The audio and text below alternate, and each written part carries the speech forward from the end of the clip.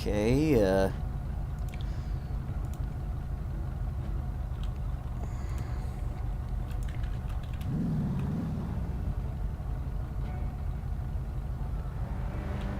I don't know what to think. It kind of looks still the same.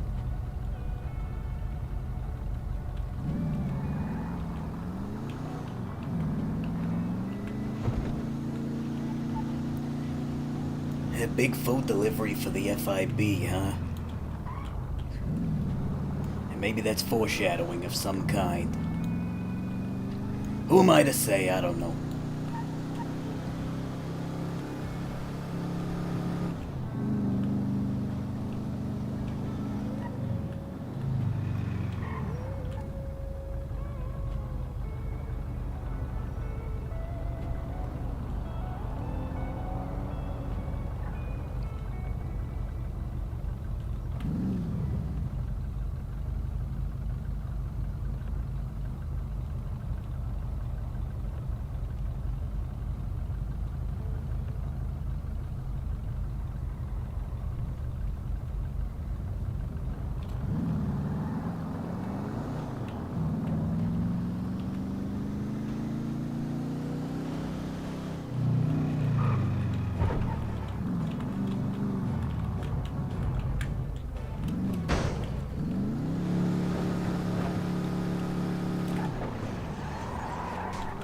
You have to be kidding me.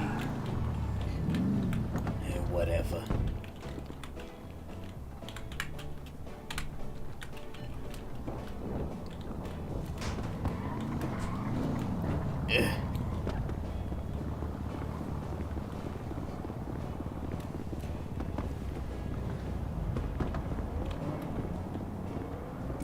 Oh great, a long ass line. Be right back. Right.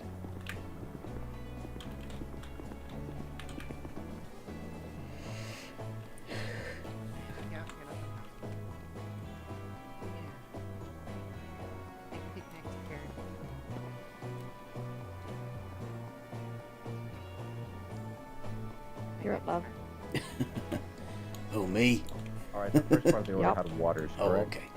Yeah. Okay, what can you start for you? Alright. I need to get 2 burgers, one the vegan Tammy. burger, 1 water. Tammy, do you want water, Two soda, or a sorry. mixture? I guess a One- mixture. Sorry, 2 waters, Alright. 1 vegan soda. I'm sorry.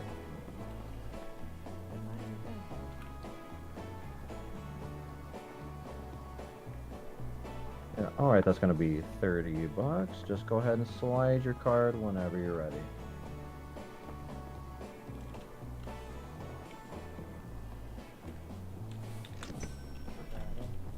Absolutely brilliant. Thank you so much for coming by.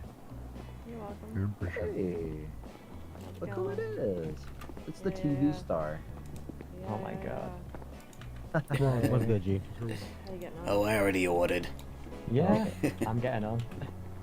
There's one way to put it. I feel like crying. Why do you feel like crying? So many things happened yesterday. Really? This is for a government What about agency, you? by the way. Right? Dispatch, I'm guessing? I had a bit of a lie. FIB. Ooh. Federal Inguala Inspector? Okay. Ah, sounds like a I don't boss. know, but the F means federal and that means government. Alright. Well, I'm just gonna give you a delivering deal it for anyway, him. because I'm nice. Diego's gonna be in trade for you. Thank you. Missed him in his little You're welcome. little scheme. Won't be the same without him. Yeah. All It's righty. okay, you'll meet some, Yeah, you'll make have new fun. friends. It's an opportunity to Enjoy. make new friends, you know? Bye.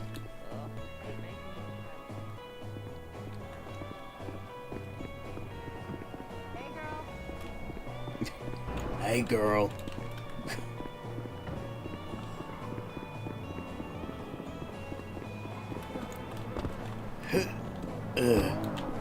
Okay.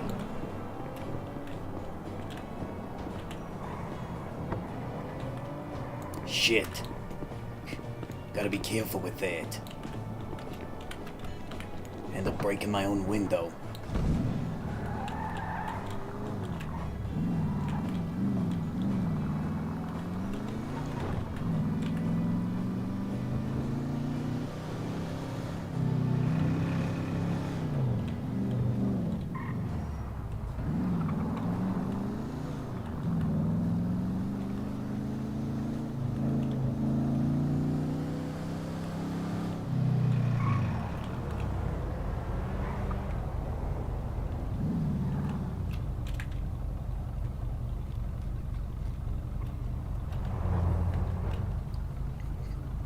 Damn illegal drivers.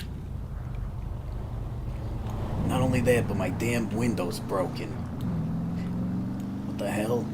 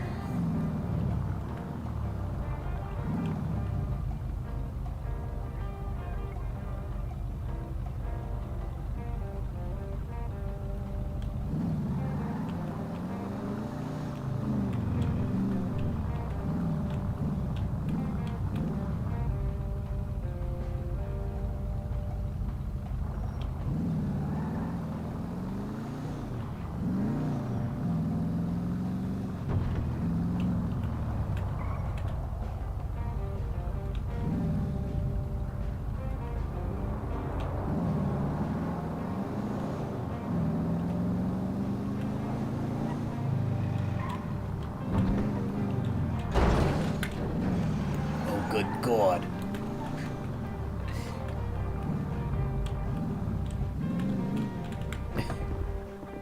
Okay. Hopefully my car's hidden back here. Can't afford these parking fees.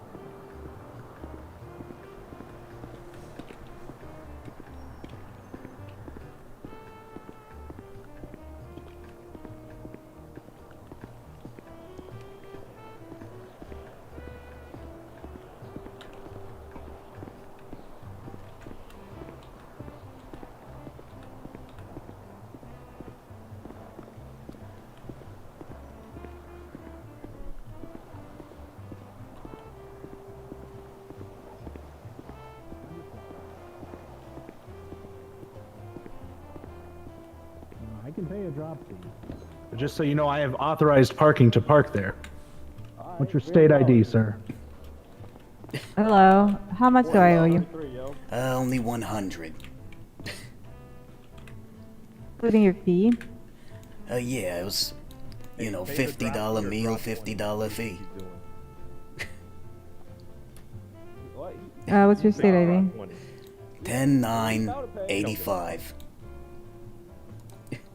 Let me put it in a baggie or something. Please move your car out. No, it's all good. Here, over here, there's a tray.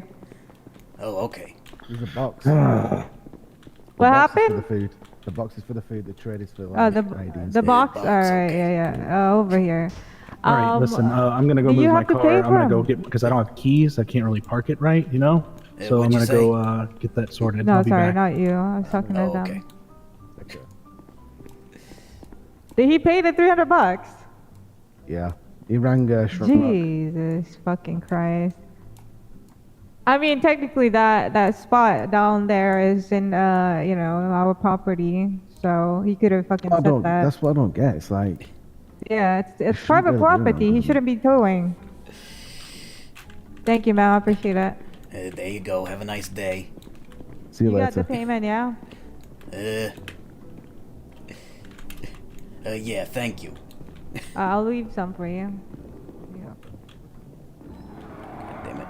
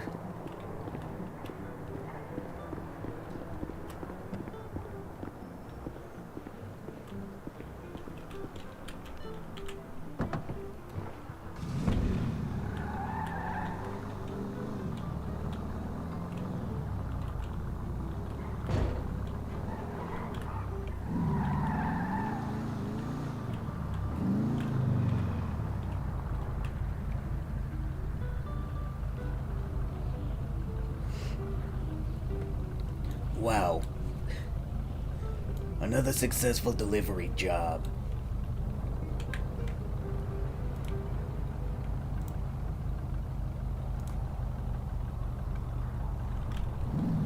Ah, shit.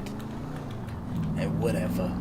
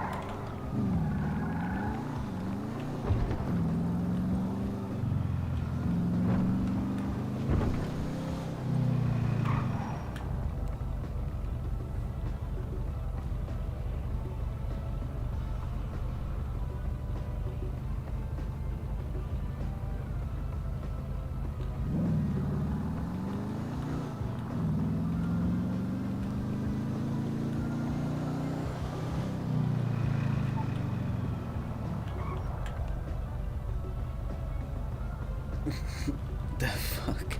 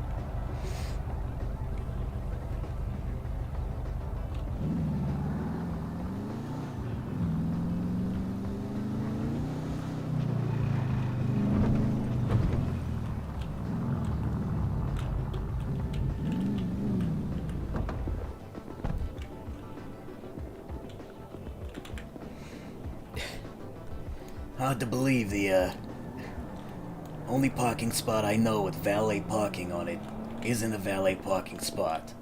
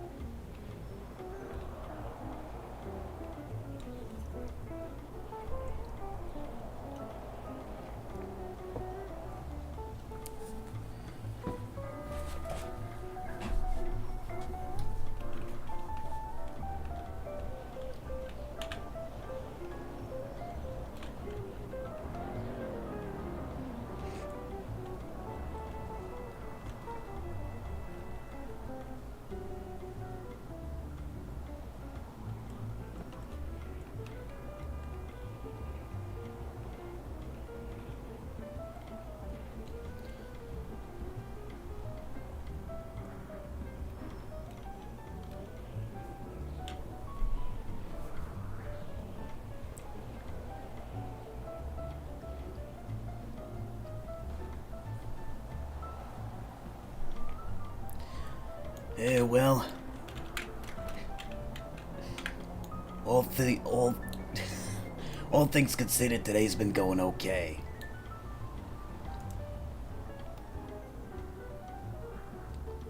A little slow at times, but you know, there's been things to do.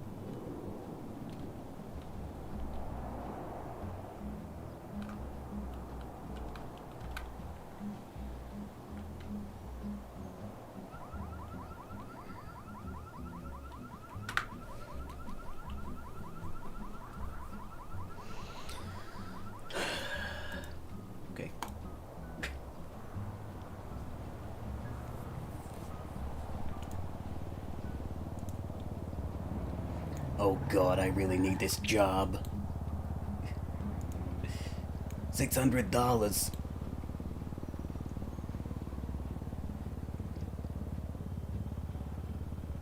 Still like only a week's worth of food and rent.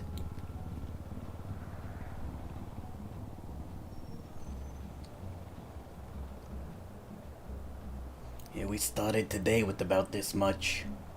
And after all the expenses and work, it's netted out to about 0. Which is better than being in the red, I guess.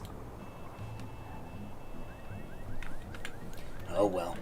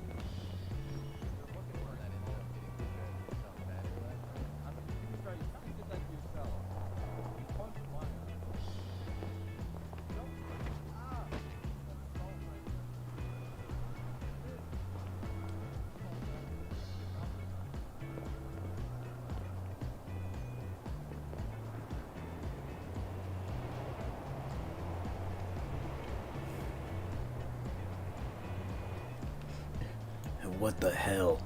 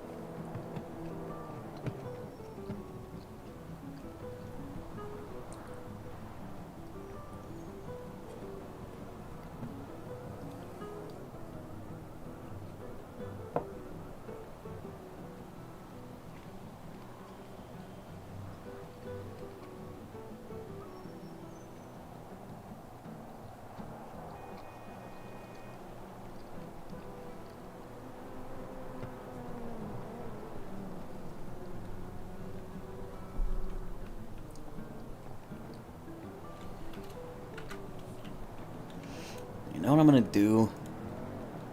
I'm just gonna shorten these ad breaks because they're just bad. They're just bad. And if they're gonna take away let me delete this. If they're gonna take away revenue for taking ads or making them shorter or whatever, I don't care. I just don't care.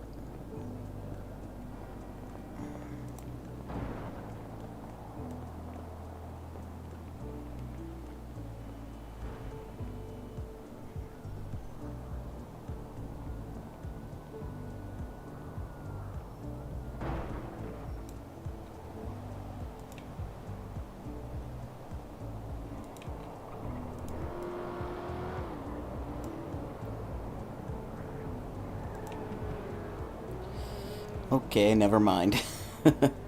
The choices are apparently 3 minutes of ads and no pre-roll ads, or anything less than 3 minutes plus pre-rolls,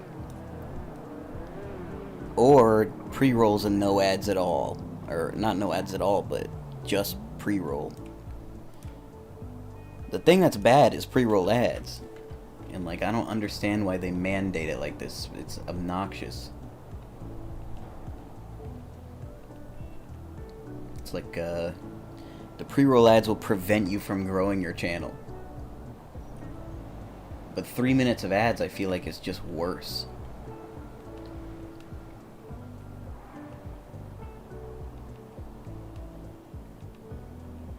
Like, surely it's just worse. I don't know.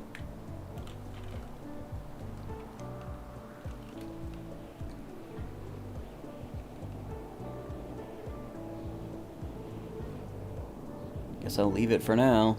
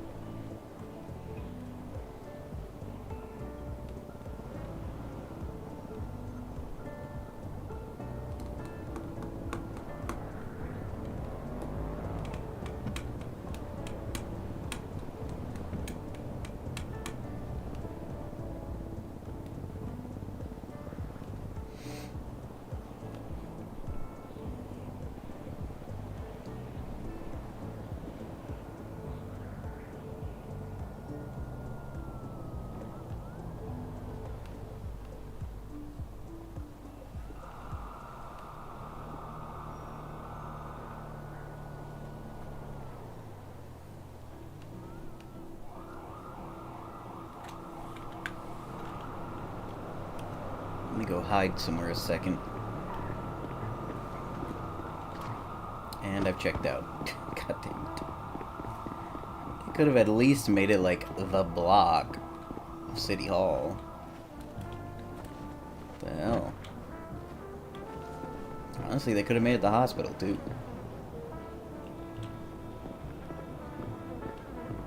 Okay. Let me get some tea.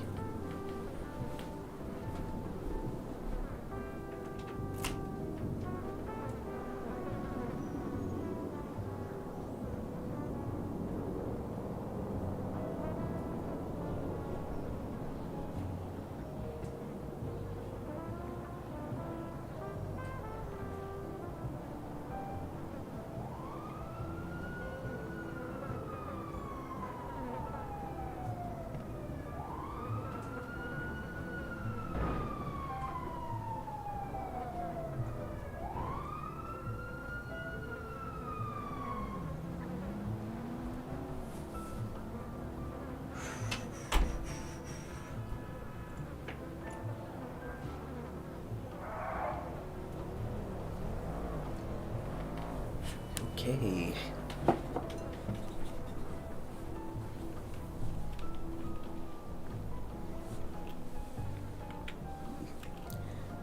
Only an hour left, maybe even less.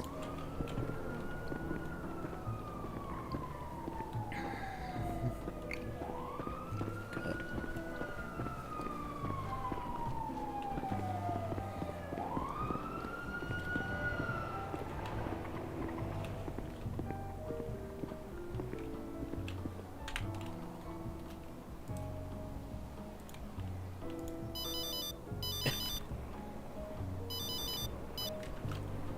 Farrah Maiden here, how can I help you? Hey, how you doing? I need a ride. You need a taxi? Okay. Yeah, you where available are for a ride? I'm a dispatcher. I Tell taxis to go places. I'm at Premium Deluxe Motorsports. Okay, give me a second. I'll see if anyone's over the radio. If not, I'll call you back and let you know the sad news. All right, well, I would appreciate that. Thanks for your time. Okay, goodbye.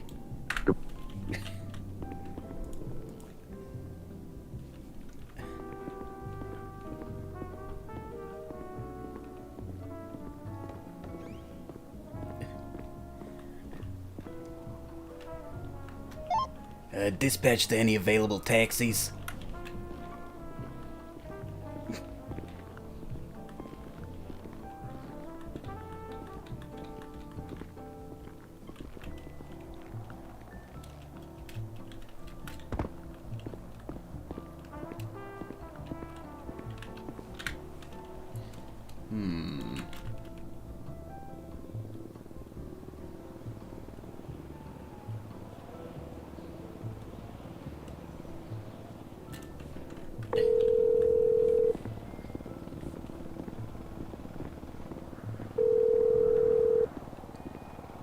Hello.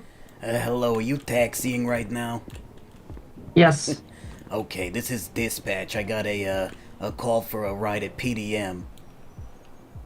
On it. What's the kind of person? Masculine voice. I don't know anything other than that. Okay. But it's PDM? PDM, yeah, it's small. Yeah, you'll find him. Size? The size of the man? How large is the cargo? The cargo? I don't know, 5'11". I've arrived on scene. Okay.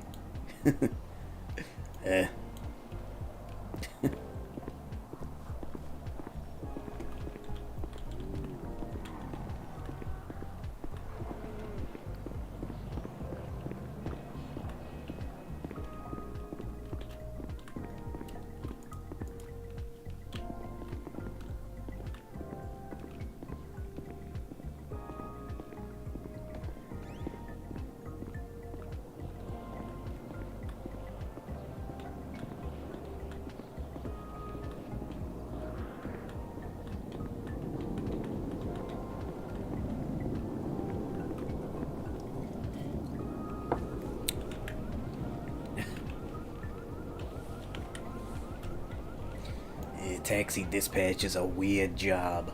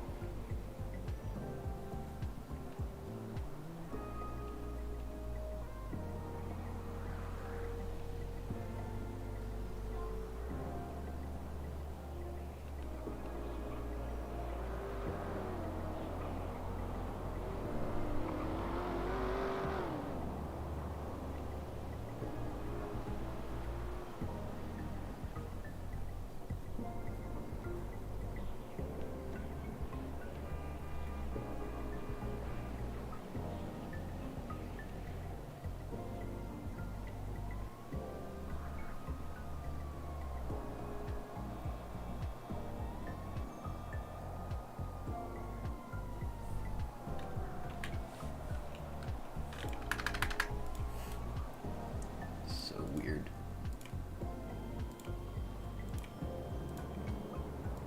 What the hell?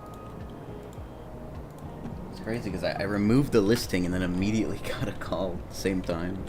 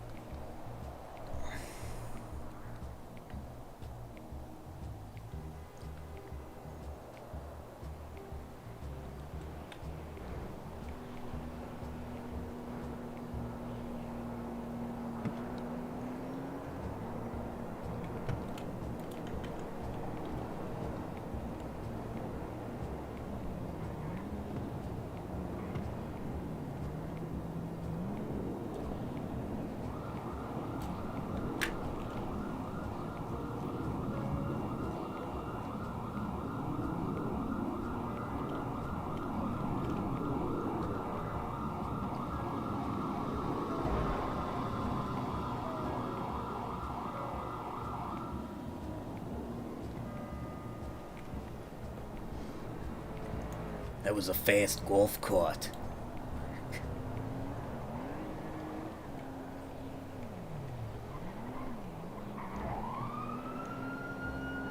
Dangerously fast.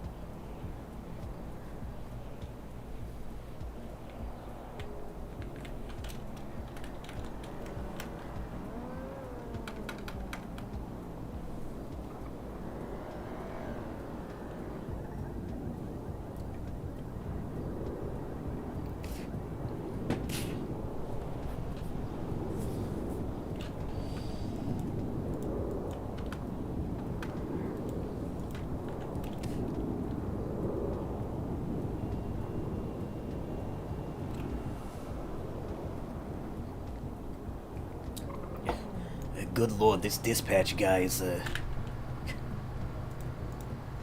really something.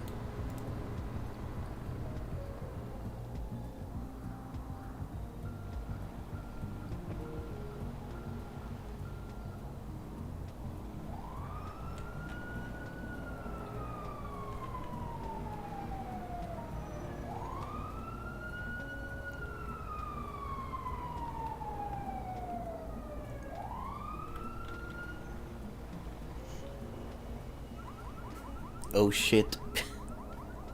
Hello.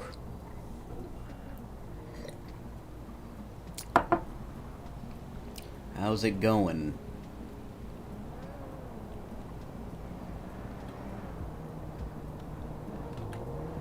New character? Yeah, I made this character, before the job fair happened, but I didn't really play until the day of the job fair, and then I immediately went into an interview for, well, I was in line for the PD, but then, nobody was in line for anything else, so I went to the other lines and got an interview, or I did an interview with the dispatch people, and now I have to do a second interview.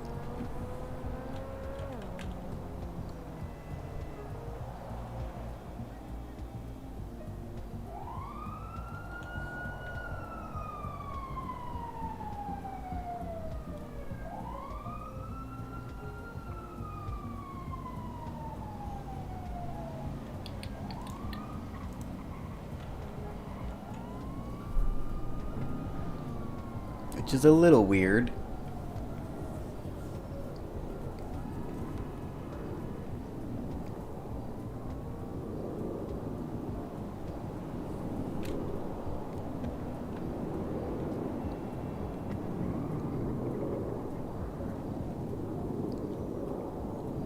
A little weird, they have a job fair and they interview you there and then they're like, okay, we'll do another interview. 2 interviews is standard for jobs? Yeah, I guess. I mean, I feel like optimally it would be like interview and then more of an orientation. But I don't know. I guess in this particular circumstance it makes sense because the guy at the job fair I don't think was the lead guy. This guy texting me is the lead guy, and I've never met this person.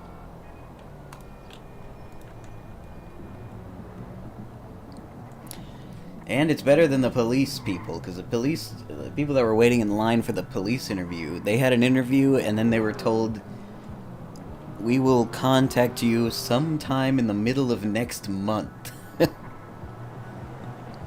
is like 3 weeks. Fortunately, I only had to wait like 3 days. But I don't know, I talked to DOC, EMS to see like where I should put my character. Is this character supposed to be a cop or is this a security guard? Well, the point was I wanted to make someone on the side of law. And I don't think security is good in this city. It's just, I don't know. Like, for example, people show up to a place that you're at, you're a security guard, they have guns out. If you shoot them, somehow it's considered RDM. Which I don't find to be random at all. I mean, like, you walked into a place with armed security and got shot. There's nothing random about that. You become a loot pinata, essentially. Well, that too, yeah. But, so yeah, you know, I wanted to make I want to make someone that eventually would become a cop. But, you know, even though I probably could have done the police interview and I probably could have answered, like, reasonable suspicion, probable cause, 5 stages of force or whatever, I probably could have done what they were asking and maybe would have gotten the job. But there was, like, I went to the first, like, the job fair had, like, a 4 a.m., a 1 p.m., and then a 9 p.m. segment. And I went to the 4 a.m. one, and there was, like, 40 people in the police station line, or the PD line, and dispatch, EMS, DOC, you know, doctor line, Department of Justice line, and the DMV line. All of those lines were empty. Every single line was empty but the police department line. And I was like, look, I just want to make a character that's, like, on the side of law, so that I can do what a lot of other streamers do, where they have, like, their criminals that are crazier. Hello, animal. Welcome to City Hall.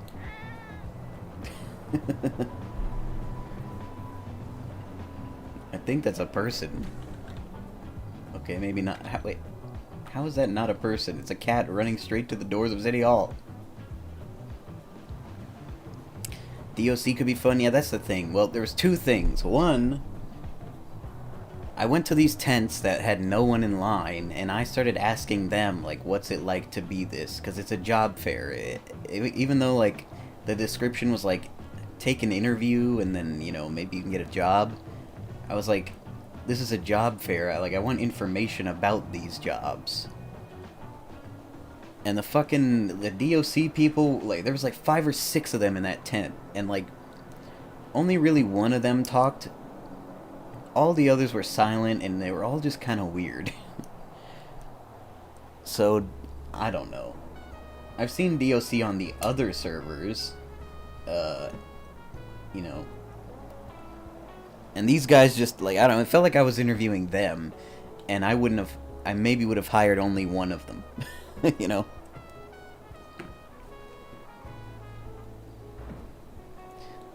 The point is, like, if that's the people that I'd be hanging out with every day, I don't know, it just seemed kind of strange. Culture-wise, I guess, you know. Like, a lot of them weren't really talking much. It was just, it felt weird. And then the EMS people, also a little weird, but better than the DOC. Except, you know, I've had plenty of characters go to the hospital, and I know what the EMS are like, usually.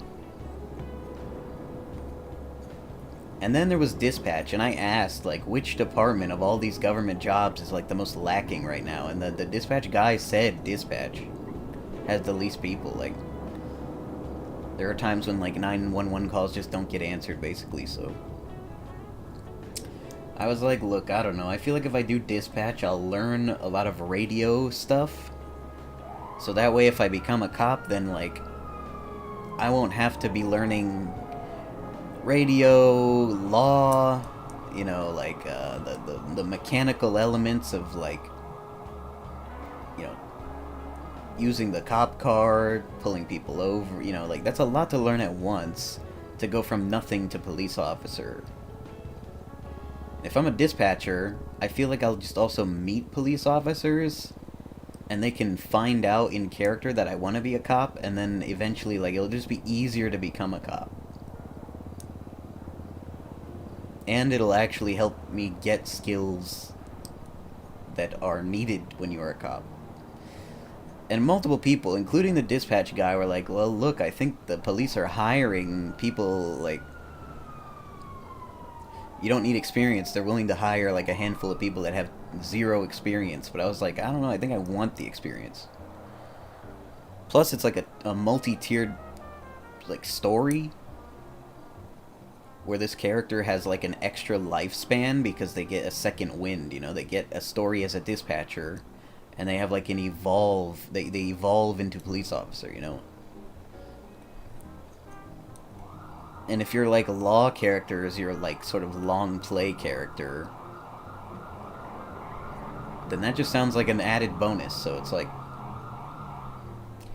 now if I go on Joy and I just, like, really go hectic mode, you know, like, steal real players' cars, you know, shoot at people's cars for just to fuck around with them, you know, scream some, like, hillbilly shit and just start shooting their car, like, inevitably get caught for that,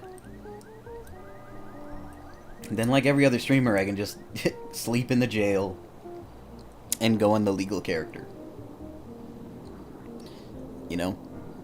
That's what everybody else does that's been around the block, and I can't do that because I don't have a legal character. So that's what I'm hoping this becomes.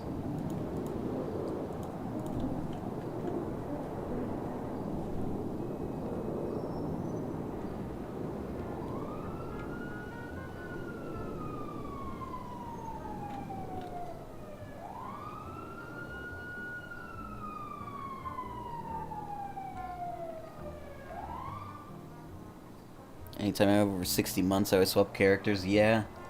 And that's the thing, like, I want to either make other characters that are, like, that like don't care about getting caught. Because I mean, there's a lot of appeal to making a criminal that doesn't get caught. You know, like that's the hard mode, and it's fun for that reason. It's like hardcore, I guess. I guess hardcore would technically be that plus you know, anytime you die, it's a permadeath. That'd be true hardcore, but not my point. My point is, if I want to basically go Mike Block mode and just accept that I'll be caught and then, you know, not care about how extreme my actions are, I'm definitely gonna need, like, backup, because otherwise I'll just be standing in jail.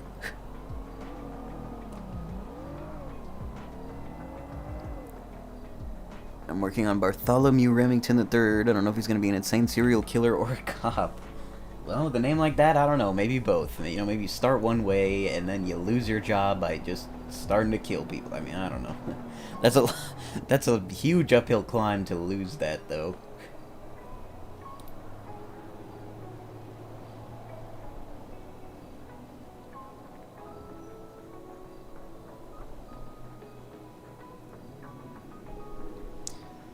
You could always then make like a Remington Jr. or the fourth, though, like son or father. And they could be the cop or the, you know, whatever the other one is, then I guess. Could go that route too. On the server you can just make a new cop. I mean, that's true too.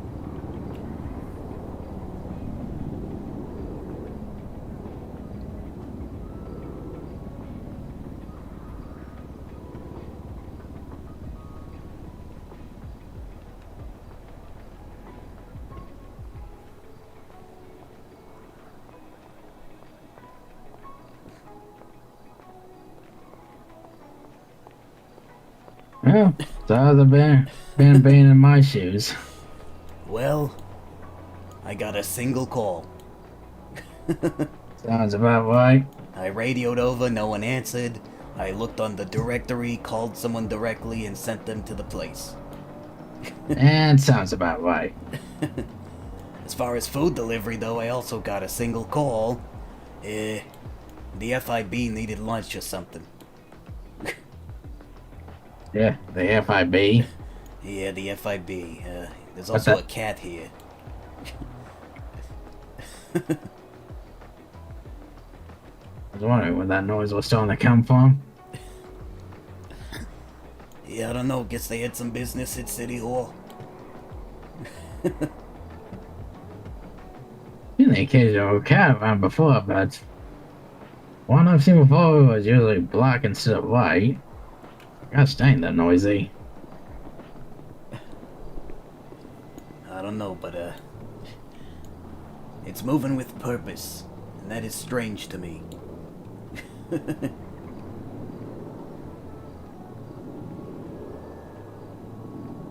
That could always be strange, or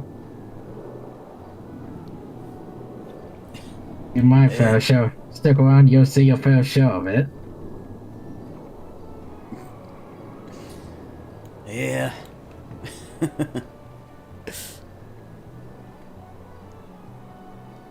be back in like an hour or two. Alright, see you around. In any case, the interview should be coming up within the next hour. Yeah. By the way, you know where they might happen? I never really asked where the spot was that they're conducting them. I'm not sure. Maybe like the police station or something. I don't know. This guy.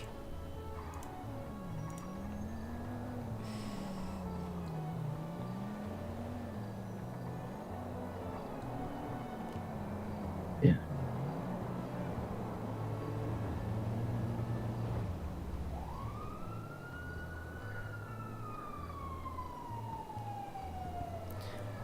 He told me there's others being interviewed, so there might be a wait. Unless I, you know, I guess show up early. And then I said I'm around and ready whenever. And then he was like, oh, you know, I should be around by the top of the hour. And I'm like, well, that's not early, that's just the time that was stated. I don't know. Strange guy.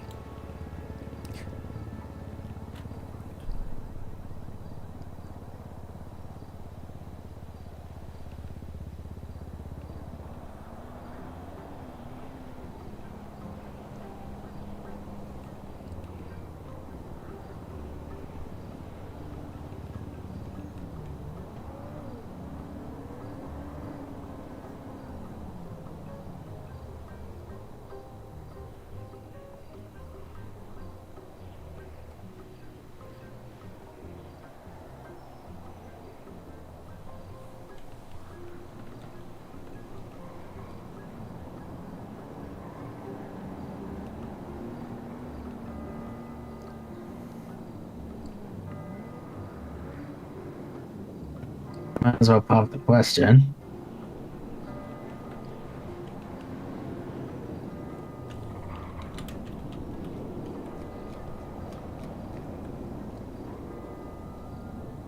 See how soon I can get a response about where this place is. Just to make sure. Yeah. I'm pretty sure it's the police station.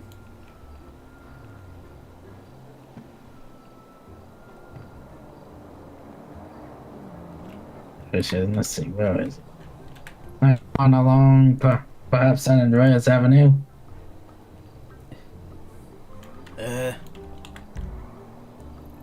Not far from the Del Pio itself.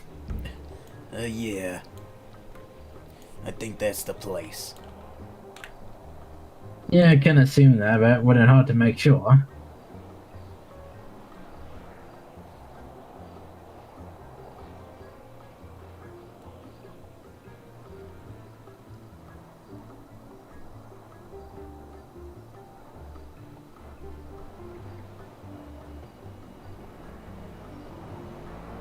That's ONX. How do I look? You look very professional. Sounds like that's the idea all along. Well, help me pick this up for the day, or one day that day might come.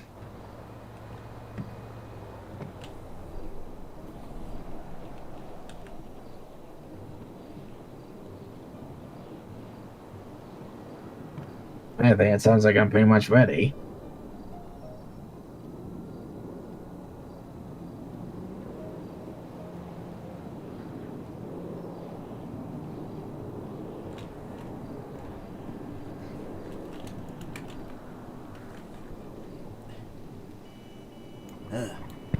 Long hours, now even longer minutes.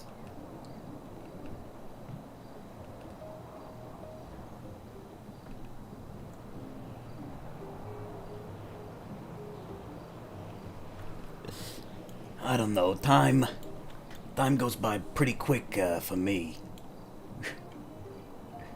I don't know why, it just does.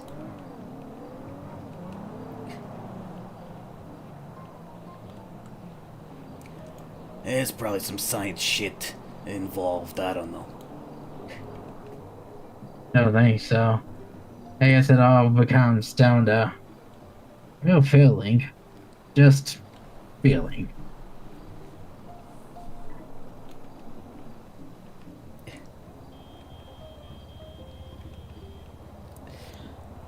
Yeah, I don't know.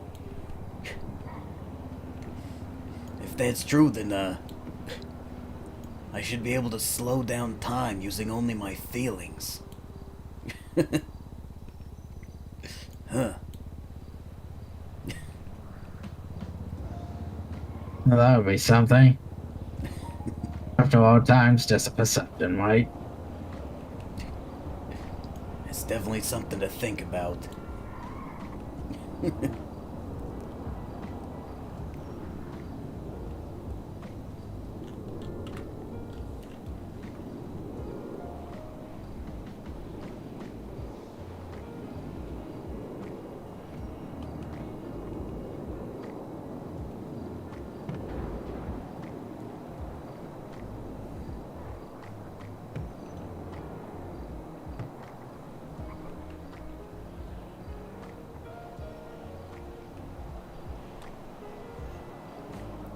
Actually, there was a woman who talked to me over the radio. She called herself Prison Bitch. She drove up the staircase, crashed next to me, and demanded that I say I love her. What? Wait a minute. Oh god, that better not be who I think it is. I don't know. What did she drive up in? A taxi. Taxi cab? Yeah. She able to say who her name was? No, just called herself Prison Bitch.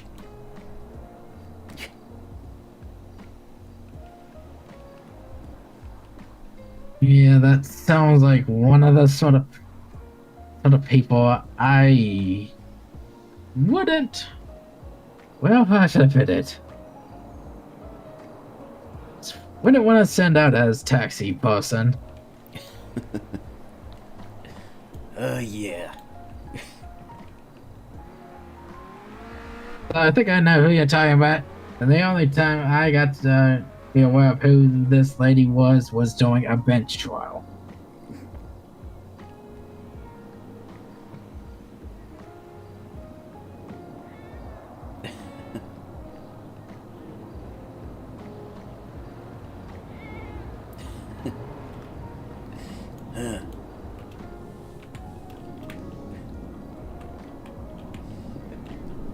Think that's like the mayor in cat form or something?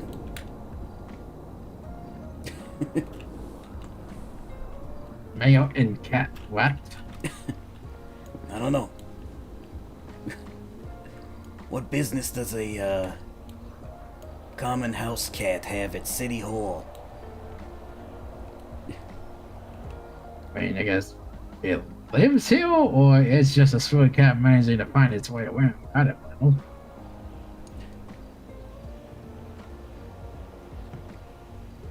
The only one would find out.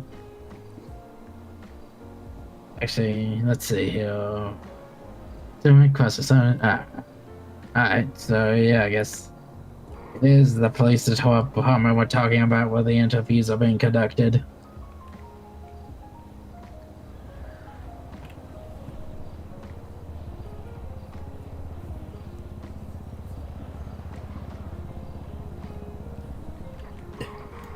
Yeah.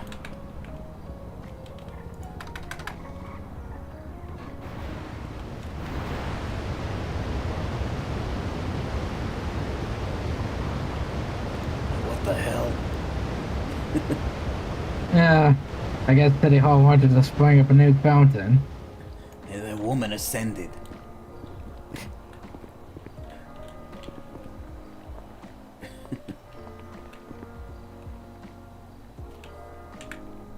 Ain't the first time I've seen that sort of thing around here.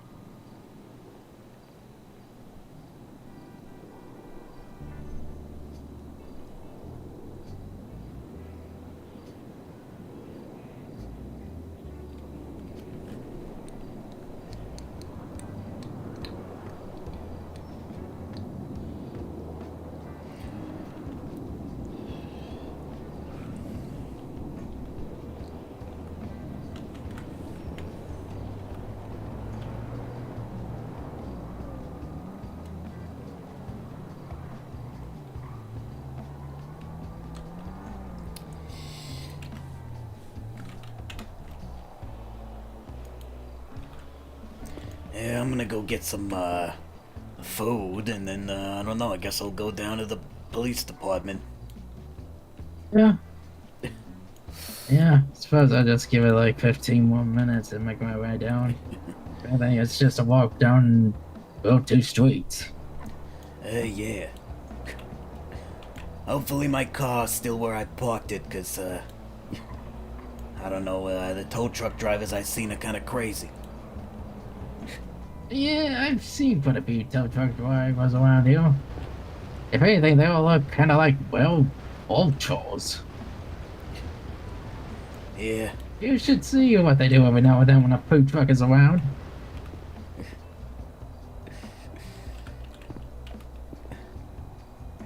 Guess whether they just come up and try to swipe them. I don't know why. It's always a big mess when it happens. I don't don't know either, but there's like, 4 cars over there on the sidewalk. Eh. Whatever. Well, I see more out of place down there. And don't get me started with the greenhorn cab drivers.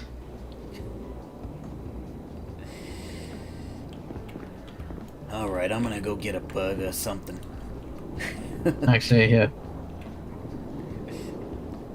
Yeah, I got something. I'll give you a game. You ever like banana bread? Banana bread?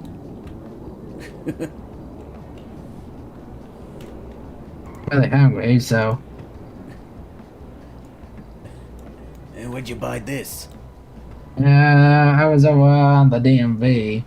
Some food truck called the Vein Machine. Oh yeah, I drove by that. And well, thank you. I still need water though, so... Unfortunately, I got nothing for that. Yeah, you know, it'd be nice if there was like a... You know, public water fountain or something, that'd be nice. You know, I bet somebody would treat the fountain like that. Yeah, well, I'm not gonna take my chances there. Just gonna go Yeah, buy something. It's probably a good thing you don't. Well, I'll see you around. And probably Yeah. at the police department. Yep. Alright, there, just see you later. See you out. That cool Chris 89, thank you for following.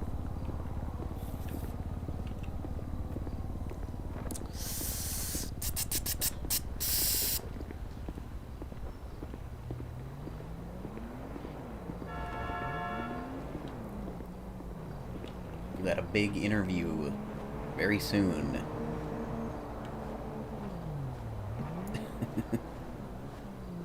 hell?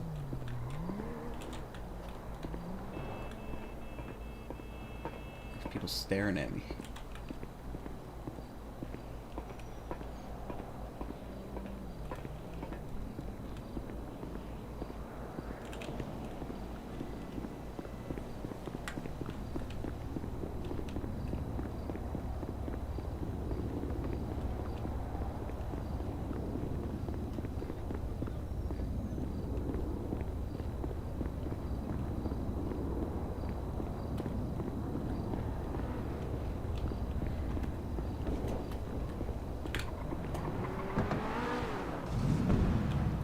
Shit.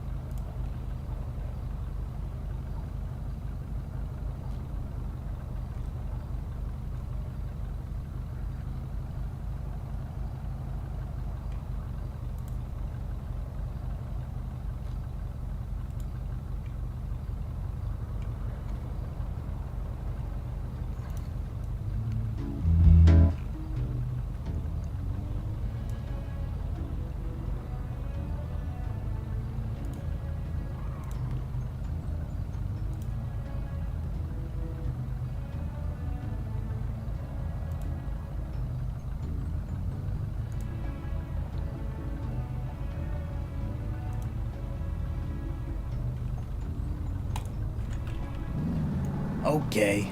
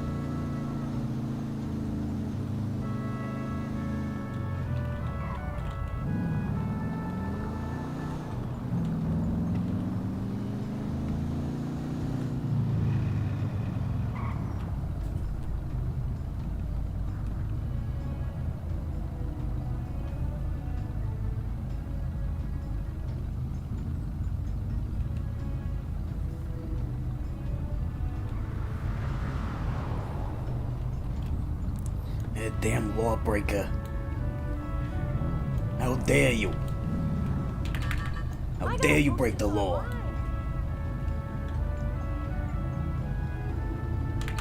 Dude, seriously? Yeah, fuck you, ladies.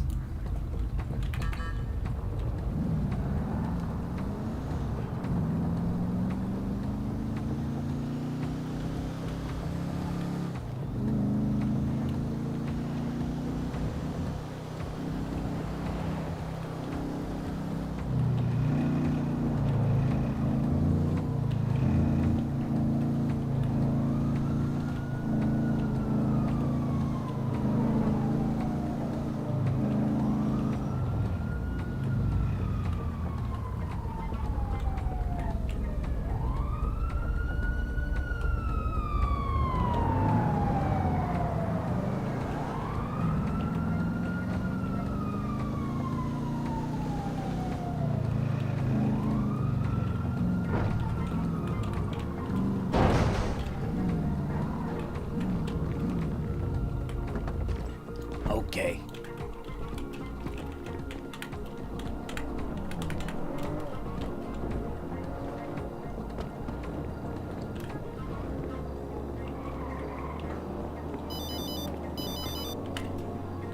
Farrah Maiden here, hello. Hello. I am parked I am very far away from my car is parked. Can I get a ride? I'm at Up and Adam. You're at Up and Adam? Yes. What the hell? I'm there now. Well, lucky us. Yeah, I'm not a taxi driver, but I'll just give you a free ride. All right. Where's your vehicle, though? It's near the tow yard. Okay. Do you work at Up and Adam? No, I don't, unfortunately. I think I see you right. Yeah. Hello. How's it go? Okay. Well, I fell asleep sort of like down the street, and then I was like, oh, I'll come up here, grab some food, and then figure out what to do, but then there's nobody working here, unfortunately. Yeah. I needed a water or something, but... Oh well. Fuck me. Same. Let's just get out of here. Alright. I got an interview in 20 minutes, so we gotta hurry. Oh, yeah, no problem.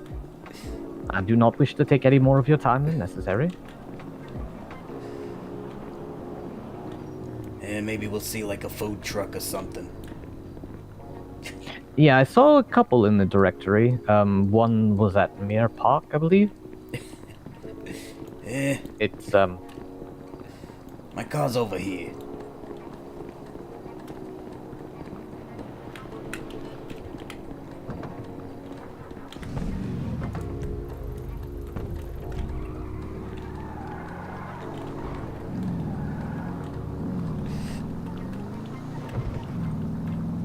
So you normally do the dispatching part of it?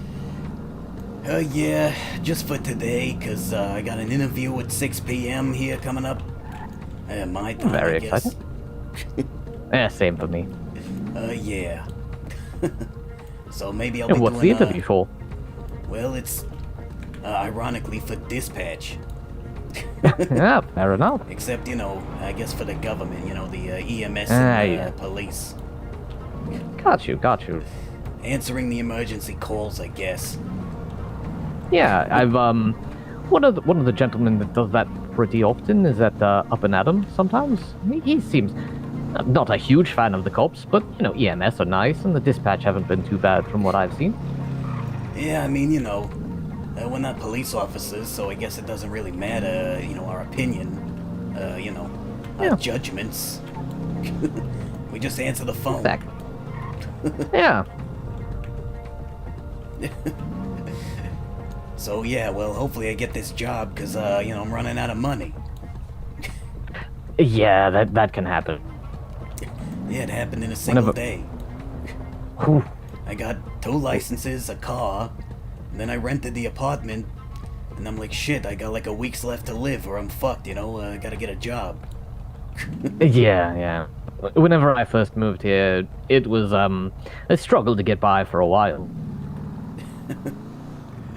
Yeah. I'm sure I'll be fine. Yeah, you should be fine. There's lots of little jobs that can be done. Like you saw up there, that up in Atom, there was no goddamn people serving food. So if until I'm sure it will work out. But until you get properly hired, that's something you can take care of as well. Serve some people some God. food. I don't want to do Yeah, that. honestly, not. Yeah, me either. Towing is fun, kind of. Yeah. I used to do it, but I just happen to be parked there. I haven't been doing it. Yeah, I don't know. Guess I'll just see how it goes, This damn car. Piece of shit, but it was the cheapest they had. Well, I'll be honest. I got one of the cheapest cars they had, the Rebel. That I still like it. It's pretty all right. Not the best, but Yeah, they offered that, but I didn't want a truck, I just wanted like a car. yeah. I thought that at first, but then it ended up working out well for me. But to each their own. Well, fingers crossed the government's super corrupt, and they pay the government workers well. That's what I'm hoping for. Well, that's always a dream. Yeah. I honestly don't know how well they pay, or don't pay. I don't know. I have no idea either. I went to the job fair. That's how I knew to, apply for this. I did see big talk about that over the weekend. Yeah, but they were not very informative, to be honest. You'd think a job fair, they'd hand out brochures, tell you what the job's about, but it really was more so me interviewing them to try to figure out what the hell I was applying for. So what does this job do? How much? Okay, so how often? Yeah. Those interviews can be rough. Yeah, I'm not sure I got the answer to any of those questions. Except to answer the 911 calls. I don't know. I think that's all I learned. Yeah, everybody was in line to be a police officer. There was nobody in line for anything else but that. And then the dispatchers often want to be police officers as well. Yeah, I don't know, maybe. Guess I could do that, but...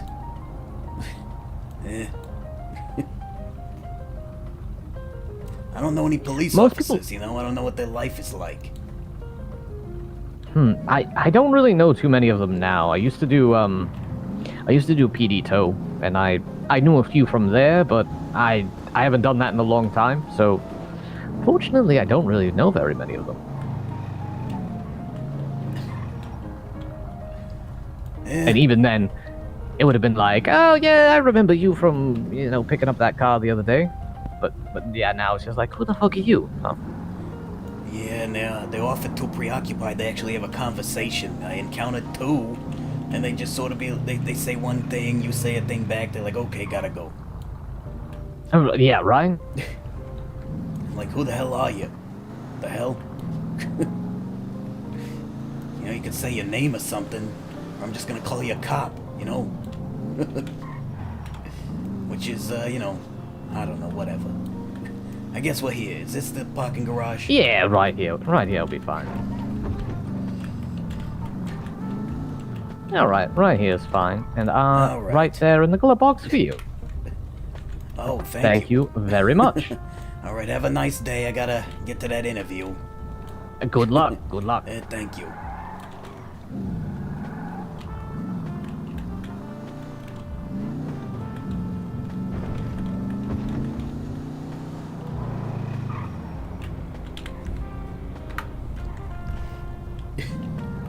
A pretty privilege strikes again, I see.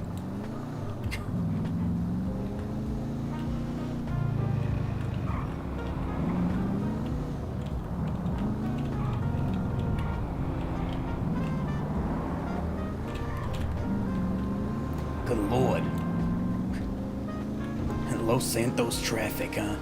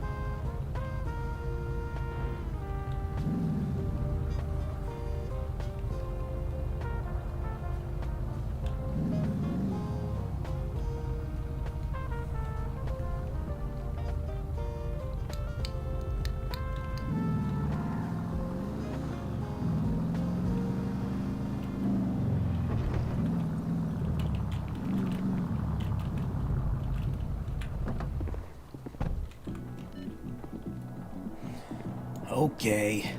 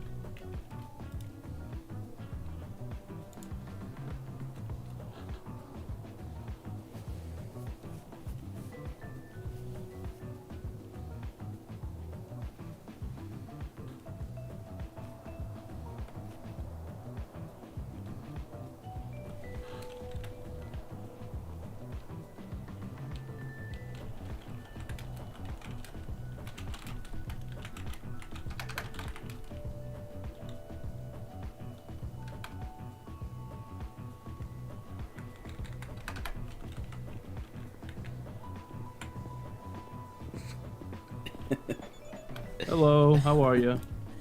Oh, hello there. Hi, is there something I can help you with?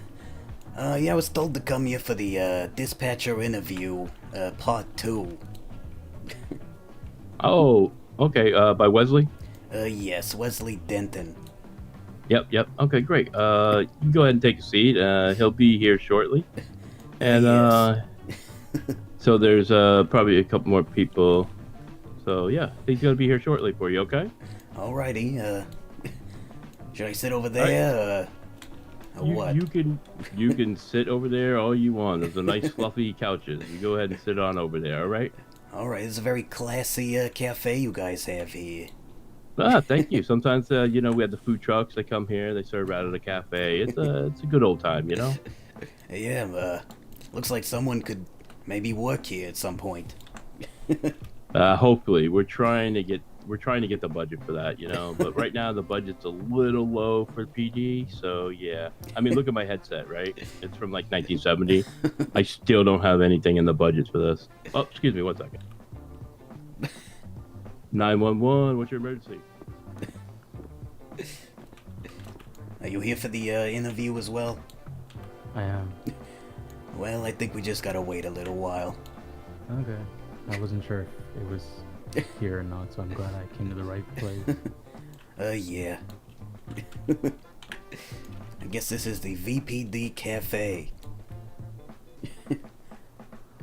Actually, Wesley didn't even tell me where I was supposed to go. I kind of just figured it was here.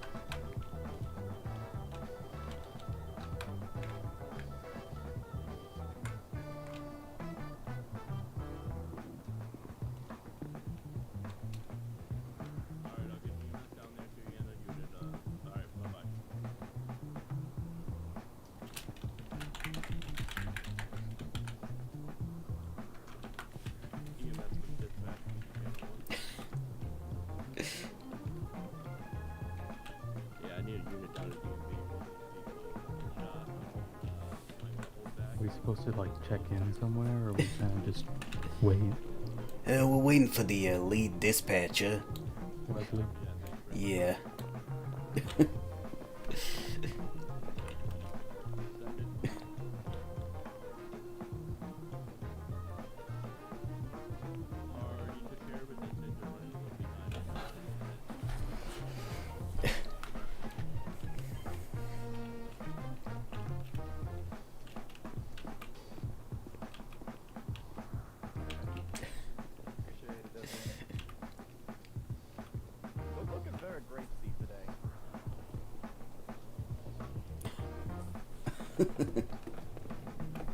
All right, howdy, y'all. I assume you're also here for dispatch interview, right? Yes. Yes. What time did I tell you guys? Did I tell you guys 6 EST or 6 Central? 6 It's EST. 6 EST. Oopsie. Okay, we're gonna make this work somehow. There's 4 of you, so we'll break it up into 2s, all right? Is there anybody here who's like shift 1/3? What are those hours specifically? So shift 1 would be around 9 a.m. to about 5. And what is 3? Shift 3 is 1 a.m. until 8 a.m. or 9 a.m. My bad. I mean, I could probably do 1 a.m. You know, I mean, I'm a bit of a night owl, basically. Mm-hmm. So it wouldn't bother me if that's the, if you need dispatches more at that time, I'm happy to, you know, oblige to that schedule. Well, the thing is, I'm hiring for all shifts. It's just, I think if people are kind of on their way out of the city, I'll do them first. And then go for the shift 2s, which should be around this time zone, this time period. Those will be like the second batch, if that makes sense. I don't mind waiting, it's fine. I got time on my hands. You got time on your hands. You got time on your hands. So then it would be you and her. Okay. Okay. Sure. All right, right this way. I'll be with you in a bit. All right. All right, Maribel, this way, please. This way, Maribel. Yeah. Have a good night, boss. All right, So you then wanna- take it easy, all right? Good Oh, night, wait, Jane. before you Good go, I night. do want to have a quick little word with you. We'll do it in the kitchen. All right, sounds good. The hell? Let's take a seat. You.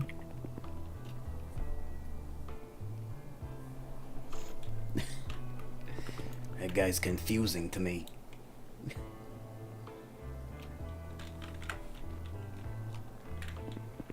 It's just, I suppose, like I said, just be a little patient, I suppose. I guess that's part of the job, you know, confusing, information, you gotta make sense of it. Yeah, either he didn't expect this, or he, I suppose, really got things a little mixed up. But what can you do? Also, he said there was 4 of us. I think there was 2 of us here, and then the other 2 that went with him. That man and the lady that was one sitting over there.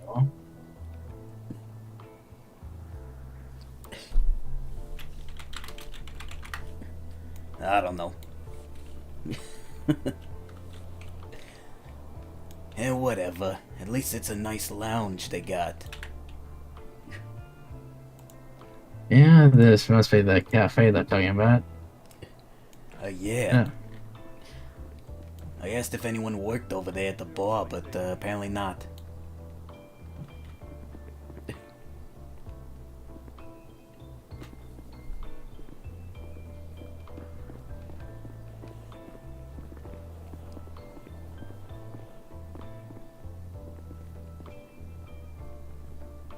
In any case, just have any little patience. Just one step at a time. Well. We can. We were just wondering Eh? if we were supposed to.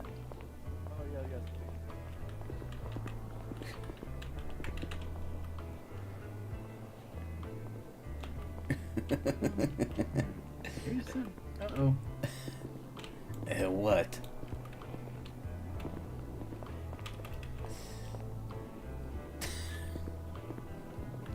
I'm just gonna sit back down.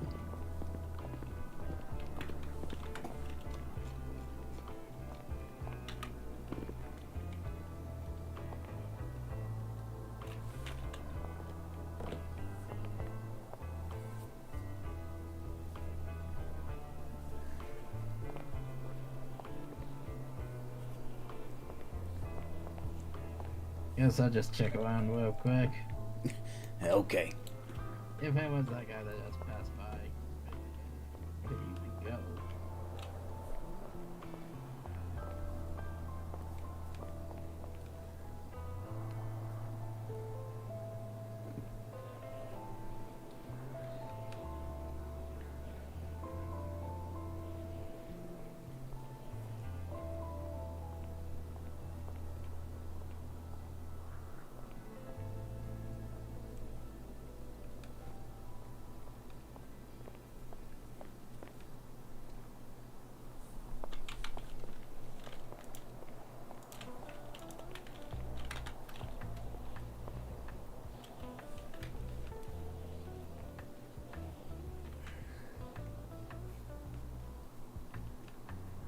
Yeah, I'm at a bit of a loss for this one, so I'll just be a little more patient if anything happens. But just, if it was him, hopefully he'll just come back to us and it was all just a medication accident.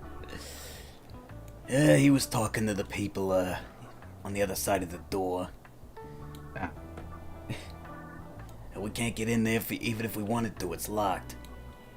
That's fine. So just be a little more patient.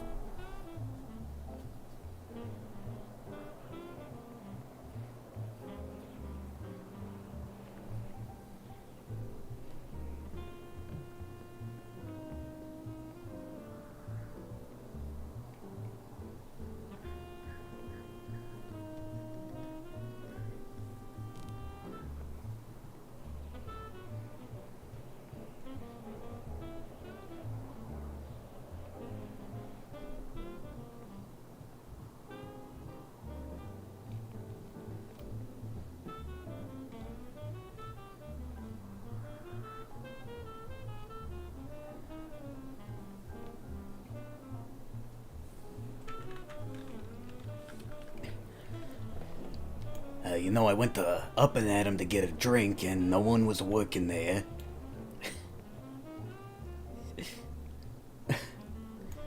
And then I get a call. This guy needs a taxi ride. You, It seems do like people anything- don't understand what a dispatcher even is. Yeah, I get that from time to time again. I guess the first thing they see is taxi, and I guess they need a ride. Yeah, but weirdly enough, the guy was dead Up and Adam. Oh. So I just gave him a free ride, you know.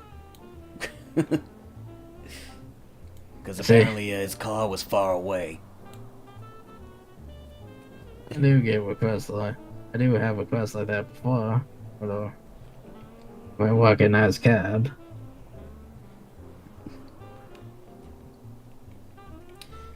Just a strange turn of events, you know. Also, I'm still very thirsty. Oh. Yeah.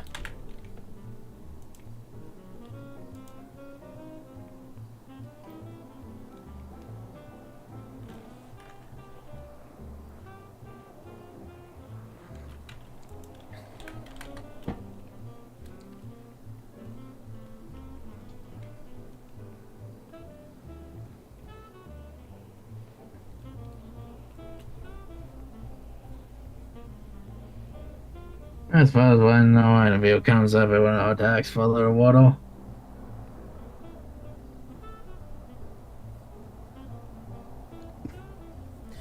I was gonna call this guy, I think it's the guy you were talking about, Walter Mellon. Yeah, he's the one that worked. Wait, you saw him at the up and at him, or you just see him in the directories? I see him in here, food delivery. Yeah, I guess he must be working at the burger shop as we speak.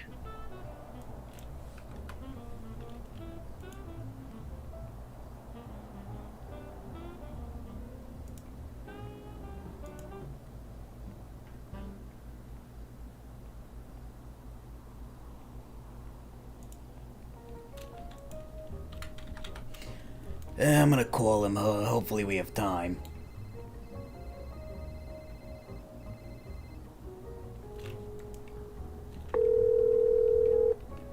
What, motherfucker?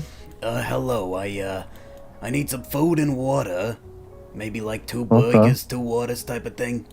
Okay. I'm at the Vespucci Police Department, but I'm at the, there's like a second door. Second door, front or back? In the front, if you see the main door, Oh, you're talking about over on the side shit, there's right? like a cafe here, yeah. Oh, okay. All right. Well, I do curbside, so you mind coming out to grab it when I I'll go get to there? the curb, yeah. All right, bet. what's 2 the- burgers, 2 sodas, or what? Yeah, that's fine. What's it gonna All run right, me? I'll be there short there. It's pay what you want, motherfucker.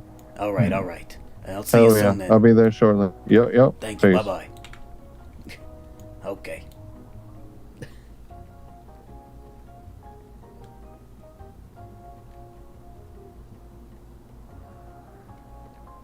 I could have found something right here, but well, what's done is done.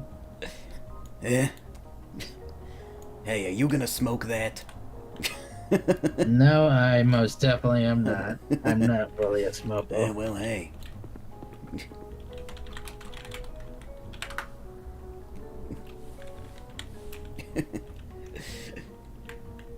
Find us keepers.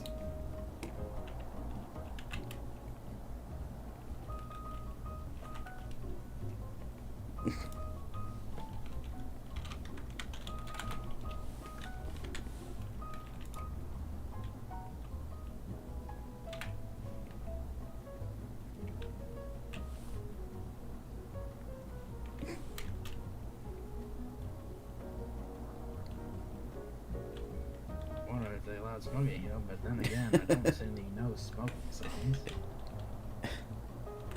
I don't know, but it was on the floor anyway. Yeah. Somebody left it here.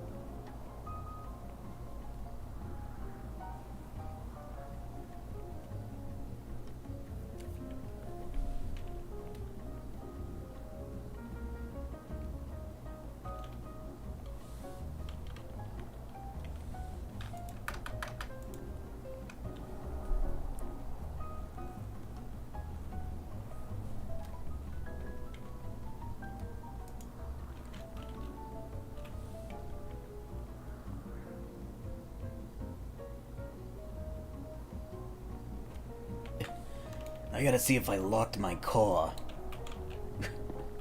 Anyway. Hopefully I'm back yeah, in if time. they... Yeah, just say... Thank you.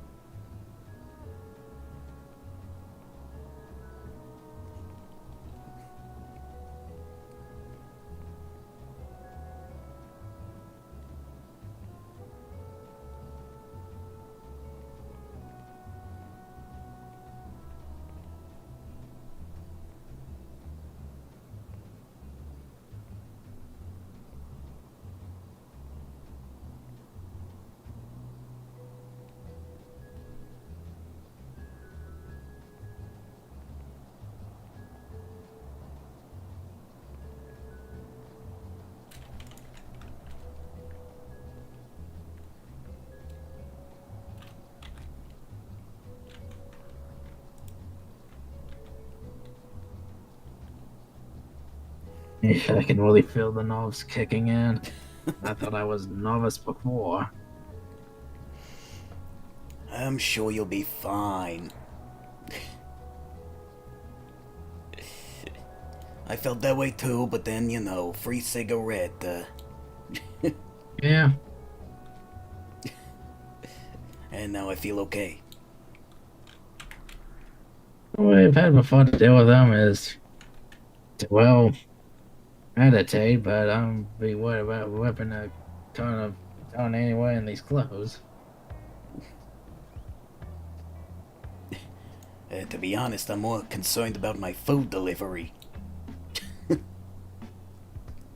You know, it's very awkward timing. I don't think you mentioned him for him to wing you up whenever he gets close around here. You did say to wait outside the car, right? He'll probably get back to you though.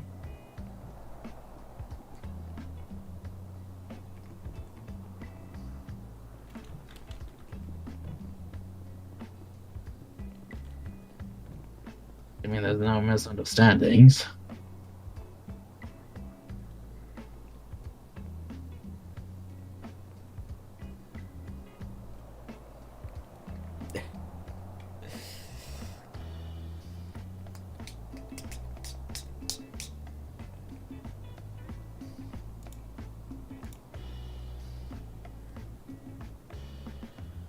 And if he's around where I think he is, it does take a bit of time getting from Sandy Shores to here, even down the freeway.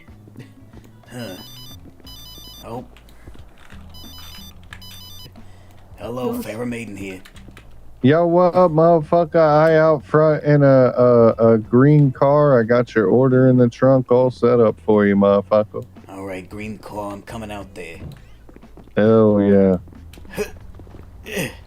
Okay. Oh yeah, right in the trunk for you, motherfucker. Alright, I'll put your cash back here, okay? Alright, cool. Sounds good. Appreciate you, motherfucker. Can you unlock the trunk? Oh shit, yeah, sorry. I didn't know if a motherfucker was gonna try to get in and, you know what I mean, punch me out of my car and shit, so I like to keep my shit locked.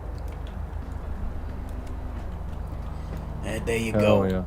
Hey, appreciate you, motherfucker. Have a good ass night, yo. Thank you very much. I got an interview right now, and I'm desperately thirsty, so you're a lifesaver. Oh, hell yeah. Well, good luck at the interview. I'm sure you're gonna nail it, yo. You got this. Thank you. I'm just, you know, maybe I'll be a dispatcher here, if it goes well. Okay. Hell yeah. Good luck, motherfucker. Alright, have a nice day, Mr. Walter. Hey, you as well, motherfucker. Have a good ass day. Alrighty. Much love.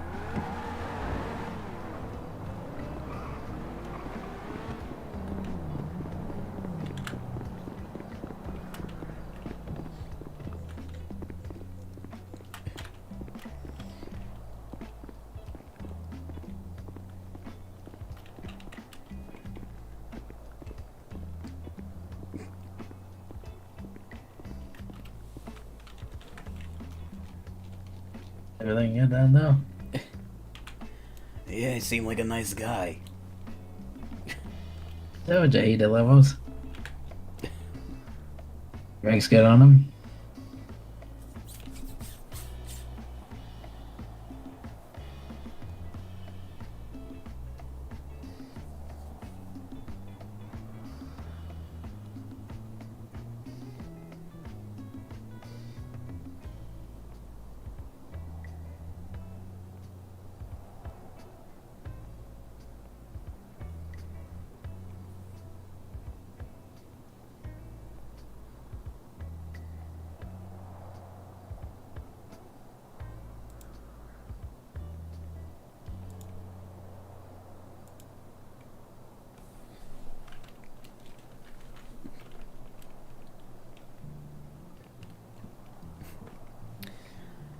Well, I've had quite an eventful day.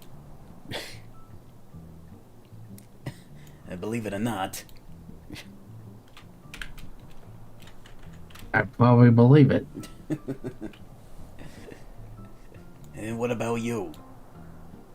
I mean, when I'm on the DMV getting some stuff, it looked like it was pretty hectic over there. And that sounds like business as usual at the DMV. Yeah, I drove around the DMV and saw bean machine, food truck, and a lot of people, so I was like, I'm Well, out cops around the area like something happened over there again. Yeah.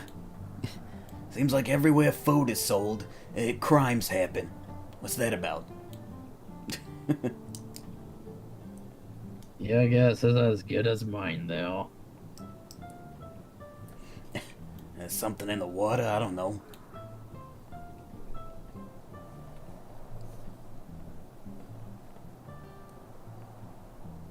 At City Hall and DMV eventually.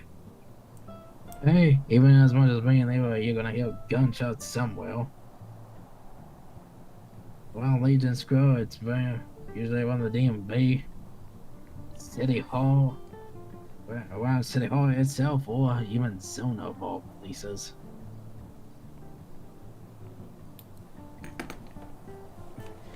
It'd be nice if there was like a fancy restaurant that looked like this.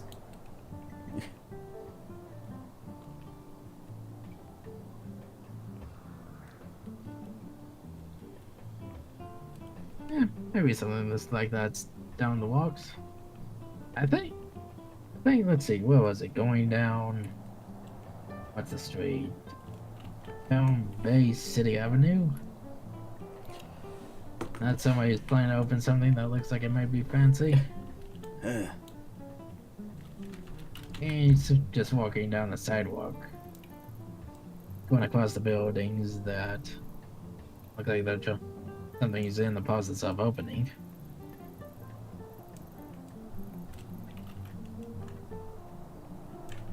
Basically under construction and renovation. I got no idea. I haven't seen it. I Nor have see I him heard just about walking down the sidewalk. We'll probably eventually hear it. it.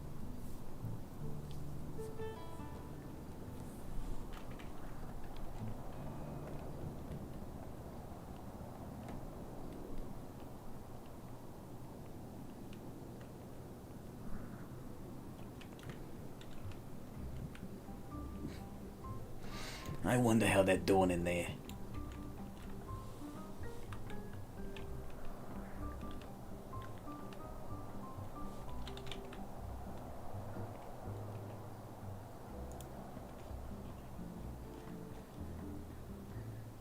Yeah, I wouldn't know. Actually, no, don't think I've ever met those two before. And truth be told, I've only met you today and learned that you were doing the same thing I was. Yeah, I could say the same about you. Yeah. I don't know. I never seen those people either.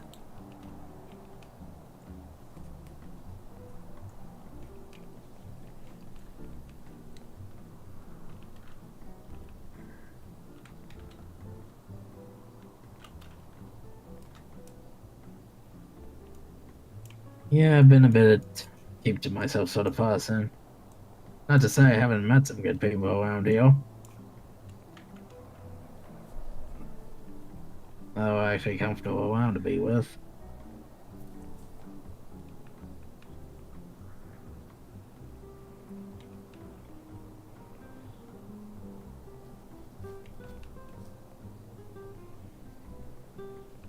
Oh, that's sad these days. I haven't seen them around. Some I haven't seen around these days. And others every now and then.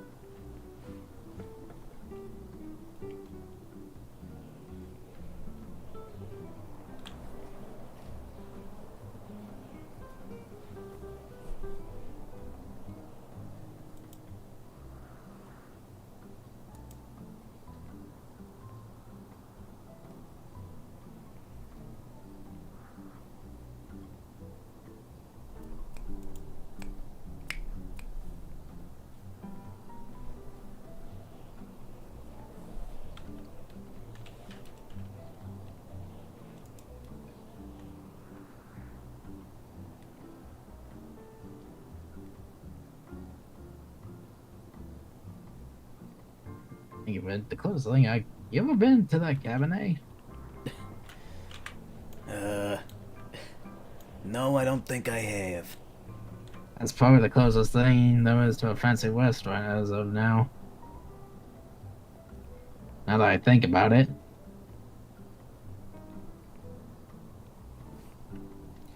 Yeah, there's something Friday at 11 p.m. called Midnight Cabaret.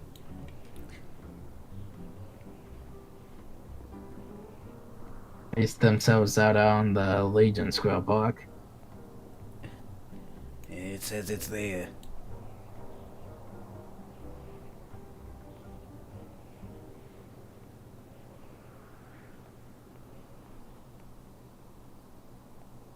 I think what they trying to do with it was like fine dining and company. I guess like a cabinet, as it says.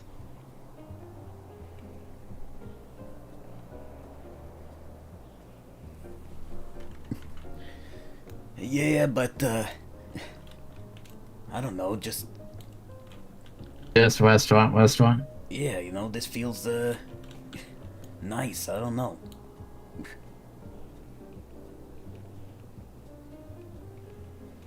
Yeah.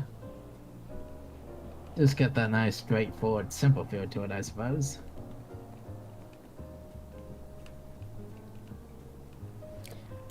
It's just I wonder how long this police station's been open. They've had this beautiful cafe over here, and not once have they figured, hey, you know, we gotta get someone working here fast.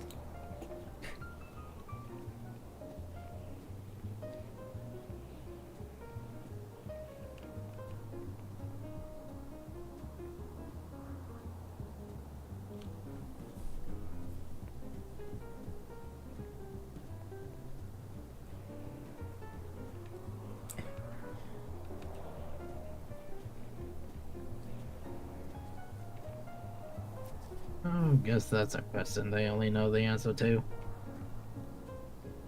If anything.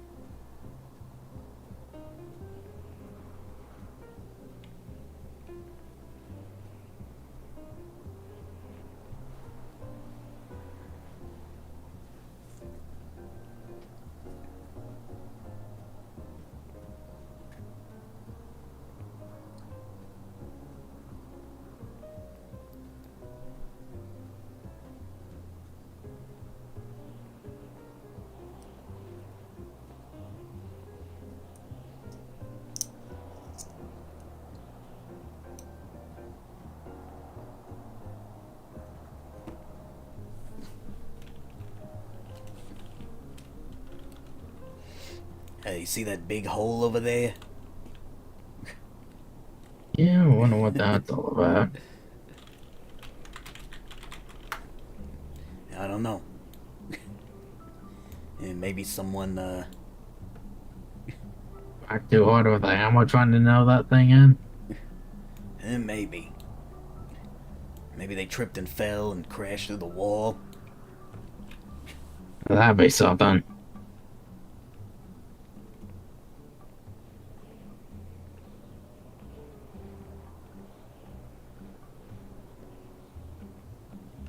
If that were the case, I'd bet the guy who ever did that would be embarrassed.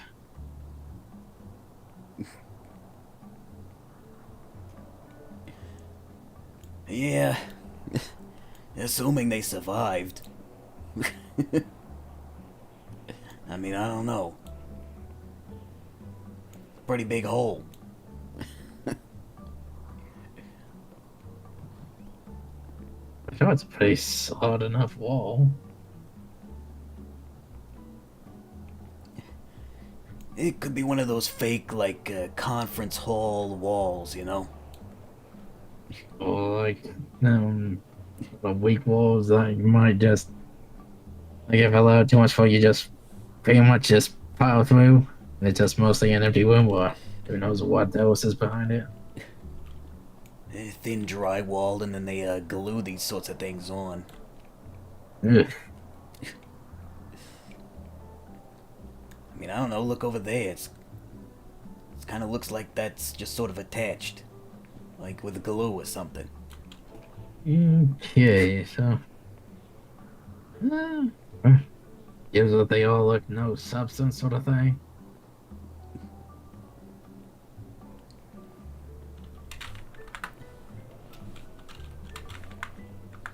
If that's the case, I'd sound like I'd have to be mindful of my footing no matter what being around here.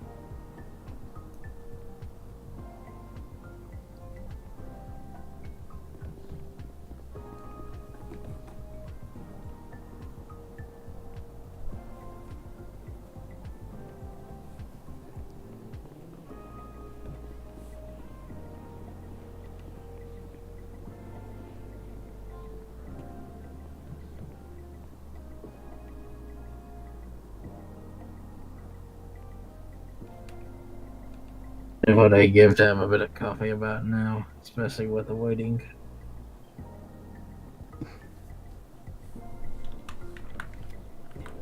I mean, I don't know. It is a cafe.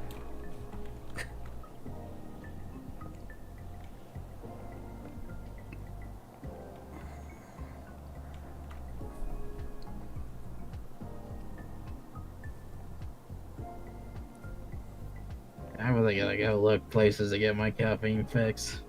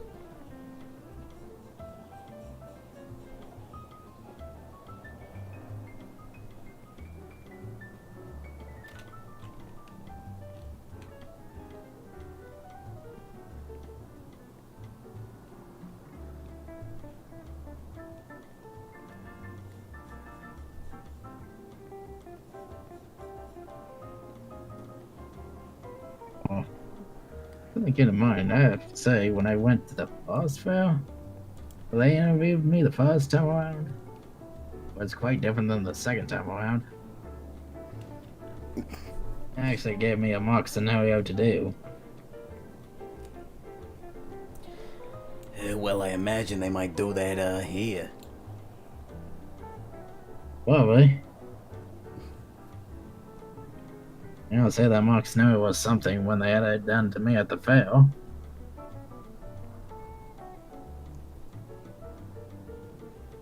Not so much the second time around.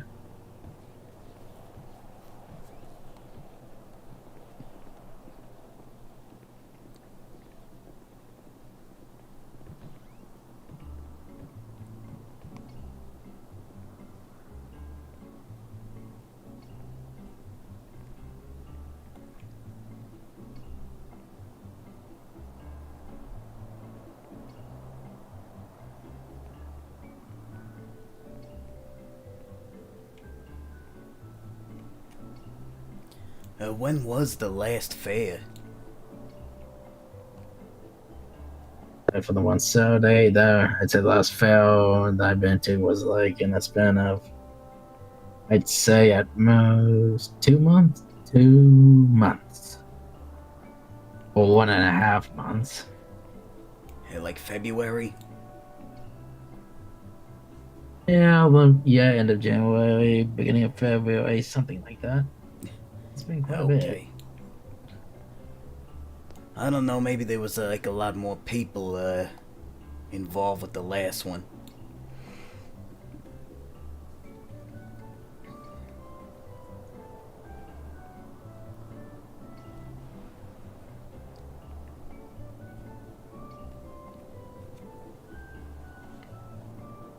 We're told the PD line was about the same, more or less. It'll probably always be that way.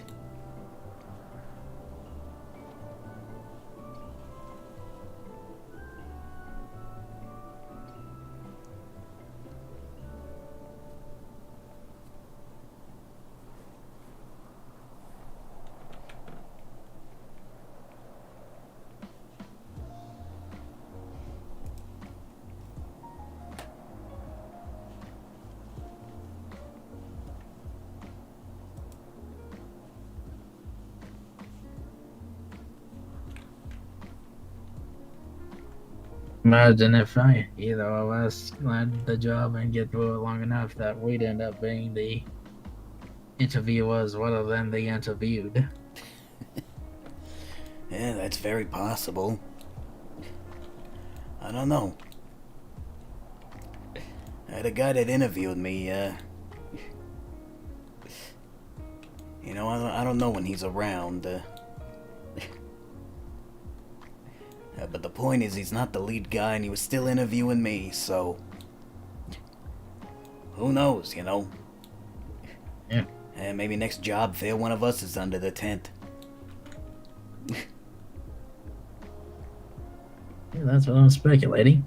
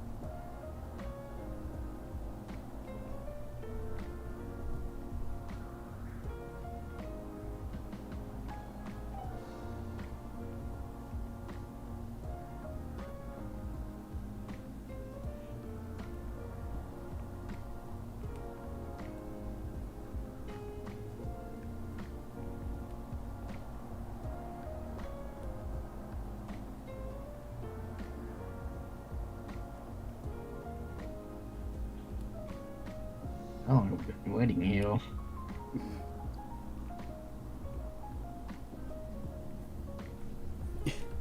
Oh, you know, just all night by the looks of it.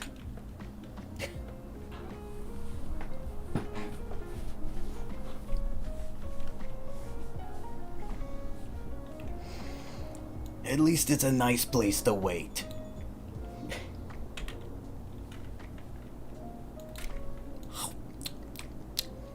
And I bought a Boiga, so... It is. It's not like I've waited before.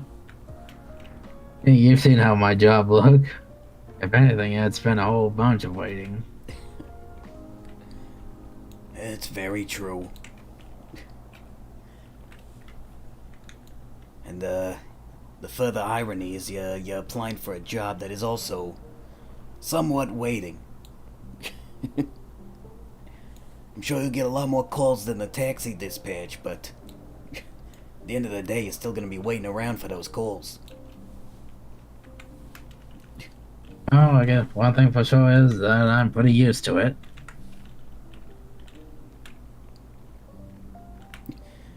True enough. And I'm very patient, so it ain't a big deal to me. And like I said, time seems to pass by quicker for me.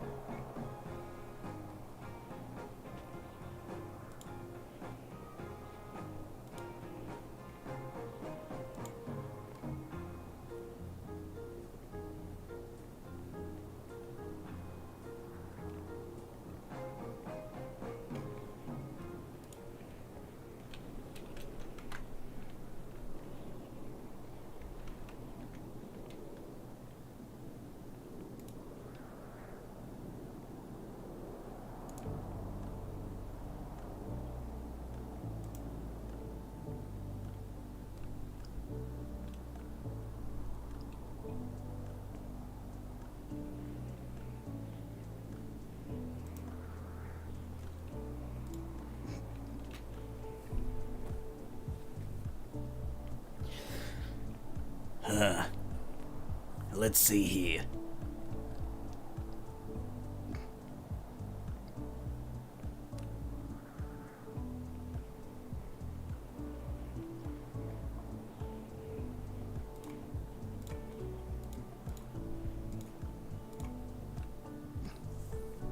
Oh shit. Not even close. Not even close.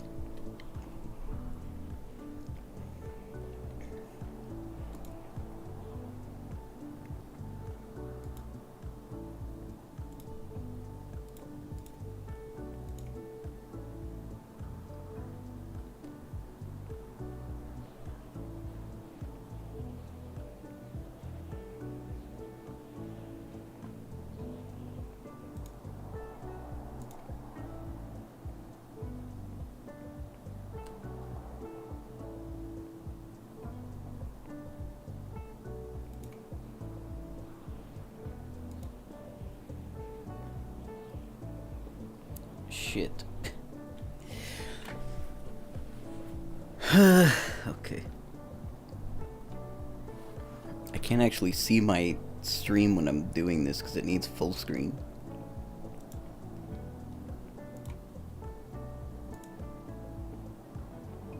Looks fine.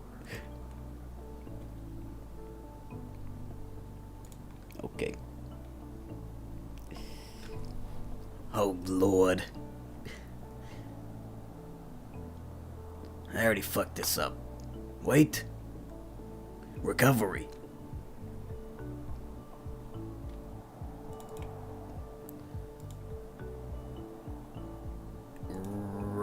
Rex. Rex. Oh. Okay.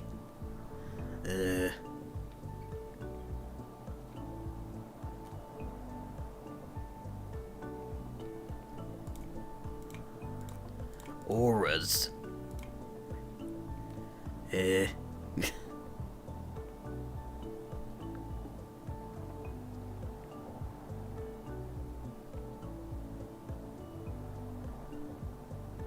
What the hell?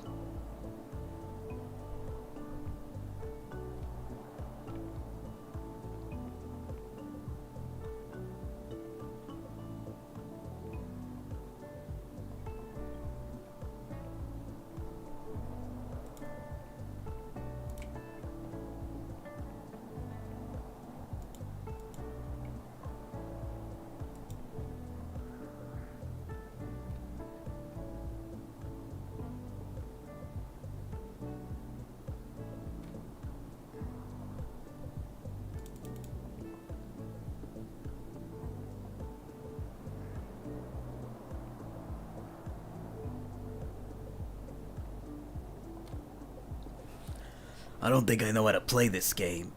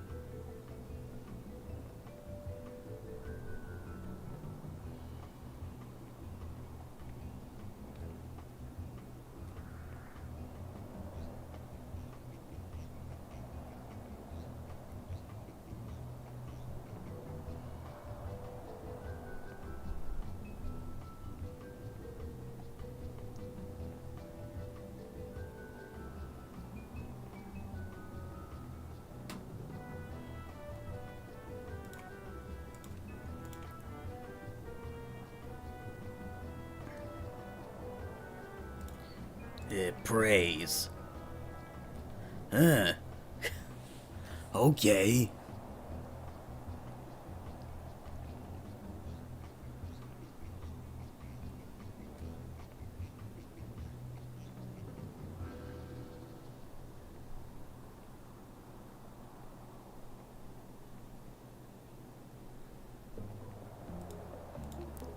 How about... no.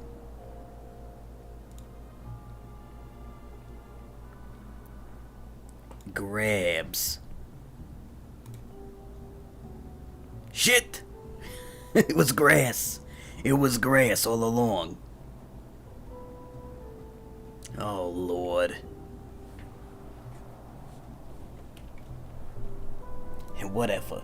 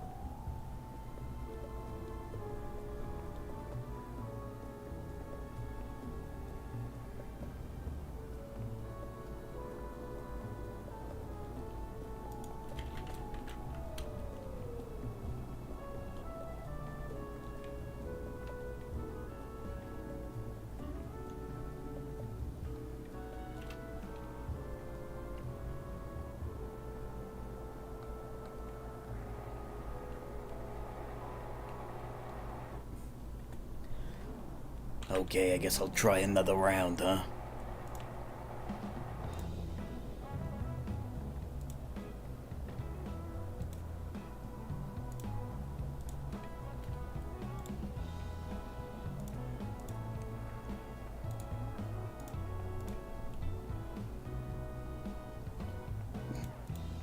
That's not how that word is spelled. Oh, God.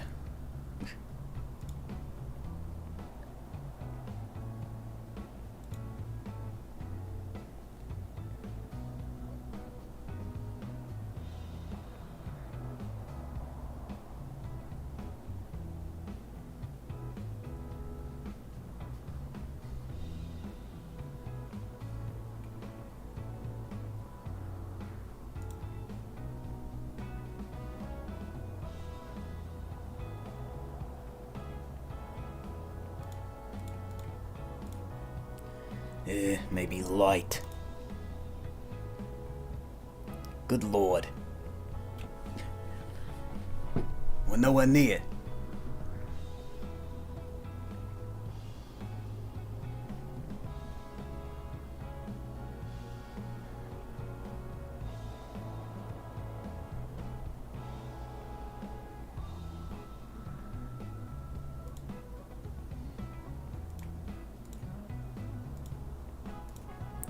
Duels. You gotta be kidding me.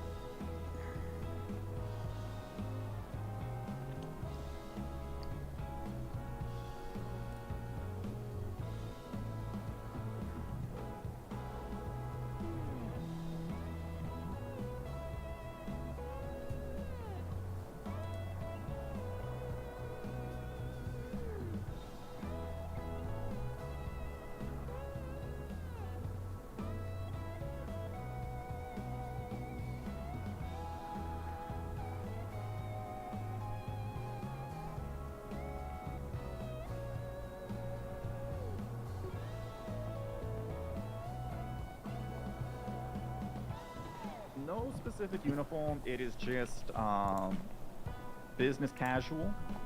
Look presentable. Oh God. Have a grapeseed uniform or outfit. You have to wear at least one item of pink. I take it a bit more serious than other people do. That's fine. That being said, the next step is I will contact you in about 2 days about the status of your application. And I got one last question for you both. Are you ready?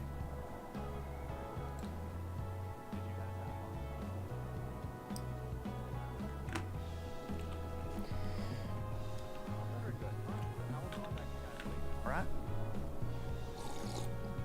All right. Thank you so much. All right, sorry about that, guys. Let's get you guys in. All right. Good luck, y'all. Have fun. Thank you.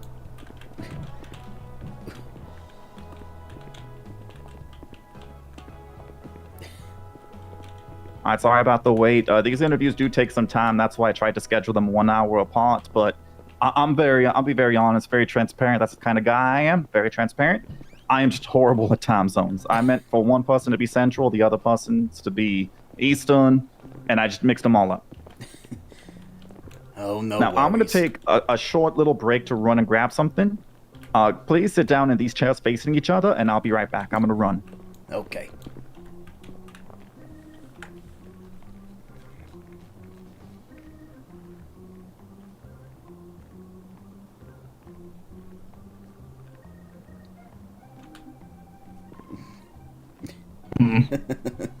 Sorry about that.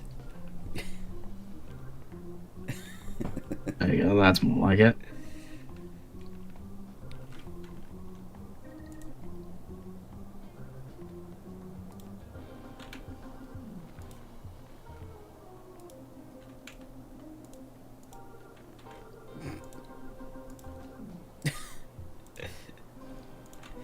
Whatever.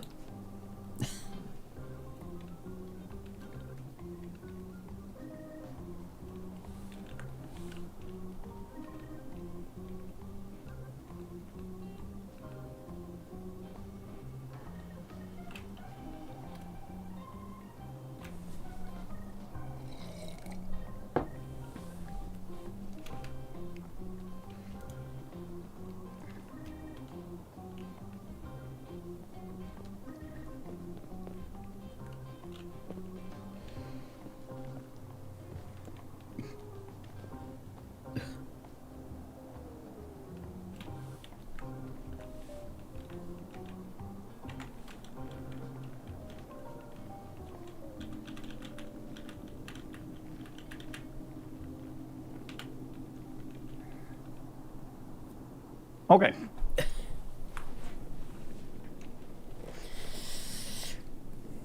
All right, now I believe both of you were interviewed by somebody else, not me, right? For the open yes. house or the job fair. Yes, the job fair. Very quick, what's your name? One more time. My name is Farrah Maiden. Farrah Maiden. All right, Farrah Maiden. Tell me a little bit about yourself, Farrah.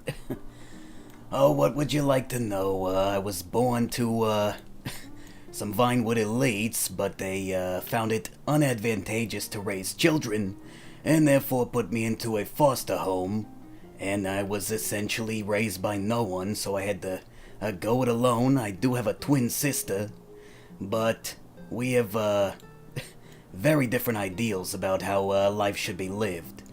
I am not, for the ways of crime, and unfair behavior. Good. So I find myself pursuing a career in the, working for the government, trying to make the city a better place. Very good, very good. Okay. And then you're Thatcher, right? Yes. All right, Thatcher, tell me a little bit about yourself. Basically, not aware I'm from the city. Small town, nothing to worry about. I've been living my life a lot on the move, a lot of my adult life. Okay, give me a little bit more about you. Come on. Don't be shy. Basically, been going through so much, basically, how should I put it? Yeah, they're hard to explain myself sometimes. Well, you should know. As dispatchers, your job is to kind of explain sometimes, so... Right. But yeah, well, I guess I'll get right to it. I've always called myself a traveler, but that's the most optimistic term I use. If anything, I've been more a drifter. A drifter? So how long do you plan on staying here then, if you're such a drifter, if you're such a traveler, a rambling man, so to speak?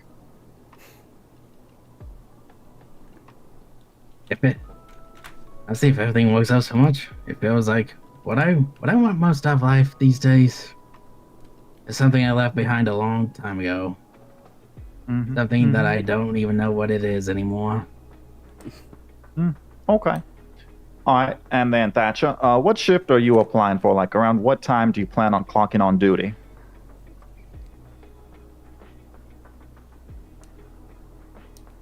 Well, let's see. Well, it sounds like shift 2, but what were the hours of shift 1 again? Shift 1 is about 9 a.m. to about 5 p.m. The shift 1 sounds like they're my best hours, but I have no problem doing shift 2 either. Okay. I'll put you down for shift 1. And then Farrah, what about you? Well, I'm in a unique position to, essentially clock on whenever. Although, you know, I'd like to fill the gaps, you know, if there are times when there are not enough dispatches around, I want to try to be there for then. You know, if that's the very late of the night, you know, which I guess is shift 3, probably 2 bleeding into 3 kind of night hours. 2 bleeding into 3, okay. I like that answer, okay. Yeah, that's probably around the time I could be pretty consistent about it. Alright, I think that would technically label you as shift 2, and then you would be labeled as shift 1. First, let me explain the responsibilities of dispatch. There's 2 parts to my interviews here. The first part's the administrative stuff. It's like basically the meat and potatoes of what you're actually doing, what's expected of you, and then any sort of benefits that come with it.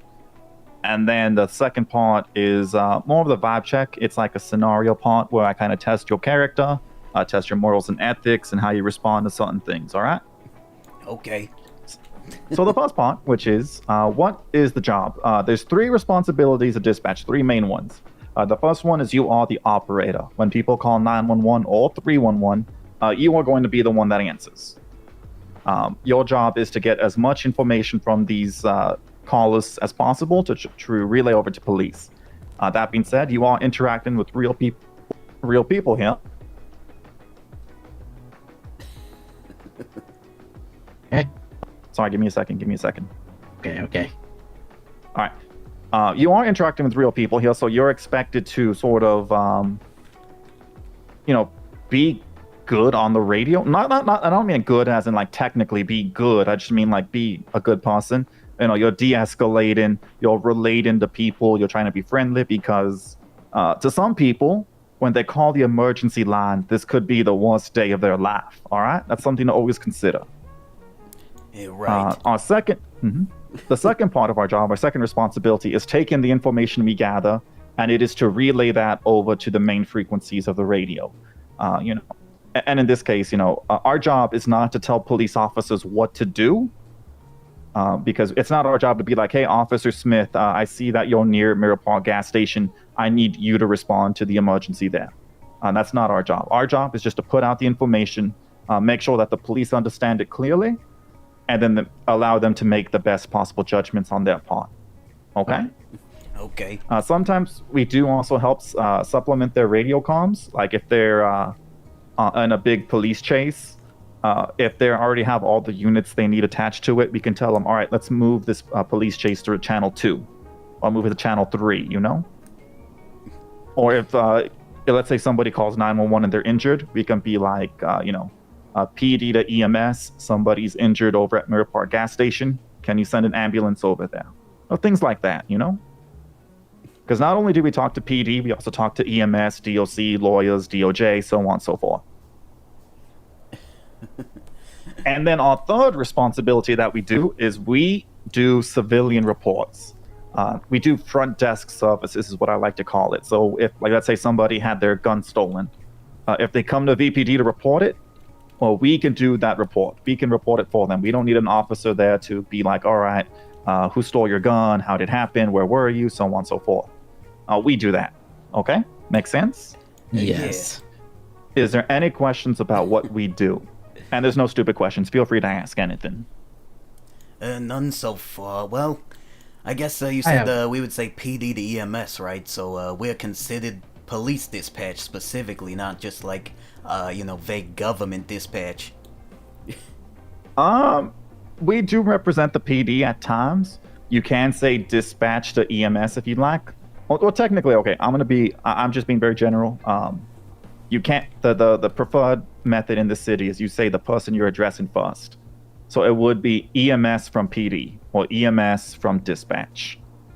And it could be used interchangeably. If you're talking to the PD, it'd be best to use dispatch. Like if it's like, to Officer 2 Ida 98 from dispatch. I see, okay. That makes sense. But like if you're talking to EMS, if you're talking to, DOC, you could just say from PD. All right.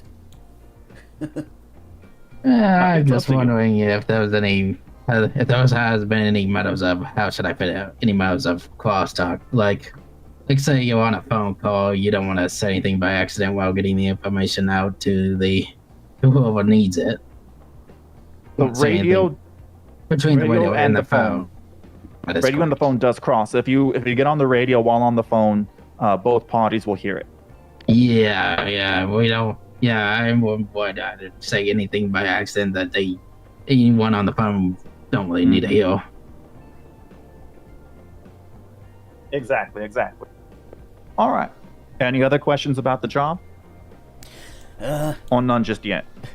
I assume there will be like situations where a caller is, they think it's an emergency, but it isn't, kind of thing. Happens all the time. Either people call the emergency line when it's not an emergency, or they'll even call 311 when it is an emergency. Right. I suppose it happens all the time. Maybe know some examples of what would be considered a non-emergency that's commonly misconstrued. There'll be people who call in 311. So 311 is like an information line.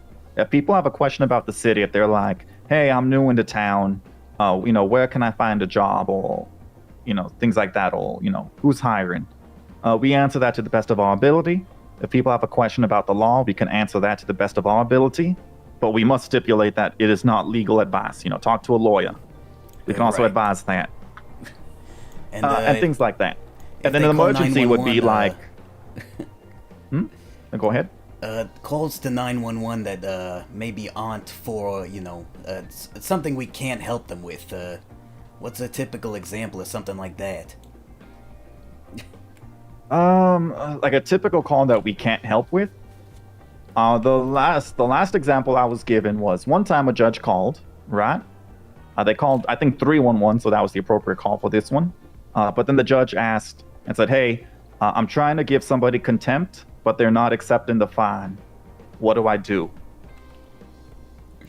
And I'm like, I don't know. Right? Like, that's a tough one.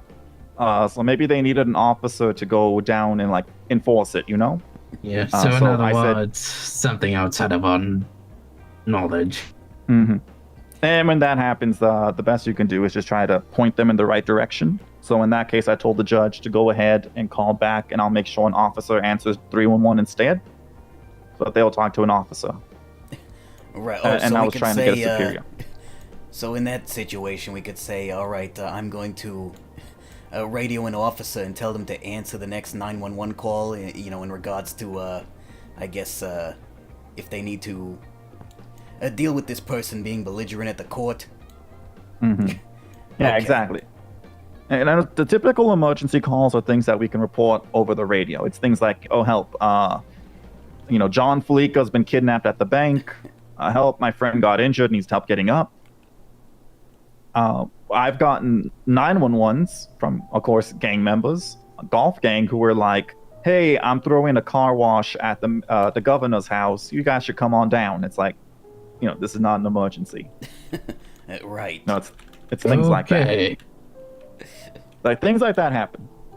So just It's not too.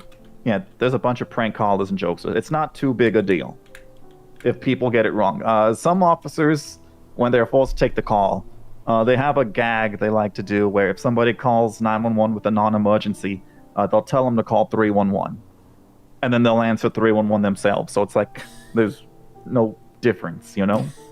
It's the same thing. Or they'll do the reverse, where if someone calls 311 with an emergency, they'll tell them, "Oh no, you gotta hang up and call 911." And then when they hang up and call 911, they still answer it and like, "Oh no, what's your emergency?" It's like, yeah, that's their little joke they like to do. That's hilarious. All right. Then any other? Oh my bad. Any other questions related to the job? I don't think so.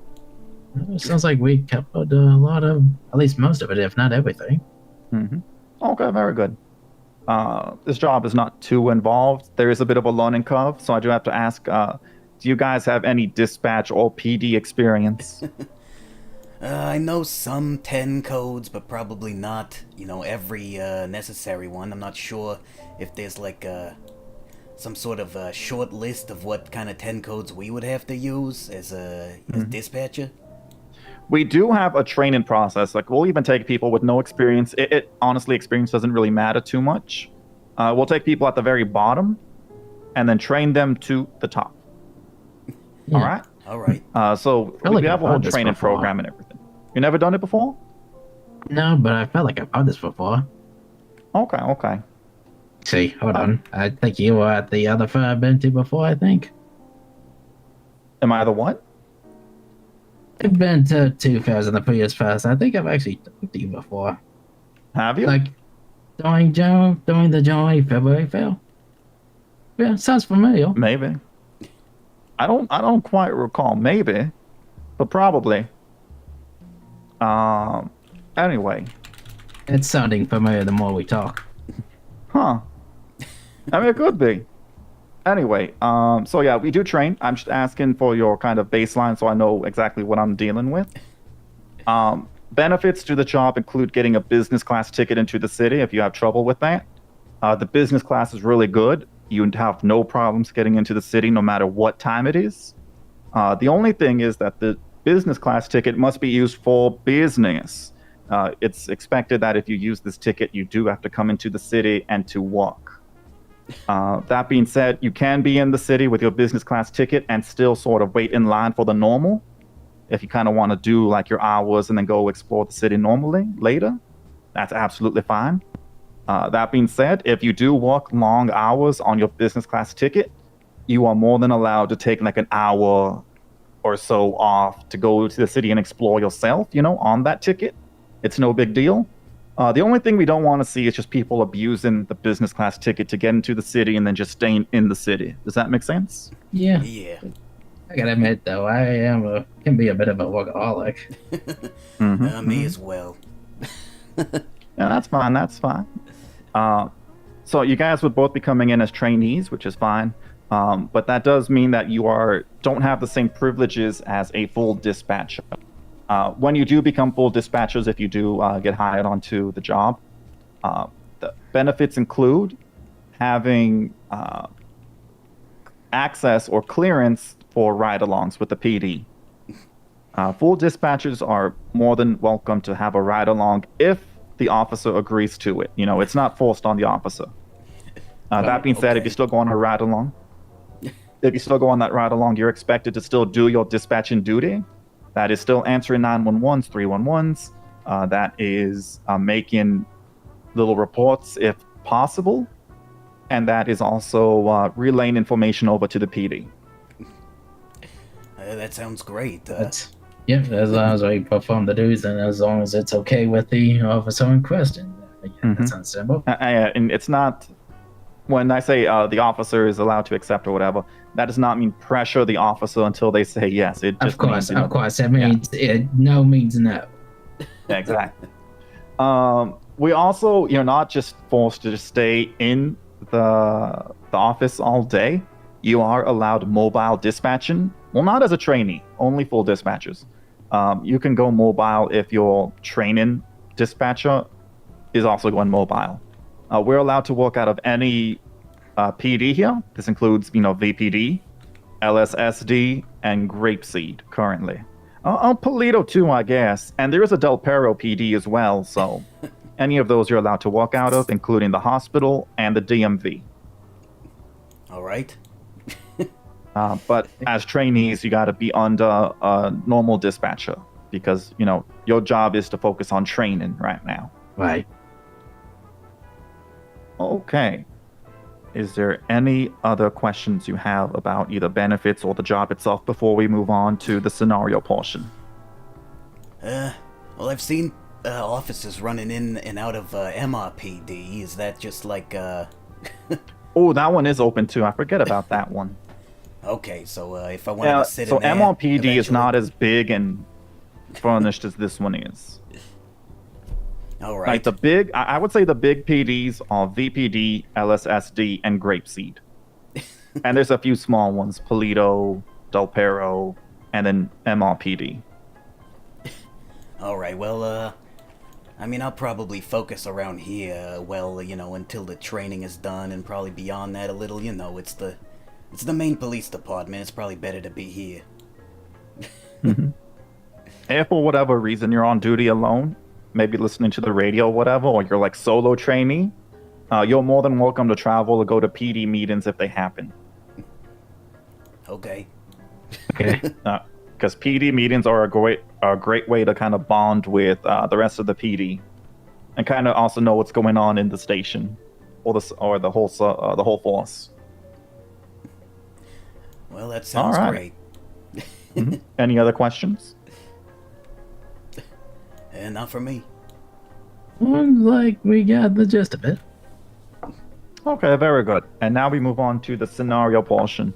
This is the part that kind of takes a bit longer, but I try to make it as fun as possible. Like I said, this is kind of a test of your character, your morals, your ethics. And we're just trying to kind of see what kind of people you are before we just hire you, all right? All right. This is going to be a collaborative process. I'm going to point and say who's talking or who's responding next to the scenario as it happening. So you're kind of building the story together, okay? Okay. Okay.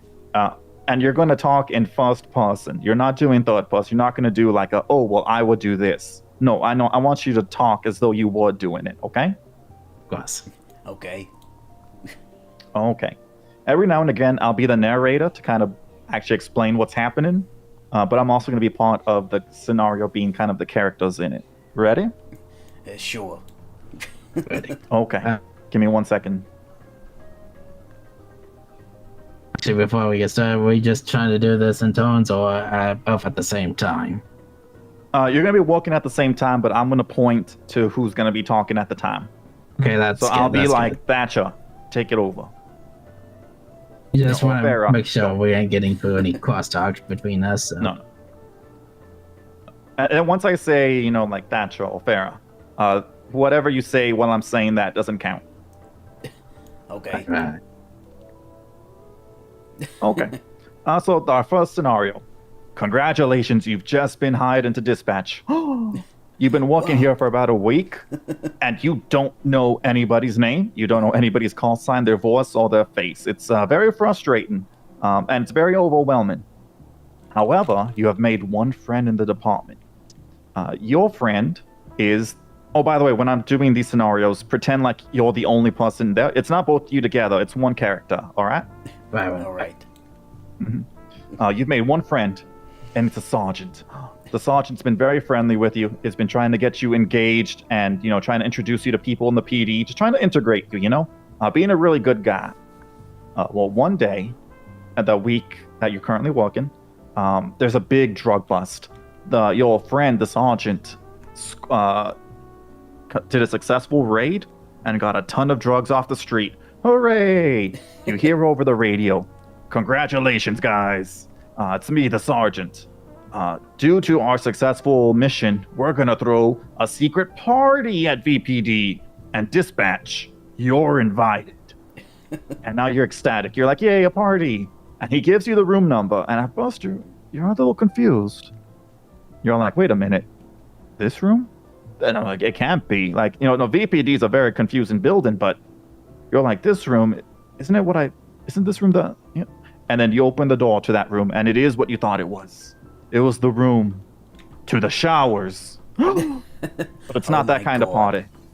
People are in bathing suits. They're just drinking beer and eating cheeseburgers, you know? It's not that kind of party. You're there at the door, and the sergeant sees you and breaks away from his group. Dispatch, there you are. Oh, come on in, join the party. Here, let me crack you open a cold one. And he tries to hand it to you. Farrah, what are we doing? Sorry, Sergeant, I'm still on duty. I can't be drinking at this time. Ha ha ha ha ha ha. Oh, dispatch, silly goose you. I'm also on duty. So is everybody here. It's cool. Here, just have a drink. And he takes a sip out of his own. Sip, sip, sip, sip, sip. Glug, glug, glug. Keep going, Farrah. I'm really not interested in drinking any alcohol, Sergeant. Please, I insist. I'd rather just enjoy my time here in the showers with all the police. Oh, no, come on. I insist. It's a party. You know, we worked very hard to get these drugs off the street. We finally got one over on those criminal bastards. It's a good day. It's a good day. Thatcher. I'd be filling my bar a bit. With all due respect, so it's good to see that we dealt a serious blow to these drug dealers, but is this any way to be celebrating, especially while still on duty? It sure is, you know, you gotta live life in the present, you know? I mean, hell yeah, we worked very hard, it was a lot of nights, a lot of paperwork. Why can't we relax with a couple of beers? Come on, I insist. Keep going, Thatcher. Well, even fellow. There was definitely plenty of times for that, but this now is not the time for that. Have we even dealt with everything we need to deal with? Do we proceed to get everything processed through? We could do it after the party. And at this point, it's getting a little more frustrated, you know. Well, come on, the dispatch. I've been a good friend to you this past week. I've been trying to integrate you. This is part of the integration. Come on, join the party with the rest of us. Have that sip of beer. It's not gonna hurt you, Farrah. Sergeant, I think this is a terrible idea, but just give me this and you go, you have fun. You've done great work, Sergeant. Go ahead, get on out of here. Oh, now you're getting into the spirit. You took the beer. Now come on, walk on in with me. Come on, come meet the rest of the detectives. Come on in. Okay. You walk into the party, walk into the showers. You're talking there with everybody. Everybody there is on duty, including you, and they're all getting visibly and verbally drunk. Oh, come on there, dispatch. I've noticed you haven't taken a sip of your beer yet. Come on. Well, Sergeant, I feel a little uncomfortable with you watching what I'm drinking all the time. I mean, can't you just enjoy yourself? This is about you. It's your special day. You're the big guy. You got the bad guy. You stopped drugs from being smoked today. Great work. You know what? You're right. I'm gonna turn up the radio and play my favorite song. Thatcher, what's your favorite song?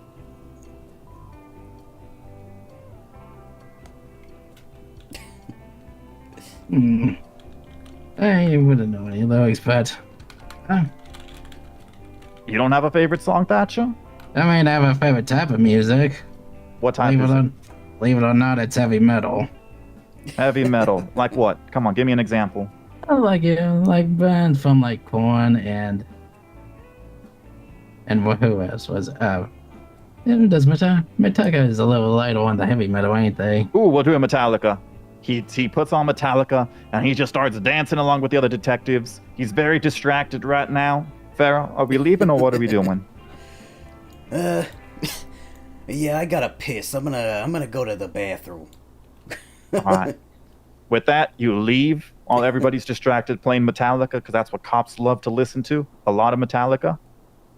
And as you're walking around the corner, you throw away the beer, of course, because you don't want that. That's not you. You say it.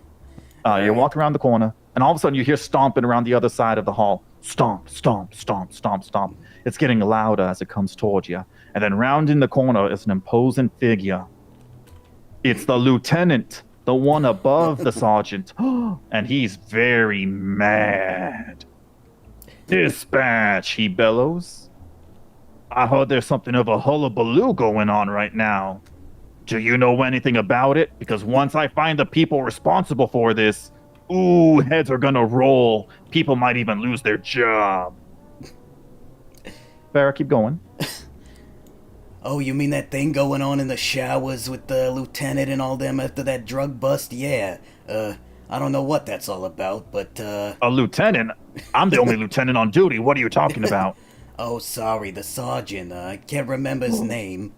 The sergeant? There's a sergeant throwing a party in the bathroom? Is that what I'm hearing? Gotcha. Fortunately, yes. There is a party going down there. Ooh, so if I go in there right now, you're telling me I'm gonna make somebody lose their job? I wish that was not the case.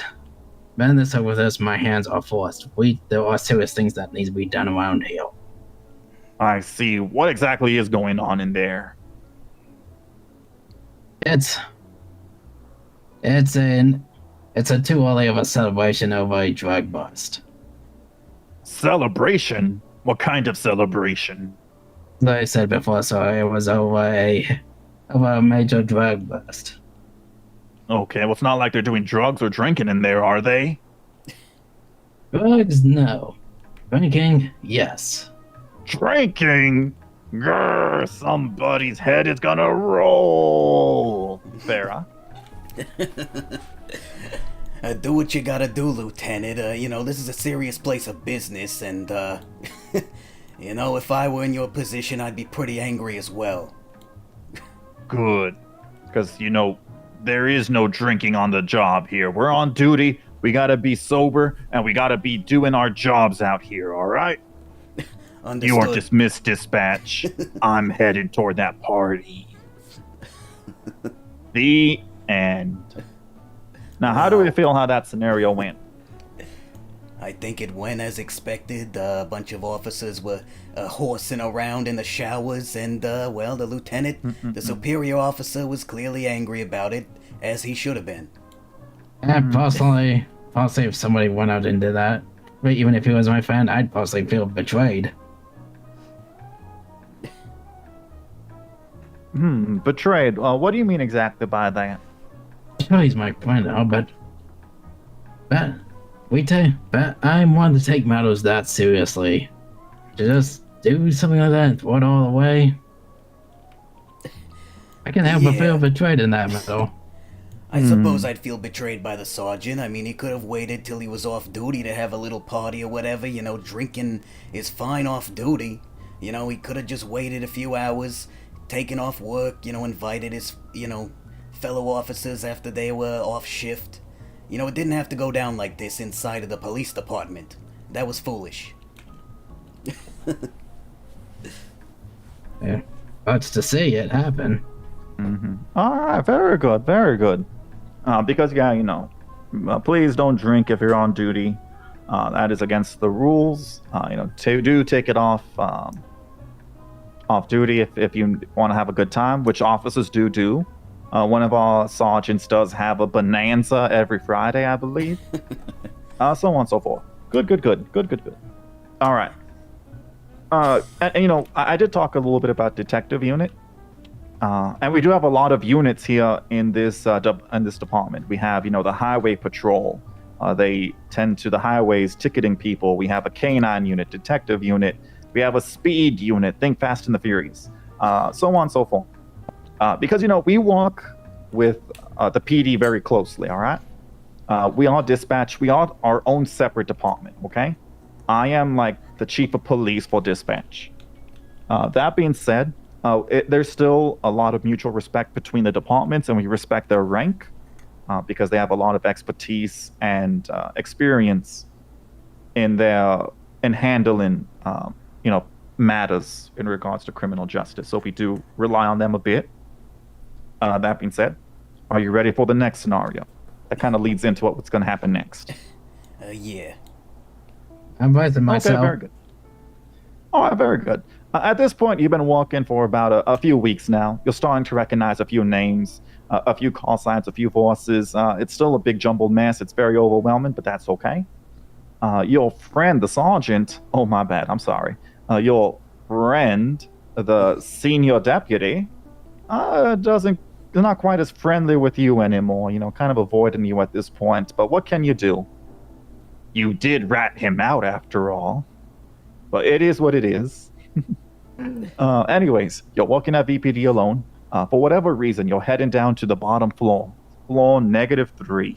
You're climbing down the stairs, and at the very bottom of the stairwell, you see a lone canine unit, a dog. Her name is Luna. She has, her fur is all nice and soft. She has her tongue out, her tail is wagging, sitting down there, just being a happy dog. Thatcher, what are we doing?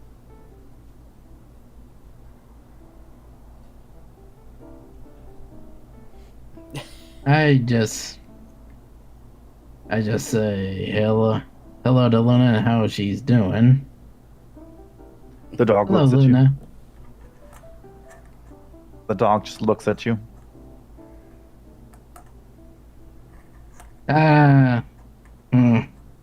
Must not know who I am.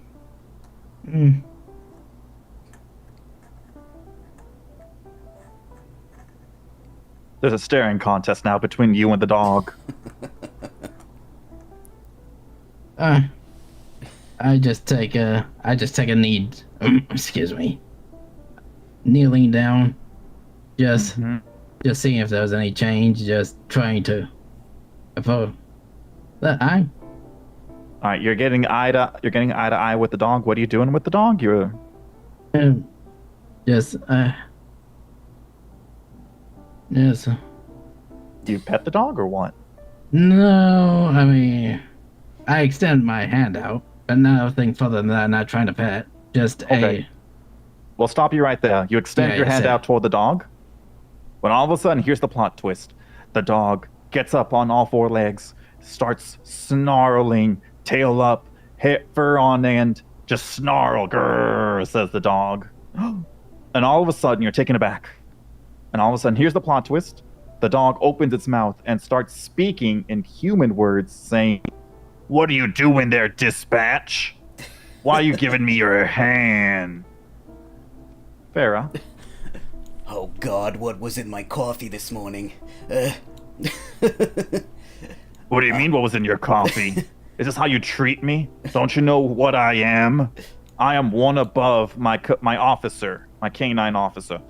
That is making me a lieutenant.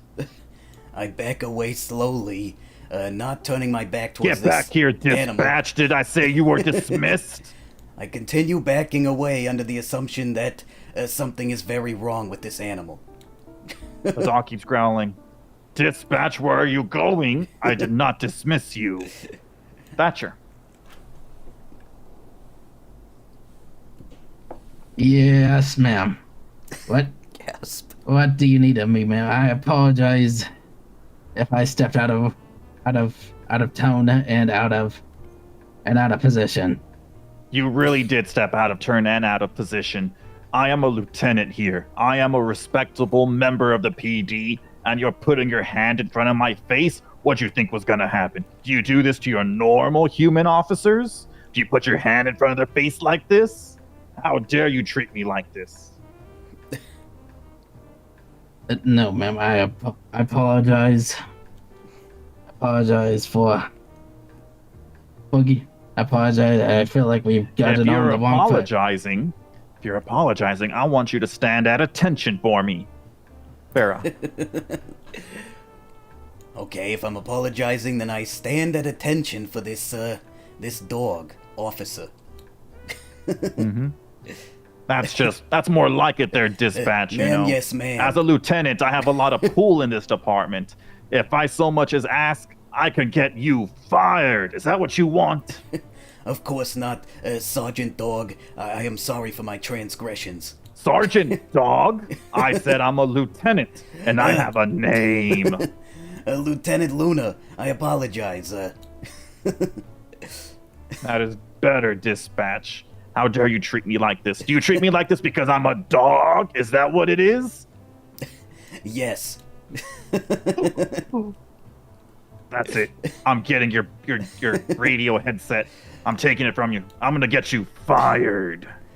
I treat you this way because you're a dog, but that doesn't mean it's right. Okay, Lieutenant Luna, I apologize, and I will try to be better and less prejudiced towards animals, and especially ones in service like yourself, who I find to be very The dog is not honorable. having. The dog's not having any of this. All the dog does is snarl even more. It takes a step towards you. Grrr! I'm very upset and irate. I'm gonna have your job, dispatcher. I'm gonna have your. All of a sudden, the door slams open. Baboosh. Oh, there you are, Luna. I've been looking all over for you. You turn to look. It is the canine sergeant officer. And then when you look back to the dog, you see the dog back, hair all nice and soft and furry, sitting down, tail wagging, tongue out. Very happy dog. There you are, Luna. Sorry about that. Oh, dispatch, I didn't even see you there. Oh, I hope Luna wasn't too much trouble. Thatcher. Not at all. I was just being friendly with her. Oh, very good, very good. Yeah, sorry about that. I had to step away into the corner and think to myself for a bit. You know how it is. But yeah, that's very good because Luna is probably the most friendliest dog I've ever seen in my years of experience, I think I've only ever heard her growl and snarl towards the bad guys. Ha ha ha ha ha. Farrah? Oh, of course, I'm glad you're here with Luna now. I need to step out for a moment. I need to, I need to go to the hospital. The hospital? What's wrong there, dispatch? I'm feeling a little lightheaded right now. Well, it's probably Oh, my nothing, goodness. but I do need to go to the hospital and just get a little checkup. Don't worry about me. Oh, if you need, me and Luna can give you a ride in the car to the hospital. Oh, thank you, but I think I can, I'm gonna call an ambulance. An ambulance? Oh, okay, if you insist. It's All right, safer come on, that right way. this way, Luna. Yeah, okay. Right this way, Luna. Let's leave dispatch to themselves. Then the canine officer opens the door to the stairwell, walks out of it, and the dog follows right after. But before the dog finishes leaving the door, you can see her head turn back around towards you, and you can swear she squints at you one last time before the door closes. Thatcher, what's the last thing we do here?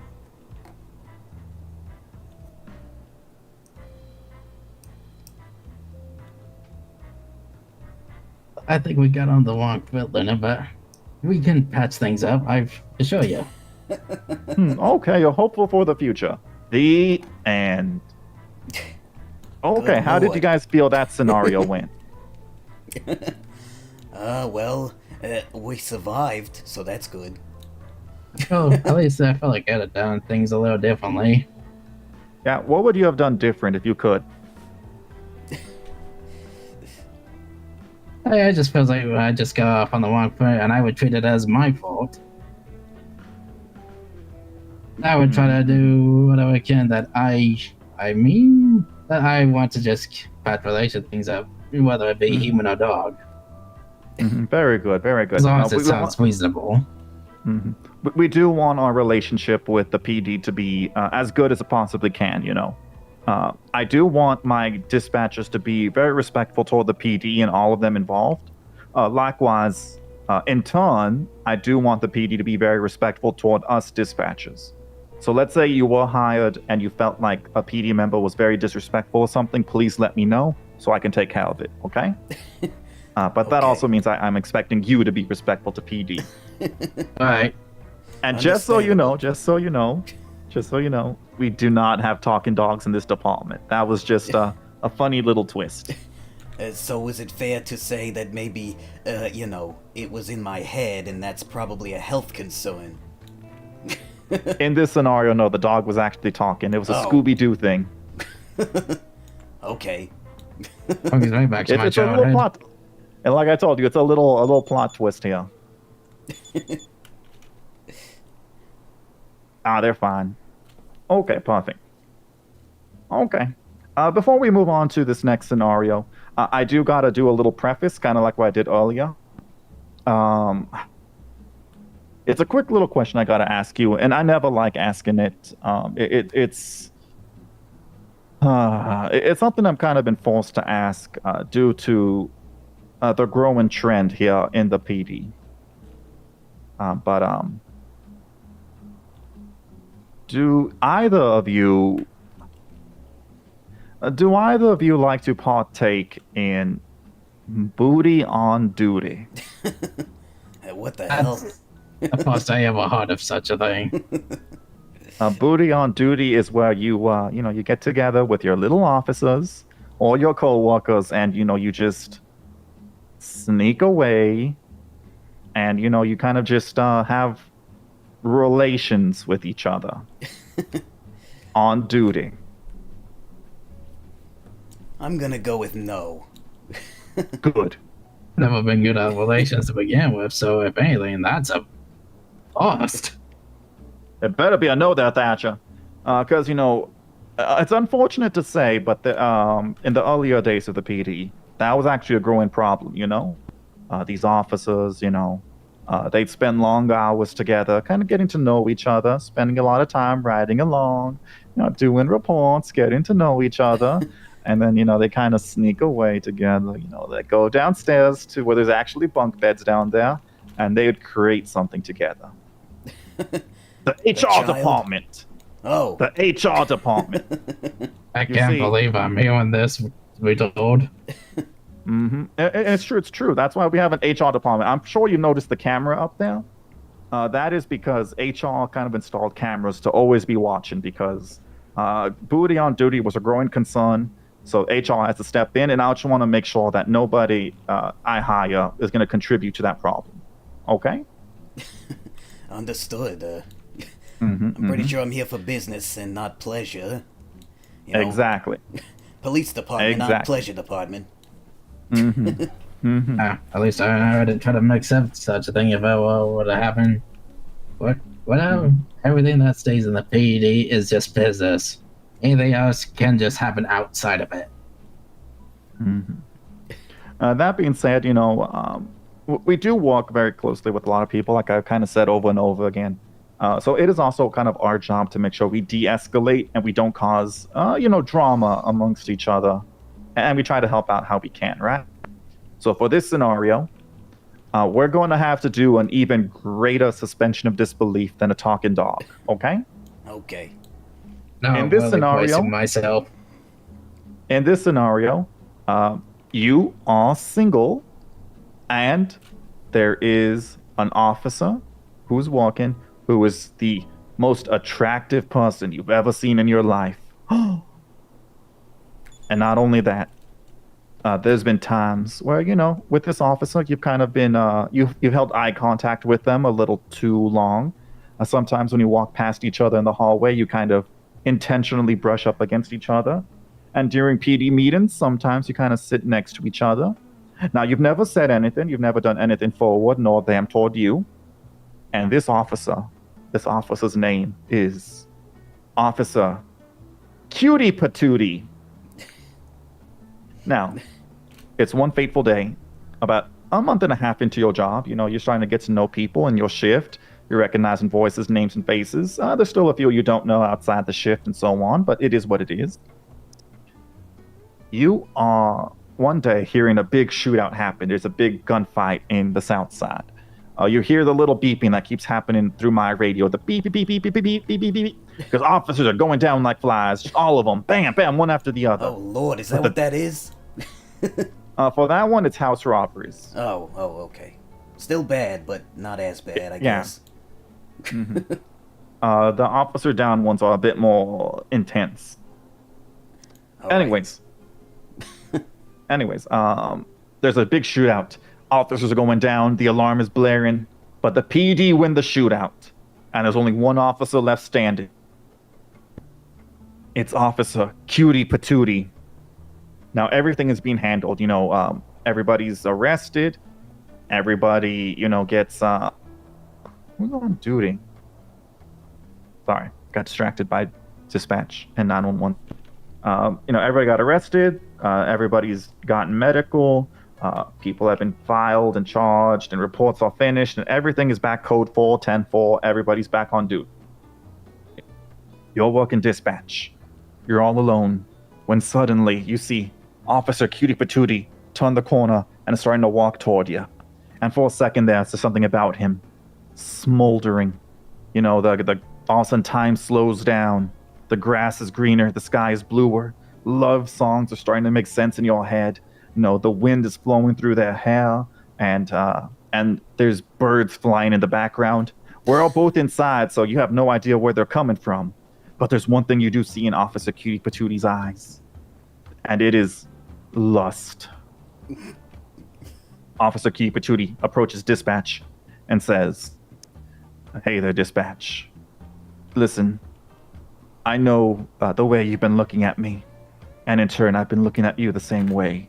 Now, I don't know if it's the adrenaline talking from surviving that gunfire, but I realize that we don't have much time left in this world, you know? We gotta make the most of every moment. There's not a moment to waste. And I would really like it if we got to know each other a bit better because of this, you know? So how about it? How about we sneak off downstairs to the bunk beds, the barracks, and we really get to know each other?" Thatcher. Oh, what did you just say? Come on there, dispatch. Let's really get to know each other. I know sometimes you brush against each other in the hallway, but let's really brush against each other down there. Hold it right there. That's going a step too far. What do you mean?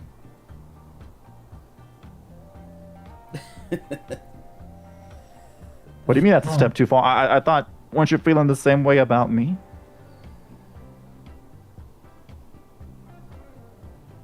Yes, but I'll be honest with you, yes, but never enough to just resort to this. Seriously, on our jobs? You actually do this on our doing our jobs. Is that how Yeah, I I'm mean, seeing come on. it? You know, it was the bullets whizzing past my face, nearly deafening me, nearly striking me down where I stand. You know, we really gotta live it up while we still can, you know. Farrah. Oh, officer, look. I know you've been through something very traumatic recently, okay? This shooting. It's a very dangerous line of work you're in. You gotta understand that, these things are gonna happen and they're gonna happen frequently, okay? But look, I trust in your skills and abilities, and so should you, alright? Life's not gonna end tomorrow, okay? Look, if you wanna take me out on Might a as date well. or something, listen, you can call me after work, but, while I'm on duty, the only relationship I'm interested in is a three-way between my phone, myself, and my radio, okay? I'm a dispatcher, alright? I keep it professional here. Oh, I see how it is. That doesn't mean I don't have feelings for you, officer. No, that is what you're saying, you know. I'm sorry, I misread the situation. The Officer Cutie Patootie starts breaking down. I thought you were into me the same way I was into you, and you were shooting me down earlier, and now you're just making excuses. Thatcher. Okay. Excuses. There's no excuse for this sort of behavior here. Yeah, you're just putting me down, Jill. You're putting me down hard. You're putting me down like Bambi's mother was put down. Chief Patootie's getting worse, making a bigger scene. Noises are being heard upstairs. People are like, what's going on? I'm hearing things. Keep going, Thatcher. Whatever you do, you need to compose yourself right here, right now. Compose You're myself? making a scene. After what you've been saying to me, I thought we had something. And if we did, you're... Oh, Farrah. Look, officer. I put my hand on his shoulder in a, platonic way. You need to relax, okay? Look. You're a great man, okay? You're very handsome, you're strong and capable. I know that, you know that, and that's why you're here, still alive, okay? You could be dead, but you're not. Because you're a survivor, and you're a hero in my eyes, okay? And that's why we have to keep it professional in this building, in this institution. Because there are people out there They didn't make it. They died, alright? You should be, you should be celebrating, what you've accomplished, officer, okay? You don't need to fill these, traumatic gaps with, you know, pleasures of the flesh, alright? There's other ways. What other ways? You need to pick yourself up and look at yourself in the mirror and see how far you've come, alright? What you need to do is you need to sit down and talk with your loved ones. You know, people that are meaningful to you, not just, you know, booty calls, okay? You need to remember what makes life worth living, okay? And that's love. You know, that's what matters most. Yeah. What is love? Thatcher, what is love? To be honest, I wouldn't know myself. Life I've lived. The sort of life I lived before becoming on dispatch. It didn't allow any room for love. How am I supposed to find love? It's not on the job, that's for sure. Not on the job, are you? You're gonna make me cry again. Why do you keep bringing up the job?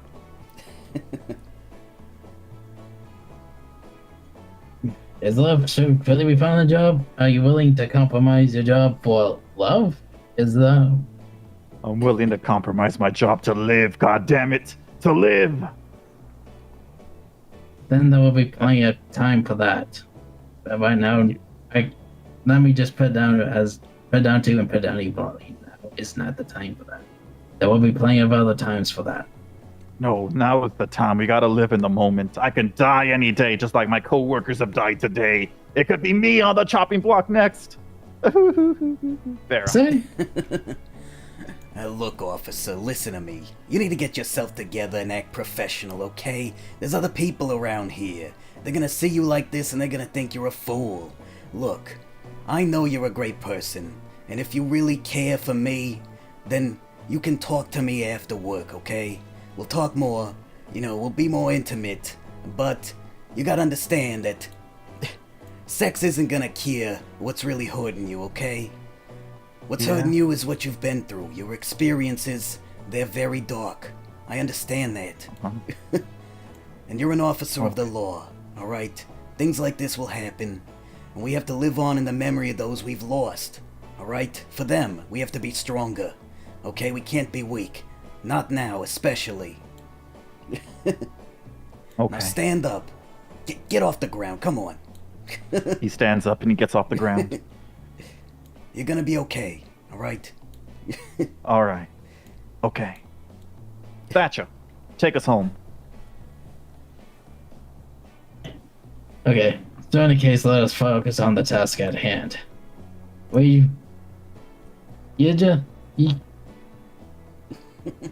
was the task at hand again? We're de-escalating here. We're trying to calm down Officer Cutie Patootie.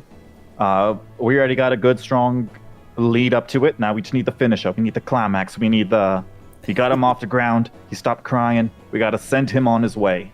Take us home. Yeah. So come on, let's go forward. Let's get back what we need to do. And then we can talk about everything afterwards, okay? Okay. Yeah. We could talk after work then, I suppose. Yes. And there will be plenty of time for that afterwards. Any encouraging words before we part? Go get him. Alright, I will. The end. Now, how do we feel like that scenario went? It was beautiful. It was truly beautiful. Good. A lot of heavy on my end. Like I said, we you asked prevented me. this guy from, I don't know, losing his mind, probably. Mm-hmm. It's not the worst answer I've heard, by the way, that Thatcher. The worst, because I've done this interview question a lot. The worst answer I've ever gotten was one time I asked it, and when Officer Cutie Patootie started crying, because Officer Cutie Patootie always cries. What happened was that the interviewee, my bad, decided, hey, it's okay. We'll actually go downstairs. We'll do it. And Officer Q2 is like, really? Okay. And he's like, yeah, you go first. I'll meet you down there. And then as Officer Cutie Patootie leaves, he just leaves himself. He runs outside of the PD and doesn't stop running. Oh my god. Like leave at the Gonna altar make it way situation. worse. Exactly. He did a leave at the altar type move, and that was oof. And I thought I felt the pressure. Mhm. Okay, very good. That scenario went pretty good. So something very important to note is that not only do we deal with the government, we also deal with civilians, and more importantly, we also deal with criminals. Everybody calls 911. Not just civilians, not just government workers. Criminals do it all the time. Even high-profile, big-name criminals like Mike Block has called 911 before, so on and so forth. So it's very important that as dispatch callers, we also got to be able to bend and be flexible with who we're talking to, If we're talking to a big wig, yes, be professional, be reasonable. If we're talking to a big profile criminal, it is okay to break like protocol a bit. Like, don't get me wrong, don't give them information. Like, don't do anything illegal. No corruption, all right? But you don't have to be like an automated bank teller. You don't have to be like, yes, hello there, sir. I am here to help. Like, don't be a robot. You're allowed to be a person. You're allowed to relate. You're allowed to talk them down that way, all right? Does that make sense? You Yeah. played your audience. Okay, Now, our last scenario. Are you ready for it? sure. Let's do it. Now, it's been about 2 months since you started working for dispatch. At this point, very familiar with almost the full force. Maybe there's a few people you don't actually know yet, but you've heard their name enough on the other shifts. And things are pretty good at this point. One day, you're working at VPD, and you notice that you are alone in this building. There's no other dispatchers. There's no one else in the building. Everybody's out on patrol. It's kind of a slow day. Not many people are on duty. Anyways, you're working the desk when all of a sudden you hear the door slam open. Boom! And in stumbles a man, and he is angry. Grr! He stomps in. Boom, boom, boom, boom. He looks to his left, nothing. He looks to his right, and he sees you behind the desk, and this desk only has one entrance. And he walks over, stomp, stomp, stomp, stomp, stomp. You can really see how angry he looked. And he says, I want to talk to a superior now. I was arrested for a crime I did commit, and I want a superior now. Thatcher. Clarification, was it you say a crime you didn't commit? A crime I did commit. I want to talk about getting rid of these charges and fines now. So you just admitted straight up to me you did the crime. What? He takes a step towards you. He takes a step towards you and he says, I said I want a superior officer now. Farrah? Okay, sir, listen to me. If you're here to talk about your fines, then I don't think an officer's gonna be able to help you with that. But, do you remember the name of the officer who arrested you? I don't care about the name of the officer. I care about the superior who I want now. He takes another step towards you. Thatcher.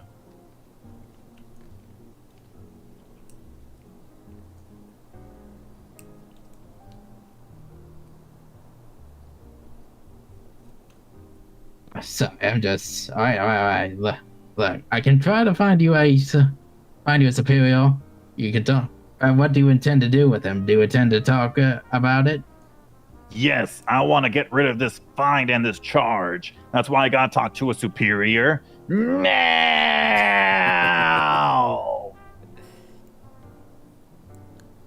Well, you just pointing out a while where you sort of were pointing in no direction. Sorry about that.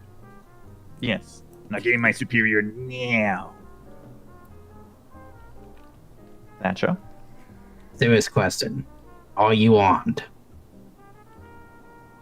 How about I show you how armed I am? He takes another step towards you and pulls out a knife. I hope you see my point. Farrah. I think legally I can pull out a gun. While you pull out the gun, he stabs you. The end. Good lord. Over the desk. We'll run and it back. everything. We'll run it back. But just so you know, like legally, yes, you can defend yourself. It is unfortunately policy that dispatchers cannot have guns. Okay. They were taken away from us due to another dispatcher who took advantage of the gun rules. Let's just say, as dispatchers, you are not supposed to join the PD in a gang shootout. Okay. You are not allowed to do that. And anyways, unrelated to that, dispatchers are not allowed to have guns anymore. I mean, that's fine with me. I'm very averse to firearms and that sort. But yeah, if at that point they're so close to you, the knife is out. There's no way you can pull out a gun fast enough. You know what I mean? Yeah. Sure, yeah. So I will we'll say, run though, it back. Isn't that a clear infringement of your Second Amendment rights? Well, I mean, he's the bad guy. No, I mean, to ban dispatches. Oh, the from... right to bear arms? Yeah. Like, that's a constitutional violation. No, because it's part of one of the rules for employment. It's kind of like... Okay. Because you're not forced to work here, you know? Right. This happened because some rules got abused. Yes, unfortunately. What we do give dispatchers, full dispatchers, is we give them mag lights, the flashlights, a pure hunk of steel. That one we can get away with more because it looks like, you know, if you take out the flashlight when it's dark out and you're kind of scouting around the grounds, it looks like you're taking care of it. And if you hit somebody with it, it really hurts. All right. But yeah, no gun, unfortunately. But we'll run back the scenario back to where we were, which is the guy pulls out his knife, and he's really close to you, stabbing range, and he wants his superior now, Farrah. Okay, I guess I would then. And there are fail states to this scenario, by the way, which we already found one of them. I would say, dispatch to a superior officer. I have a very disgruntled individual here, seeking someone who can assist him. And he is extremely angry. Extremely angry. As an aside, just so you know, if people do get really close to you, they can hear you talk on the radio. All right, so just so you know, so you don't accidentally get into a fail state. Anyways, right. Officer does reply. Superior officer does reply, my bad, and they go, psh. Yes, Officer Superior over here. I'll go down to VPD. Give me about 10 marks. I'll be there at 10. Okay, well, sir, the superior officer will be here very soon. You can take a seat over there and wait for him, or you can just stay right here. No, I'm gonna stay right here next to you until the superior officer gets here. I need the spine taken away, you know? Yes, you know, I can imagine that the government has certainly screwed you over, and you need to, you know, right this, wrong as you may see it. Exactly, you know? They just find me too much money, and making money in the city... Man, it's hard, man. It's hard, you know? Oh, yes, I know. You know, they don't pay me very well here. I'm just a phone, you know, phone collector, a phone operator, you know. Yeah, you know, it's just, truth be told, this knife I'm holding here is the last thing I own. I am dead broke because of this fine and this charge and everything. Thatcher. And it is, I imagine it's just new and dear to you. Wouldn't want anything to... I can't say that it's near and dear to me, you know, it's just the last thing I own. I mean, I got busted for street racing. That's what I'm trying to fight here, you know? And it's a felony. So, I mean, what kind of job can I get with a felony, you know?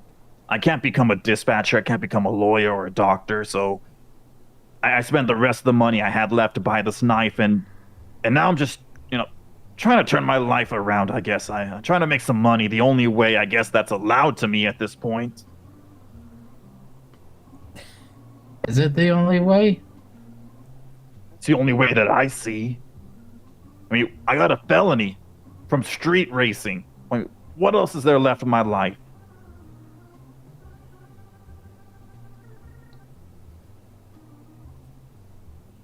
Hey, sounds like you fit the. Other than the knife, there is actually a life.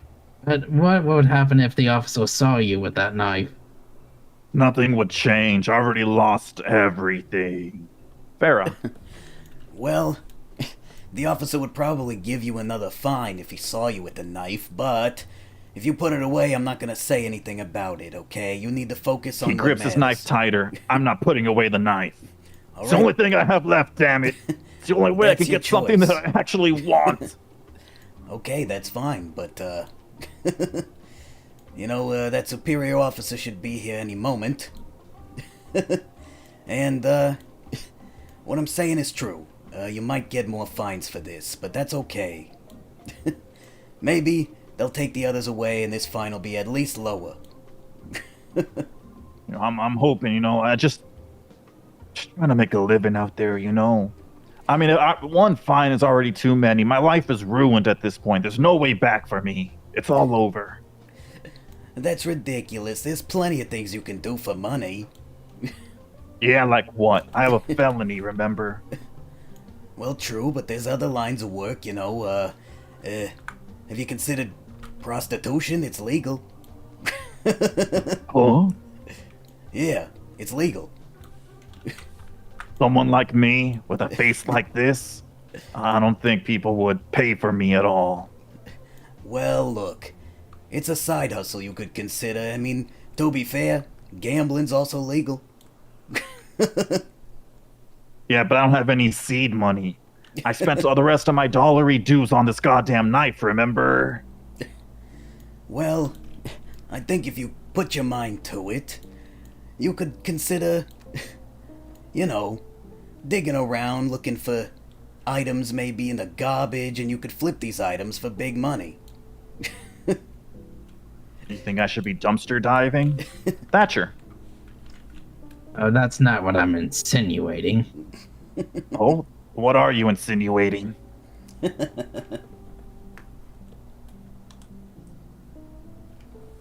if you have a felony, it's not impossible to get your life back on track. You say you have that knife, but you also said you have your life, and you only have one of those. Mm-hmm. That is true. So I mean, what's the way back for me? You know, I feel like I've fallen down this hole. How do I get out of it? You know? I guess let me tell you, it's not easy because let me tell you, I've lived my life before, and it wasn't easy myself. But I always found my way through, got back up. And Yeah, I doubt you've been where I've been. You saying you know what it's like? I've gone days going hungry, and I've lived life without, and I've lived times where I slept on the outside, whether it's intensely hot or intensely cold. That's a harsh life to live. And that's how I'm living now, man. It's definitely not easy. Farrah. Well, look, if you really wanted to turn your life around, there are plenty of avenues to make that possible. You know, you could do community service to get your fines erased. You could, consider getting your record cleared through expungement. You know, it's not the end of the line. Cleared. Yeah, you can clear all your, you know, all your crimes will be erased if you get an expungement. There's a whole process for this. Then you Yeah. can get any job you want. You know? Well, how hard is it though? I mean, I guess it would be work, wouldn't it? It would be work. It wouldn't be easy, but it wouldn't be impossible. It's, just a little bit of time and effort. Maybe, it'd probably take you about a month. Yeah? Yeah. Do you think someone like me deserves that second chance? Of course you do. Anybody does. If you really mean it, I believe you can achieve it as well. I think you got that fire in you. You're capable of, whatever. You can do whatever it takes to get where you need to go. Yeah. Maybe you're right. Maybe. I mean, goddamn, Jesus Christ, look what I'm doing right now. I have a knife out to you, and I really am just digging myself in this hole deeper, aren't I? You hear over the radio. Psh. Yeah, I'm about to turn the corner. I'll be there very, very soon. Look, I know that's your special knife, okay?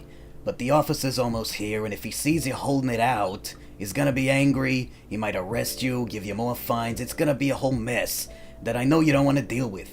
And I'm not asking you to throw it away, I'm just asking you to put it in your pocket, keep it hidden. It's still your knife. I'm not gonna take it from you, and I'm not gonna mention anything about it. Alright? If you really want to turn your life around, this would be a great first start, okay?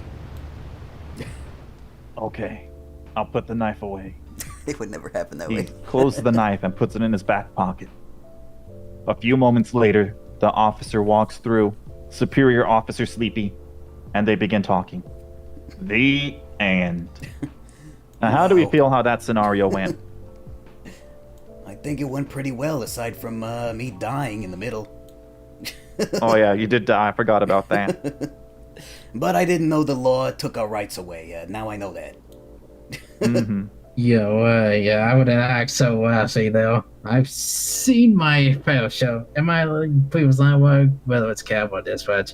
I've seen my fair share of easily aggravated people that can suddenly turn hostile. Yeah, every now and again you get very disgruntled people. It's never happened, that scenario itself. Like, no one's ever actually walked into dispatch and held a knife to somebody asking for a superior officer. But you do get disgruntled people all the time calling 911. Because like I said, for some people, it's the worst day of their life, Normally, the worst day of their life involves their food truck getting towed for some reason, but it is what it is. Oh, I've been witness to some of those working at City Hall. People get very upset over that. It is our job. It is our job to kind of relate to people, try to calm them down, and sometimes it does mean you don't have to be so professional, Like with that guy in that scenario, the whole point of that was to kind of just break away from that, like, sir, I need you to put the knife down and step away, please, Like, just being very, like... It's more than just being professional. The life was on the line. Mm-hmm. But, the point is that it's sometimes it's time to put away the professionalism, the formulas, the canned phrases, and just try to relate to a person, Everybody has their own troubles and issues, It's very few people in this city who are just evil throughout. Not saying that there aren't some, but it's not as, you get more flies with honey than vinegar or something like that. I don't know. Just say when you cross some lines, it easily changes my opinions about a person.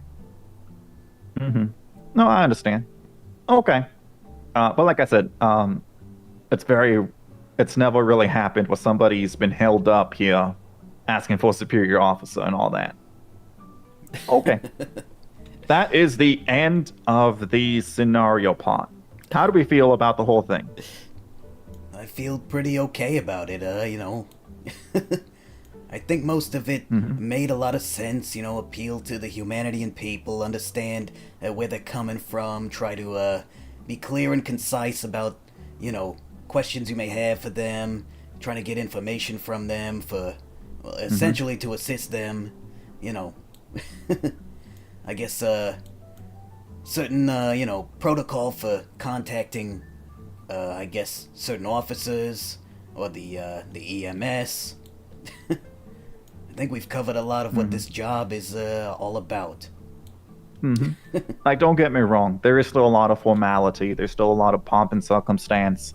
When you talk to your fellow officers, you respect the rank. If people are sergeants or the lieutenants, you give them all due respect, even if they are different departments. But at the same time, there's times to put that away and sort of just talk to a person like a person. Dispatch, first and foremost, is here to serve not only the PD, but the civilians and the people in it, right? We don't want them to just be a number. We don't want them to just be a number, that we call back and just say, hey, 911, what's your emergency? Right. That's how you be a good dispatcher, Yeah, right. All right. Yeah. At the end of the day, a person's still a person. We're gonna Exactly. Everybody's got their own problems and issues, and we're going to try to help them the best we can within a certain limit. Like I said, no corruption. Giving anybody information from the MDW is corruption, so don't do that, please. But we'll go over that if you get hired. There's only one last thing. Do either of you have aspirations to join the PD eventually?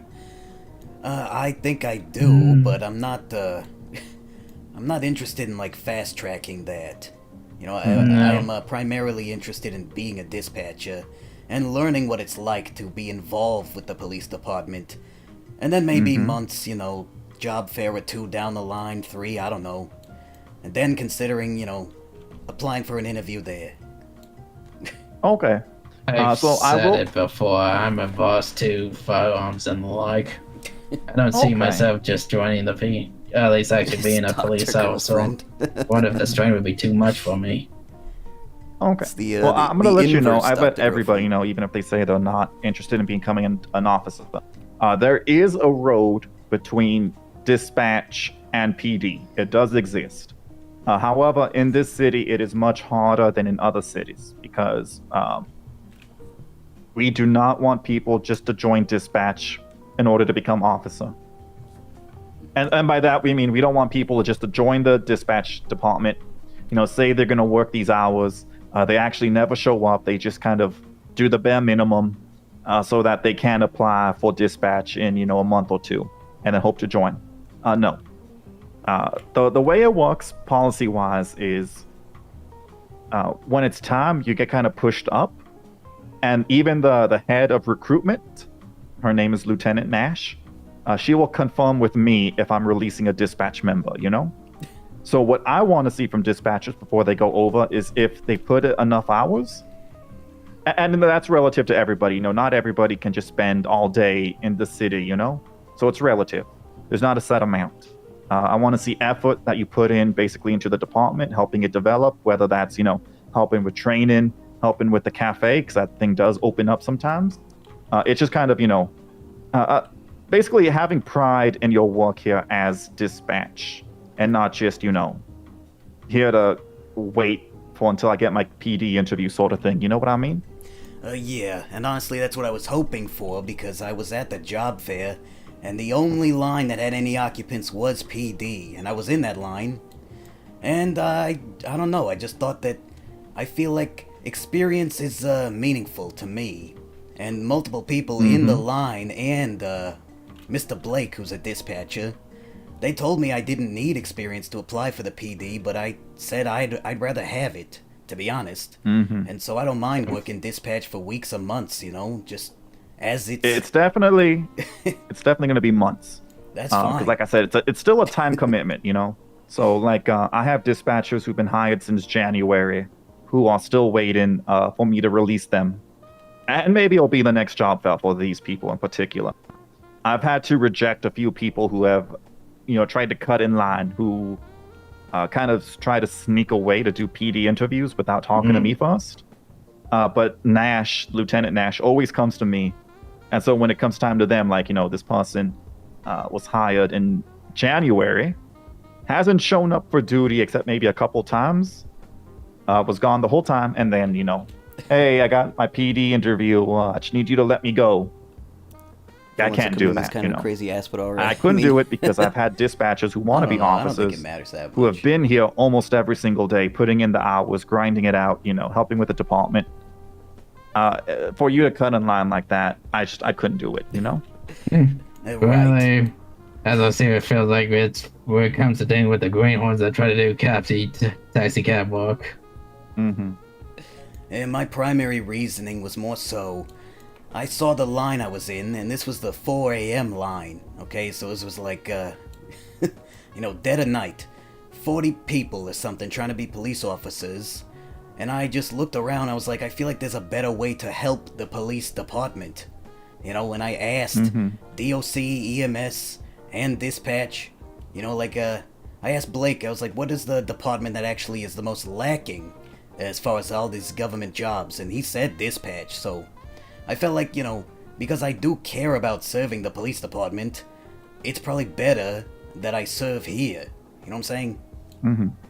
So that was my reasoning. It's not I want to cut in line. Like I said, I'm happy to do this for months. Right. And in my very good. argument, this is like pretty much the highest fun I've ever done something in my life. It's like, just, like it makes me feel a bit more hopeful. It's not that I've been doing it for myself, but people have been actually encouraging me to give this a shot. Okay, all right, very good. So it feels like All there's far more meaning to it. All right, so the next steps here is that I'm going to contact you guys in about 2 days. We'll have one more meeting, and then from there, that's what happens. Are there any questions before we, I guess, break and we call it a day? About anything related to dispatch, me, the process, anything like that whatsoever? I'm not Well, sure. you mentioned, it sounds like it's a bit of a side thing, but you did mention, when it comes to dispatch, you did mention that cafe. Is it okay to ask what that's all about? Sure. It's my idea to help dispatchers become a bit more involved. Like there's more things to do. So what we do is we host food trucks. Let's say Three Little Pigs, or whatever. What food trucks out there right now, for instance? Haven Dino. New Haven Rabbits Dino. and Well, New Emma Haven's Field. doing their own thing. We asked them. Familia Flavors. Ooh, probably not them. Alta Food Truck. We've done them before. Soka Shack. Fabled Feathers. Oh, Soka Shack. Yep. Oh, hold Yeah, on, I've I'm always getting seen a them phone call. around City Hall. Wesley Denton, how can I help you? I am a dispatcher, yes. Oh! Gasp. Yeah, 4 months of commitment. What the fricky? I think he's more so meaning people that like come around like twice a week. You know, if he saw you around every day for like 2 months, he'd probably clear you to go. Let me see if there's any DOC available. I will go ahead and radio DOC for you, okay?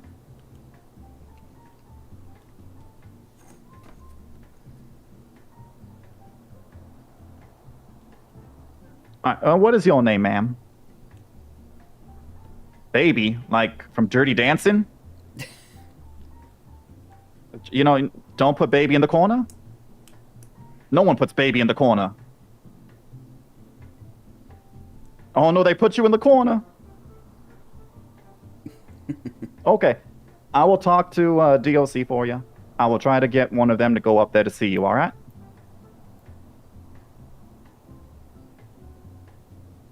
Sorry about that. I'm in a meeting right now. That's why I couldn't answer the 911. But alright, I'll do my best. I'll break the meeting for a little bit and call them for you. Alright, you take it easy, okay? Bye-bye. Kind of like that, you know. I'm gonna help her out. Baby block.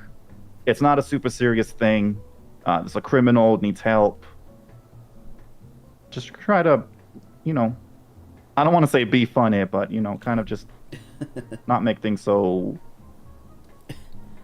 like automated. Yeah, like automated phone teller, you know? Yeah. Right. Yeah, it's a hard. I feel like I sometimes come across like that, but I try to be well positive. Well, Alright, give me 1 second. DOC from dispatch.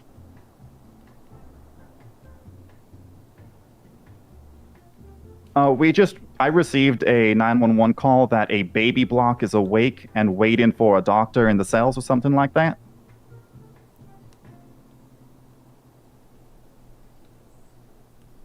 Alright, 10-4, I'll let her know.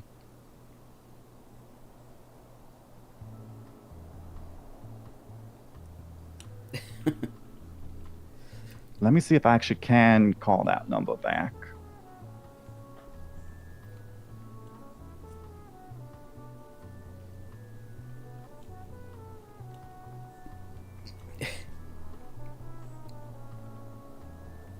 Hi there, baby. This is dispatch. All right, I told DOC and they're very much aware, okay?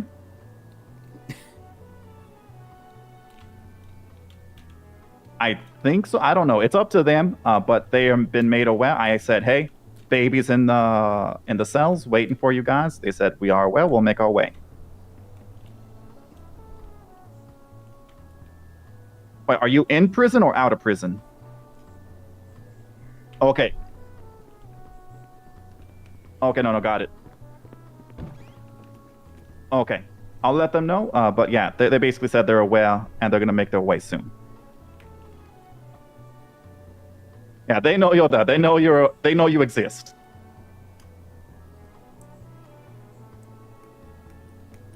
Mm-hmm. No, I'll let them know that you're awake and about and waiting. Yep, I will. All right. Take it easy, baby. Okay. All right.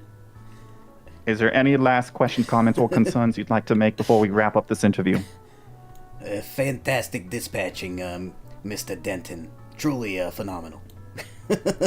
No, I appreciate that. A glimpse into my future as I see it. Just trying your best to help people and talk to them like the normal people and not like, oh, dirty criminal. You want to talk to DOC? Yeah. You wish. Yeah, don't make them feel like an enemy or something, yeah. Mm-hmm. Anyway, what is the next, what's the sort I'm of next gonna go ahead. I will call you guys in about 2 days to schedule one last meeting. It's gonna be a shorter meeting. I'll let you know the results of the interview and all that. And then we go from there, all right? All right. I got one last question for both of you, all right? Okay. Did you guys have fun with the scenarios? Yeah, except the part where I died. That was not fun. Except that part. Yeah. Nice. Yeah, it was quite the journey in itself. And I felt like I would make. Go ahead. Yeah, I feel like I definitely talked to you with the prayer before this current one, because you definitely gave me a scenario before. You definitely asked me that question. Oh, interesting. All right. Well, come on, guys. I'm glad you guys have fun. I try to make these interviews. I know they're long, but I try to make them a bit more fun. You know, at least the scenario part. You certainly got that feeling. Yeah, it was great. I feel like there's plenty more to learn still, though. Regardless of what happens, Ali, can I say... There is a training period, yeah. Can I say it was worth the wait? All right. Y'all take it easy, all right? Like I said, I'll call y'all in 2 days. Y'all have a good rest of your day. All right, you as well, Mr. Denton. Right. Have a good night. Thank you very much. Have a good one.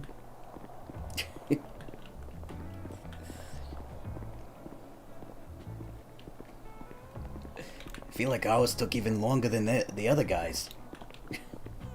Hey, not that it was all bad. It was not a complaint, it was an observation. Yeah. Good lord. I need to find me a bite now. Good luck with that. Yeah.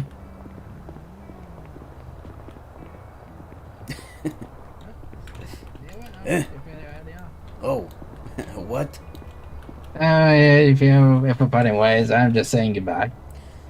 All right, and I suppose it was nice to meet you, too. It was good to meet you, too. Hopefully we both get, called back or whatever, get the job. Here's to hoping for, guess in our cases, brighter futures. Exactly. You have a good night, Mr. Thatcher. See you around. All right, see you around.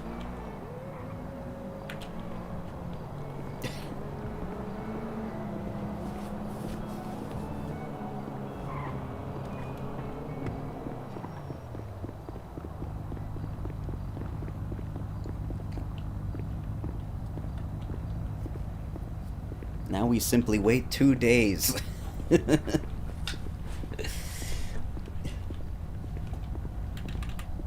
glad that one guy tipped me for the ride. Now I can afford to live for 2 days. Eh.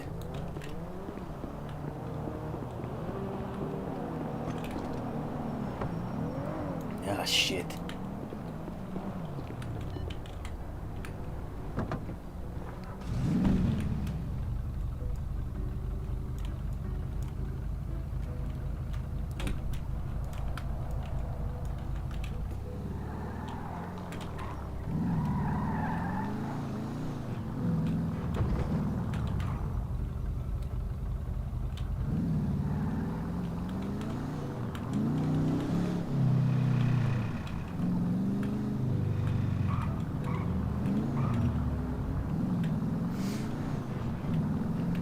That was a very long interview. I think the interview itself was like an hour and a half, but we had to wait like an hour for the others to be interviewed. But damn.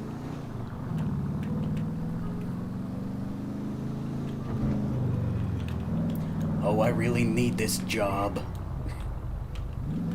Oh God, I need this job.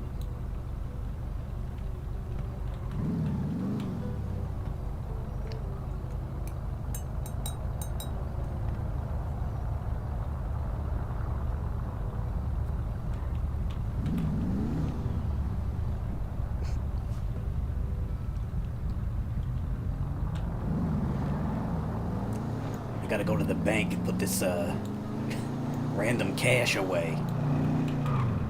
Eh. What the hell?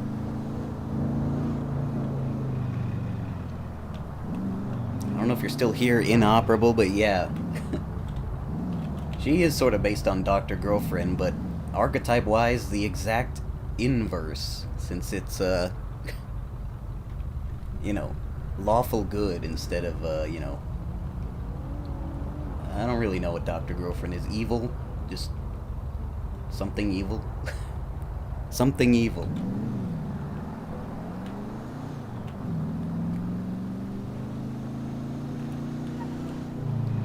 Farrah is not evil. That's the difference.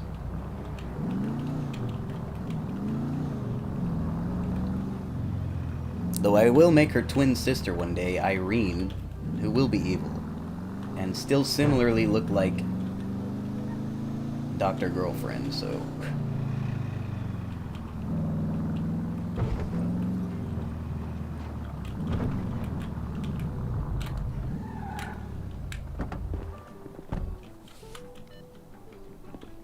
She smokes regular instead of menthols. Yeah.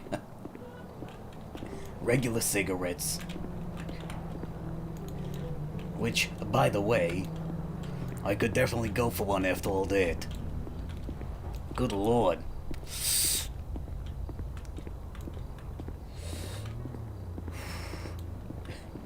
I waited all night for the interview and then got interviewed all day.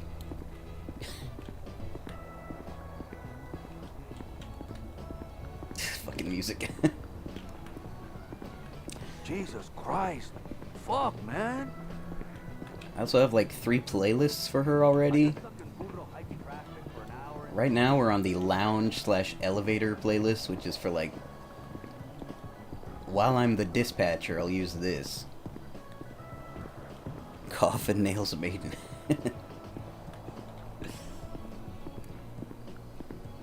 Yeah, we'll see about that, but I've got 2 other playlists. One's like solving mysteries, and one is like, you know, I guess somewhat like 70s sort of spy music. Because I didn't know if she was going to be a private investigator or what, but then there was a government job fair, so... I'll take the dispatcher route. The first night I was doing this voice, the next day, God, like I could feel it in my throat. It was bad. But today I've done it for like much longer. And it seems okay. I'm trying to find like a safe, quote-unquote way to do it, I guess.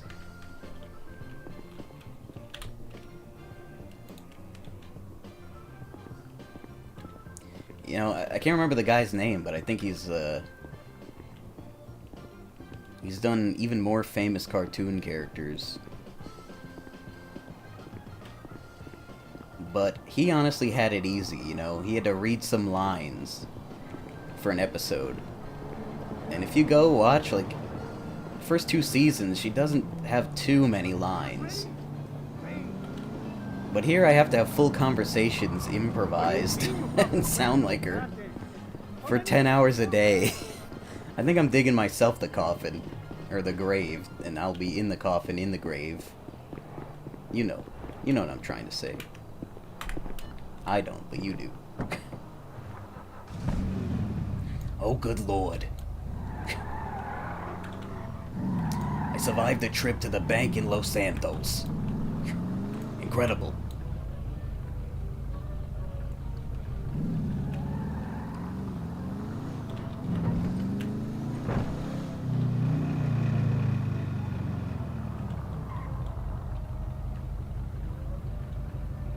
You're way more talented than Doc Hammer. No.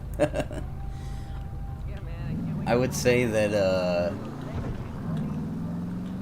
I've just dug myself a deep grave trying to follow in these footsteps. You know? The wiser man does way less and earns way more, right? But I think in the later seasons, she's way more featured as, like, a character, so I don't know how it went down. It's like 7 seasons of Venture Bros. And God, the first 2 seasons are super homophobic. And just, like, clearly, like, modern-day cancel material, but back then, nobody gave a shit. Like, nobody was choosing to give a shit. It was like, there was more important things going on than, oh, this person said this word, whine, whine, whine.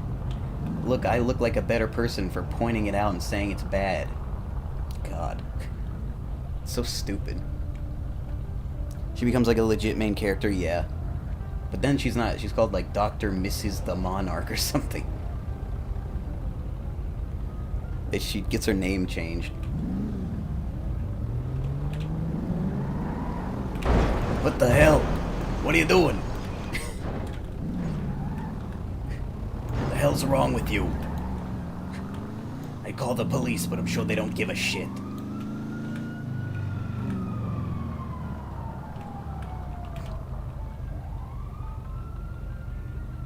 Cloud is a problem. It's all because of Cloud. Yes, I would say it's like some evolution of clout. You know? It's like a different type of clout, but I wouldn't even call it an evolution because I feel like it's definitely not new to human nature. Like an era of socialite, I don't know, just like there's more socialite behavior because there's more socialites because there's more food. I don't know if you want to really get down to the the math of human nature.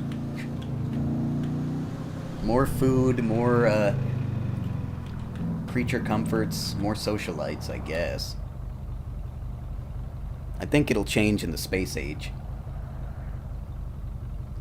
This amount of mass communication is completely new? Yeah, it is.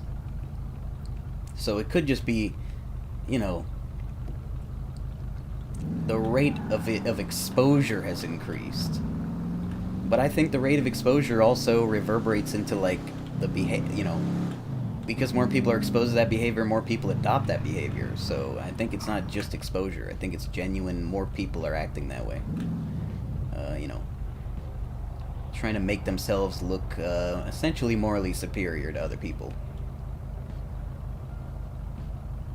Ironically, in the space age, we could become more isolated again. Yeah. I mean, there's nothing more isolating than fucking outer space. It is more vast than our feeble little mammal brains can even comprehend.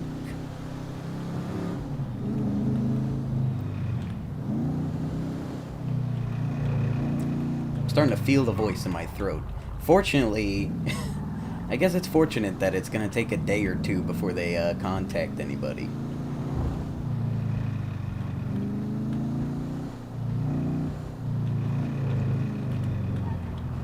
Also, currently Farrah has no friends in the city.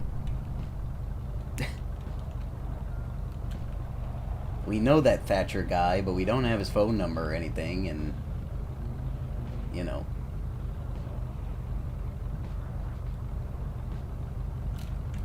I don't know, she's gonna be wed to her work, basically. So, just trying to get that point across, like... I'm definitely down to do dispatch.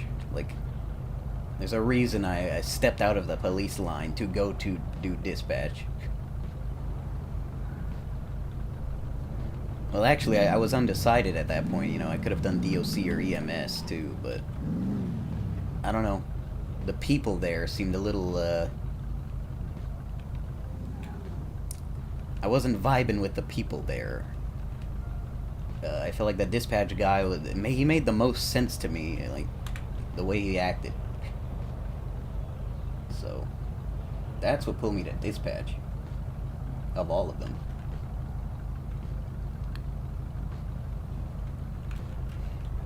Yeah, I'm feeling it in my throat now that I'm speaking in my normal voice. That's weird. That's really weird because, I don't know what, this stream's been going for almost 5 hours, but I also streamed for like 2 hours and then I stopped the stream because my bitrate was weird. I think it's still just, I don't know how it is, to be honest, but couldn't fix it. Not the point. Point is like 6 or 7 hours of talking that way, and I didn't really feel it until now that I'm talking like, you know, me, normal talk. That's weird. It's like, it's harder to switch back than it is to, just stay in that voice. That's weird. I don't know.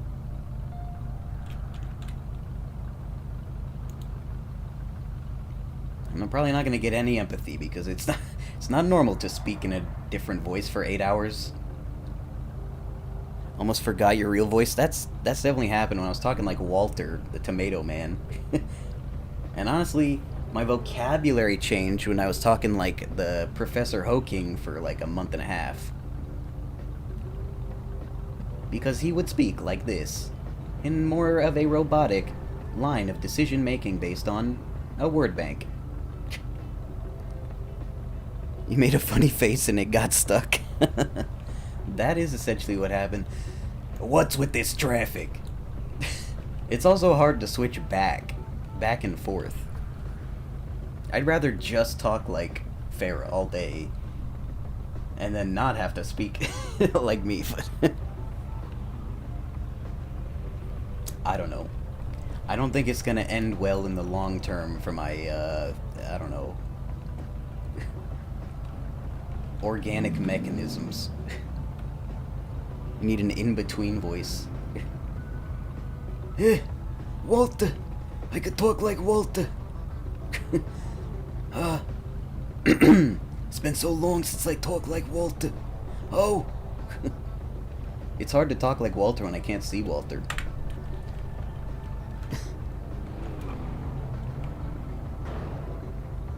What the hell?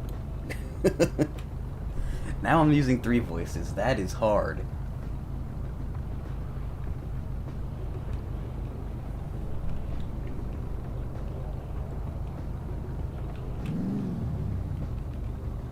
Hey, what the hell's with this traffic?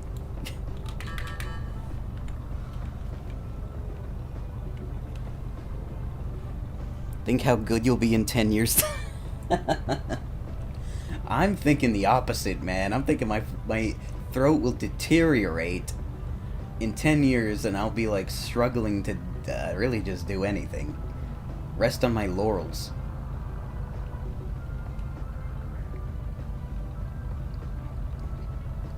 Fucking hell, Los Santos traffic.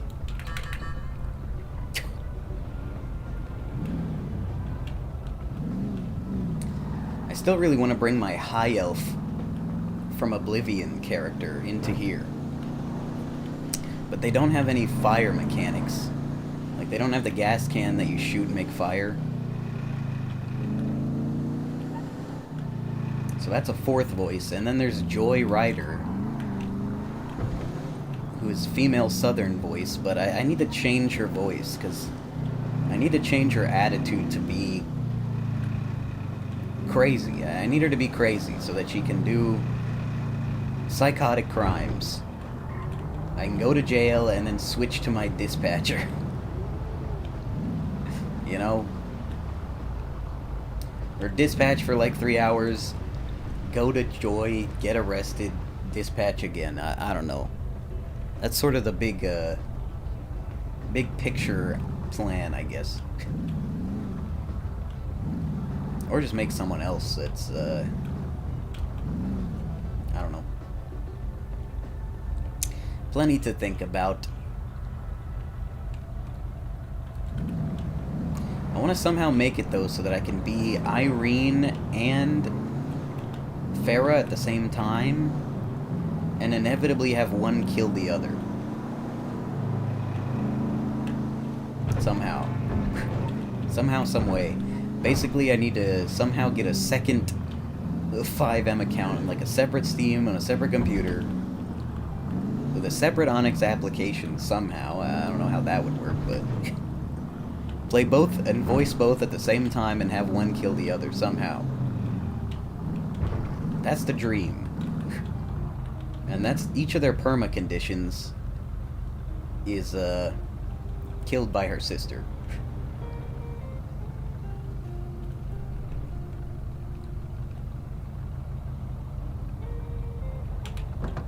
And then once that happens, I'll just change the perma condition for whoever lived.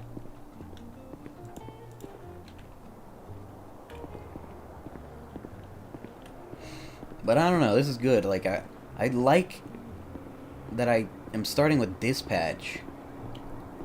Because first of all, I don't really know shit about, like, radio police communication shit. You know, 10-4, 10-2. 10-3 means, like, clear comms, I know that. I think 1052 is like, you know, ambulances needed or whatever. I guess I know some of them, but I don't know. I think it's nice to have a two-tiered story. Where it's like season 1, I'm the dispatcher, and then season 2, I'm a police officer, and then season 3, I'm like a, you know, more of a police leadership. Something like that. Over many, many, many months. And I'm not sure a lot of people think in that time scale, but I do. Also, I think my room is just here 1-9. It is. My preferred room is 10-9. I think it glitched out and gave me 109 because that's 10-9, but my preferred room is 1009, not 109. I think I just got on so early it gave me 109. Because it, like, I don't know, computer read it as 10. No idea. It's a little awkward, though. Because now I just kind of gotta wait.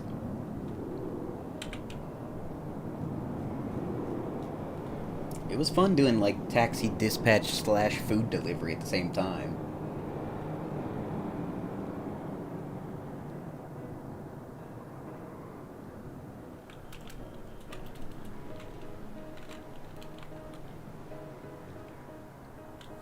Okay. How about delivery? Nope. There's no deliverer.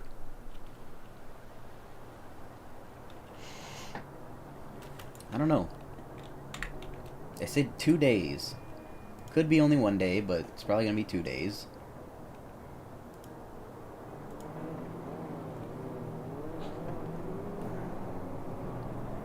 And then I start as a trainee for probably 1 to, I would guess, a week to a month, somewhere in that range. And then 1 to 2, maybe even 3 months of just a real dispatcher, and then maybe bridge to police officer, but I don't know. I mean, like, I want to be a dispatcher. I also want to eventually be a police officer, but you know, I'd rather switch to police officer when the police force needs police officers. Like there's a, you know, deficit. Right now they have a lot. They don't need them, but they did need dispatchers. So I feel like it's, you know, it's just more valuable to the city to choose dispatcher anyway.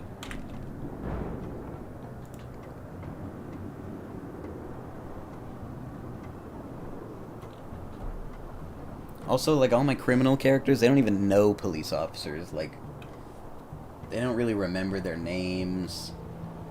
Most of them were arrested by Wrangler. So, like, you know.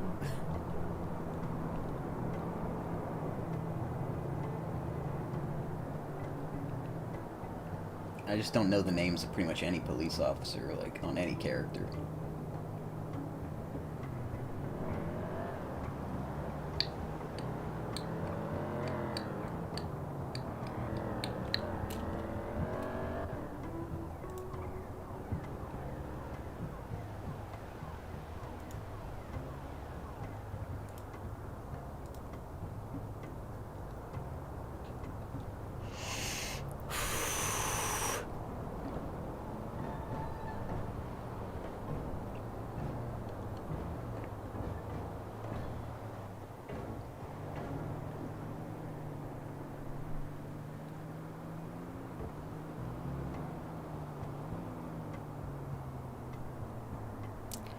Might just stop here for the sake of my speaking capabilities to not be destroyed. Given that, you know, it's either that or go back to doing delivery and stuff, which I could do tomorrow. Actually, what day is it even? It's Tuesday. Okay, so they'll get back to me Thursday.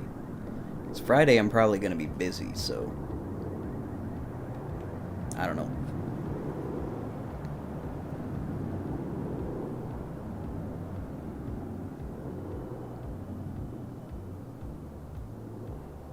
I guess it's just fingers crossed, though. Hoping for what I assume is basically a third interview. Come back in 2 days, people, for interview 3. Interview 3, we made it. That's what that'll be like. Third time's the charm, yeah. I mean, hey, I don't know, we're getting through. It'd be pretty wild to go through like an hour-and-a-half long interview and they're just like, eh, you know what, no. Never mind.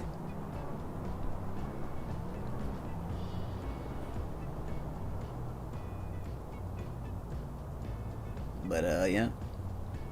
Shout out to you, Inoperable, for, how to destroy a lawful good. Yeah, exactly. That's what I was thinking. Like, if you go through 2 interviews that are really long. The first one, by the way, was at 4 a.m. because it was the job fair. Not that it was only available at 4 a.m., but it was for me. And then it was sort of like, oh, you know, if we think you're capable, we'll contact you. So you had to sit there hoping. So it was 2 days, and then, you know, I did get this text. And now it's 2 more days, so it's like, that's the lesson to be learned, you know, patience. Patience is the way for the dispatcher as they wait for calls to come from the great ether. The great Ethernet, if you will. Also, I do have this set up. Let's see if I can get it to appear. It's not that good. It wouldn't really fit well. Hope that's not it. It's here. I have to do this, and then I have to grow, well, I was supposed to say grow, but I have to go full screen.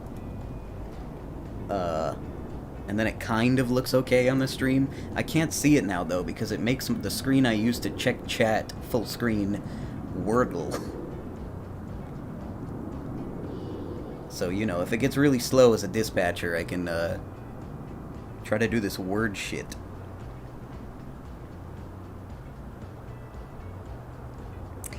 How about Hmm.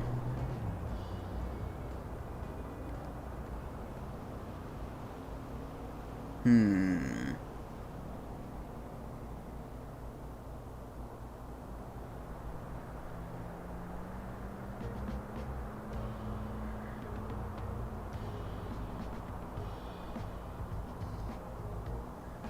Hmm.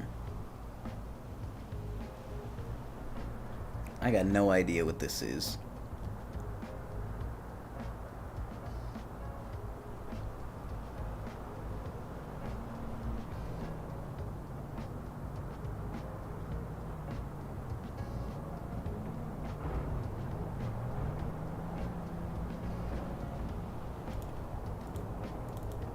Molly. No, that's not right. I guess it has to end in L. Maybe.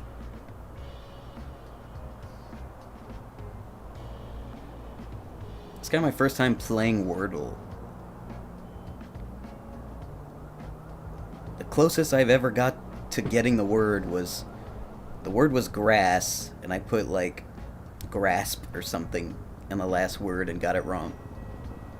That was earlier today. What the hell could this be?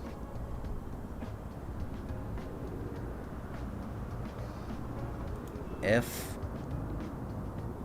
O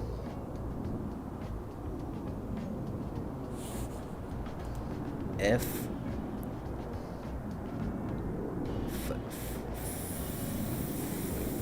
Fuck, I don't even know. If the L goes here, like, I don't know. Does it go here or does it go here? L.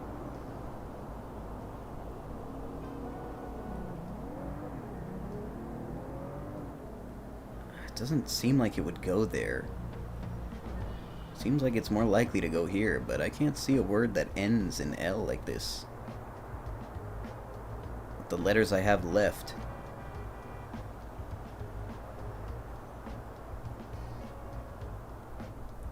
B.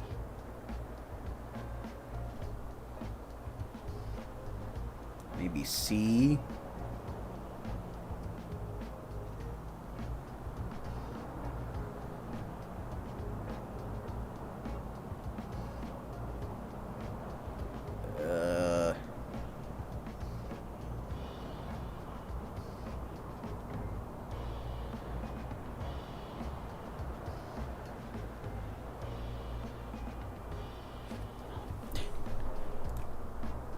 I don't know. Luffy. Do we operate out of PD, or are we just going to walk around and set up scenes? As a dispatch, I think, like I was saying, I think for like a week, somewhere between a week and a month, you're a trainee, which means I guess you sort of follow a dispatcher around, and they just sort of teach you things for a while, and maybe they're like, okay, you take this call. If you don't mind me asking, is Walter alive still? Walter is still alive. He's in his RV in Polito, which, by the way, disappeared. I think it's at a parking space in the Polito Sheriff's Department. I don't know why it disappeared. I think they're changing how, they're just changing stuff, so I guess it went away. He's lost his marbles. Actually, he's probably enjoying life, just fishing. He had Johnny bring him a fishing pole and some burgers. So the way I put it is he basically gets the retirement every criminal dreams about, at least right now. He could come out of retirement, but his birthday was 3 days ago. He's 90 now. He's a 90-year-old man.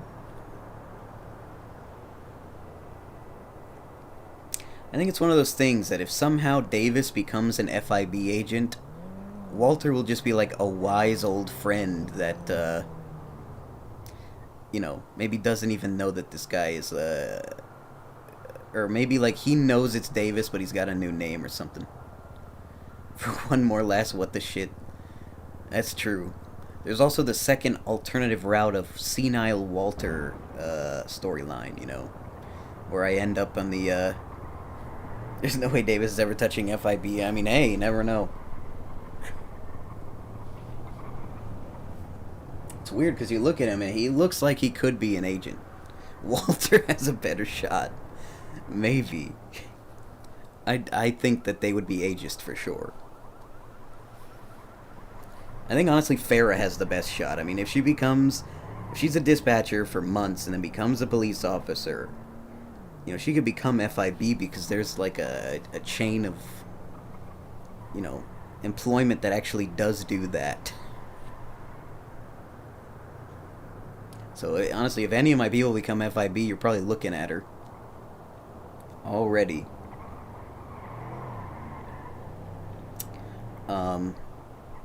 So yeah, Walter's sitting in Polito at the beach fishing, you know, cooking up fish. He's enjoying life. He's not been captured. The people of Barry Gang did try to call his phone because I've been checking in. So they were probably gonna, you know, force information out of him. Either way, I'm fine with where Walter is. I'm just not sure how to bring him back out, to be honest. I know his nephews are probably unhappy, and poor Johnny's sort of out there on his own alone. But I don't know. I wanted to try the other side of the city. You know, the city is it's basically two-sided. It's not really three-sided. There are civilians, but the civilians tend to lean towards one side in the end. So it's pretty much either you're a law abider or you're an outlaw. You fight for the law, or you fight against it. So I wanted someone that fought for the law. And now we have her here.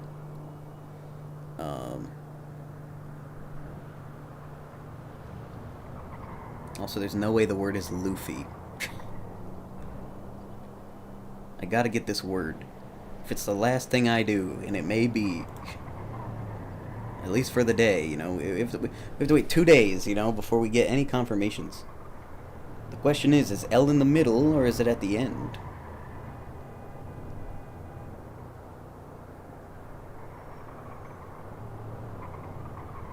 Let's see.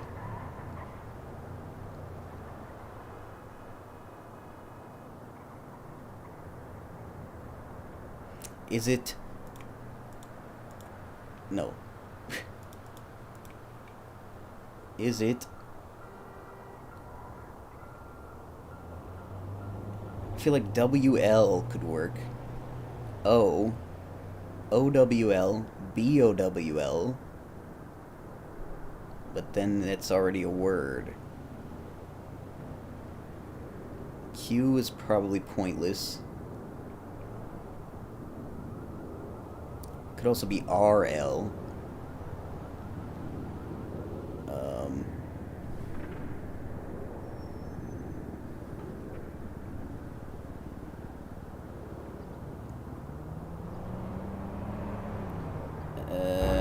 Nope, it's not that.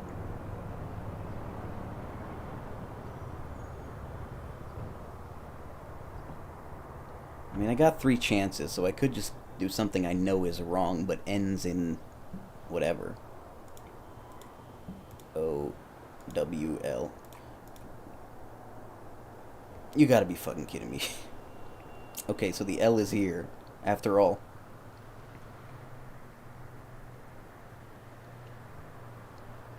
So the L is here, there's also a C and an O for sure. COLOR.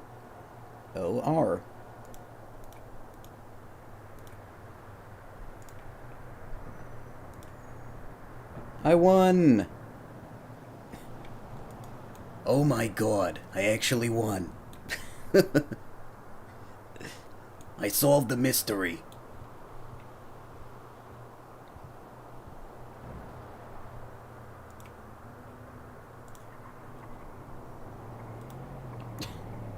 It's kind of scuffed, but it's the best I could do. I tried to make it fit in the phone, but it's just too small to really see. Still the legal side, maybe her twin can be a dirty attorney. Yeah, I mean, I don't know. I consider, like, police... There is just a law RP, but I don't know if I want to be a lawyer.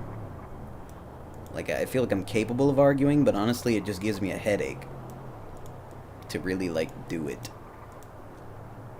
Even getting on stand as a witness and, like, telling my story, it's like...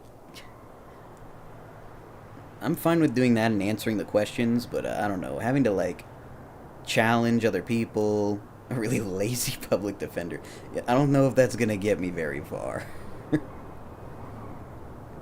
I don't know. I'd prefer to be like a judge, but even then, it's a lot of like a lot of sitting on your shoulders. It makes sense to go from attorney to judge. So I don't know, maybe in the farther future, I have some level of attorney that eventually becomes like a judge, but I don't know. Also, it would help to have had a character that is in the police department, because it's sort of like a stepping stone into the legal side. You know, you kind of have to know the laws, and you have to go to court a lot if someone's like challenging your arrest. So it kind of makes sense to, honestly, the evolution of like be a criminal, then make a character that's like, you know, your cop character, then make a character that's like a law person. Kind of makes sense to go in that sort of chain. But I could see someone like starting tomorrow and just being like, I'm gonna be a lawyer, and then being pretty good at it, you know. And then they could honestly go backwards in the chain, like, all right, now I know the law, I'm gonna be a cop. And now I've had my fun, you know, fighting crime, I'm gonna be a criminal, you know. Like, I could see it going backwards. Then you make a dog fourth character. Yeah, that's far more nuanced, you know. Far more skill a higher skill requirement. There was somebody was a cat. It kept running to like City Hall and the hospital. So somebody's running around as like a fluffy white cat right now. That was earlier today.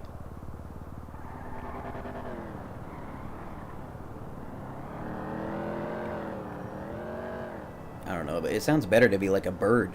You could fucking fly. It'd be funny to be a bird and just make bird noises. Like really loud bird noises. One of the admins literally a pigeon. Yeah, I think I've seen, like, you know, a bird that seemed a little too sentient.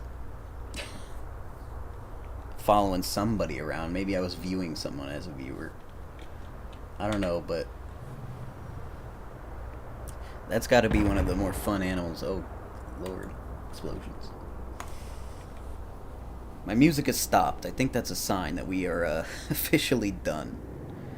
Thanks for stopping by. Shout out to Willie Smith 38, Sandwich DJ, and Inoperable, you know, the chatters. We like to see it even though it forces me to speak as me. See ya, duders. Yeah, see you guys, you know. If I'm not around tomorrow, then I'll have to be around the next day if I get that text message. If I don't get the job, I'll have a lot of thinking to do. But either way, I'm also going to try to make a... I gotta consider who I'm going to be when I'm playing a criminal. You know, when, oh, this job of following the law, I spent hours. Let me go, you know, steal someone's player vehicle and just cause some havoc, get arrested on purpose, and then, you know, be done. Or at least get into some car chases, because I want some practice doing that. I feel like I haven't really done much of that. Been chased by somebody. So that's on the horizon. You know, maybe Dark and Darker hits Epic Game Store, and I get that there. Play some Dark and Darker. Wish it was still on Steam, but it's not. But I like that game. And other things, I don't know. We'll see. But I'll catch you all around later. I'm gonna let it fizzle out. There's 5 viewers. It's whatever. Farrah doesn't really know anyone anyway, so we'll get bigger raids later in life. But good night to everybody, assuming it's nighttime where you are. And see you next time.